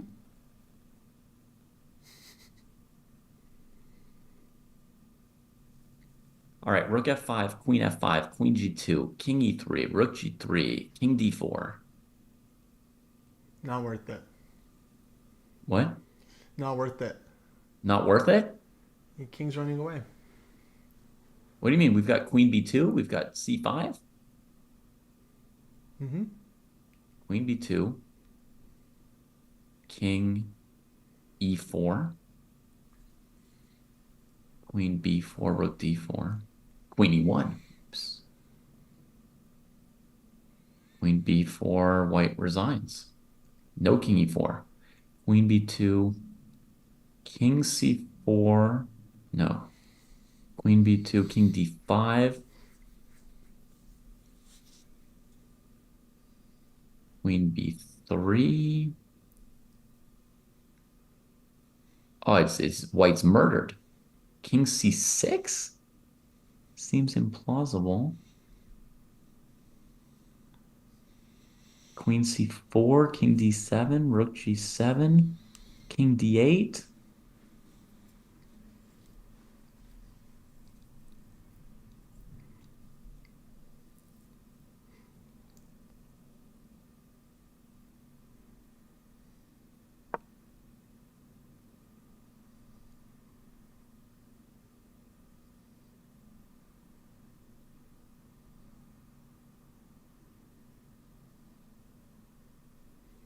How about queen takes f3 and rook takes h5? I already said that was winning. There's nothing left to say about that. Then why is Prague thinking? Come on, Prague. Because he's What a are you doing? killer. He's got 7 minutes, and if he goes with your plan, he'll make time control easily. It's true. So he's just, is there a knockout or? He wants to flag Vidit. He's like, let me keep the queens on the board. He wants to find some like tricky queen c8 move or something. He's just a killer. There's nothing wrong with that. Actually, queen b6 check with Nagidan. I like that. No? Rig g5. Okay, also good. Also good. Don't give Vidit an easy move with queen takes f3. Just rook g5. Yeah, that's an evil move. Yeah, that is Queen evil. b6 was also completely winning. Queen b6, yeah, that might have been my choice. But nothing wrong with this. I mean, these endgames just look so nice for black. Like that b pawn and the queen side. Okay, Vidit's got to make 3 moves. 20 seconds. Vidit, go. Vidit, you're flagging. Vidit, Makes no difference. move. Move. He moved. Ooh, g4. Probably just gave him a look like, what's that? The pawn that's Let's go. closest to his right hand. He wants to go rook e6. And the reason Prague played this move order was he didn't even want to give him a pass pawn in f3. He made the time. You know, even 2 full pawns up. Right. Yeah, but this is GG. You can take on b4. You can get behind the h pawn.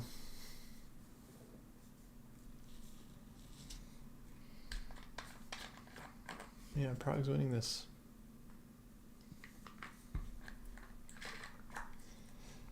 So far, there hasn't been a game past move 40. That wasn't decided. Wow.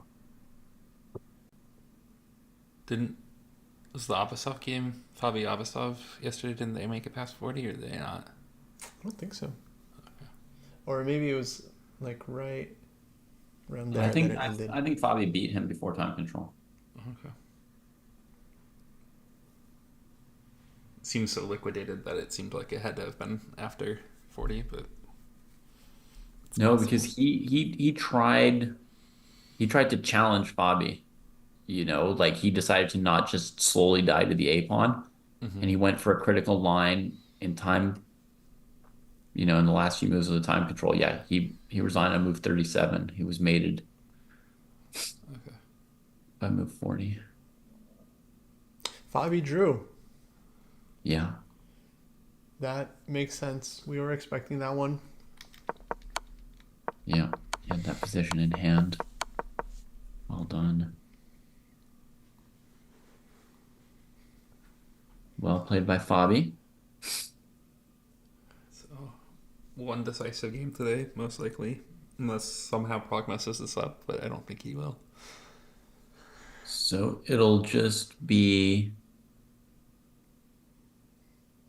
Oh, Prague, yeah. So it'll be Fabi, Nepo, Gukesh tied for first at 2.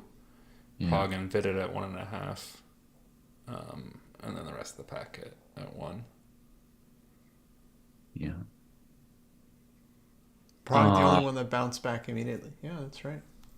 Muzichuk and Lano played the variation that we had, Kostya, with Queen E5 and F5. And before we turned away from their game, I had found against your Rook E8 move, a move that doesn't immediately get mated is Queen C5, I think. That's what I expect Lano is planning here. Rook E6, how does that work? King Oh, H7. King H7. Thank you. Yeah. Hmm. And you see Muzichuk getting really low on time, so he's not totally confident. What about Queen E6 check? Uh-huh.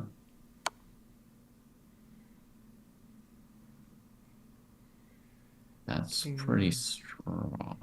He's going to H5? Oh, then G4 probably. Well, I don't know. King H5, yeah? I think I'll go king to G5. King G5? Yeah.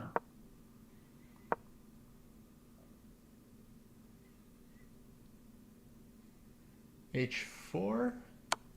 She's taking the C6 pawn. Against H4, I was going to bring the king up more. And King G4, King G2? Uh-huh. Threatening something, huh? Yeah. Ay, ay, ay. But yeah, she just took on C6. Okay, Ghost, yeah, I got to move here. In that position, I have a move at the end of your variation. She didn't just take on C6. King G2? But after King G2, I think I have a hell of a drug. G5? No. Oh, what move? God, I hope it works. You gonna go Rook G1? Yep. Get out of here. And then whose king is mating whose king? I played Rook G1 just to follow you in with my king. Queen B3 check at the end? Didn't see it. Okay. I was missing something. All right. But I played King E2 because I don't yet see your next move. Queen E3. Queen E3, I resign. Yeah. I finally said enough. Thanks, Ghostia. It was fun playing. Yes, GG. I get her Queen C6 though. You just grab a pawn with check and the attack continues. Well, the king gets to go into a hole, right? So it's not super clear now.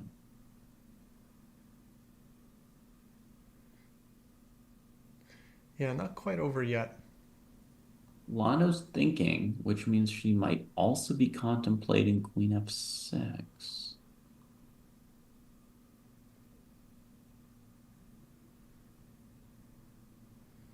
Yes.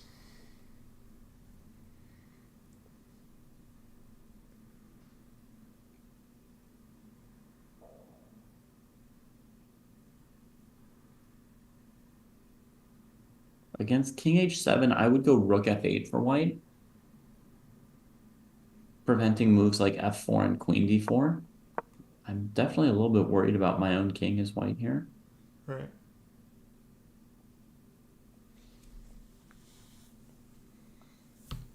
And F5 is a great target, right? We can follow up with a move like Queen to C8 or something. Mm-hmm. Exactly. It's not quite in. Oops. Maybe black's still under a little bit of pressure there, so that also explains why we'd look at queen f6.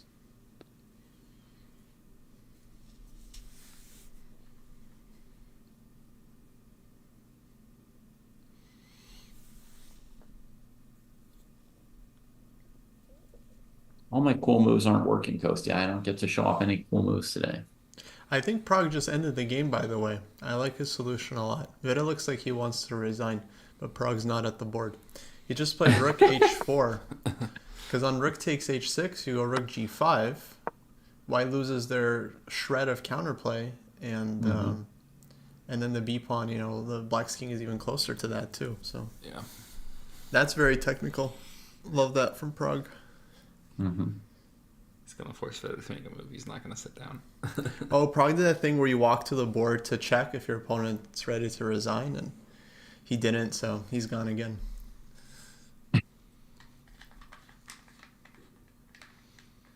Dang.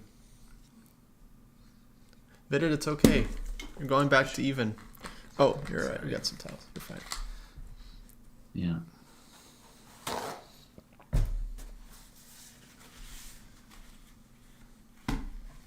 Oh, that's nice. Very nice. Oh, game they from agreed to a Prague. draw. Musachuk on Lano. What? What? In the position we were looking at. It's not supposed to happen. I think queen f6 was a decent defense. Yeah, Queen f6. I didn't really see anything amazing for white there, but Yeah. dang, I would have rook played- e8 was gonna be a problem for black. I would have played queen c5 to still try to play, rook f8 and target the f pawn after queen c6. Yeah. Oh, you're saying here maybe rook e8 instead was a bigger problem, right? Well, it looked like an issue. Yeah, I don't know. Maybe there's something I was missing. But that's surprising. Okay, guys, I think we got to wrap it up soon because the round's ending. Yeah. We have not, I mean, these rounds could go even longer, right, Kostya? I mean, we haven't been up super late yet, but at some point, one of these is going to go a whole hour longer than this. We're going to get an epic endgame. Technically, they could go, yeah, because there's 3 time controls in the open section. They get an hour for 20 moves after the initial 40 moves.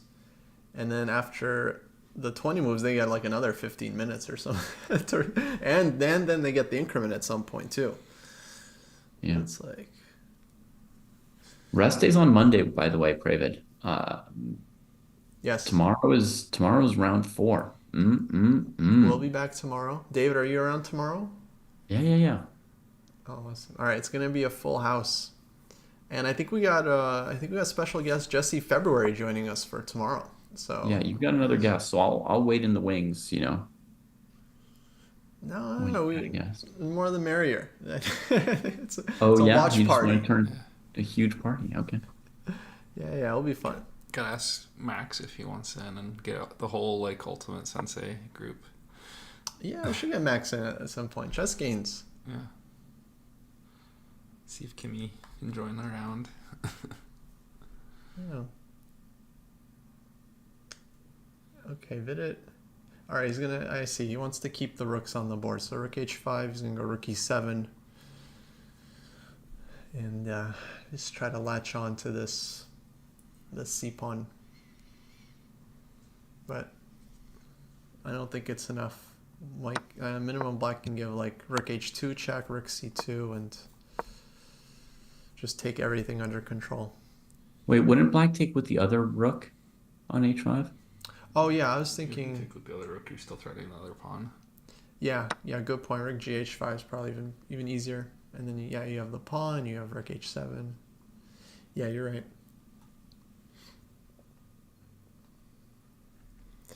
Okay, guys, let's wrap it up. So I think I gotta get ready for the recap. Go do the recap after the wrap up. Yeah. Cool. Thanks for having me Awesome. on, guys. This Thank was you, a lot of Mitch. fun. Thank you for Yeah. coming. Thanks for Mitch. I enjoyed watching you guys this evening before I came on. Alrighty, chat. Thanks for watching. We'll be back tomorrow.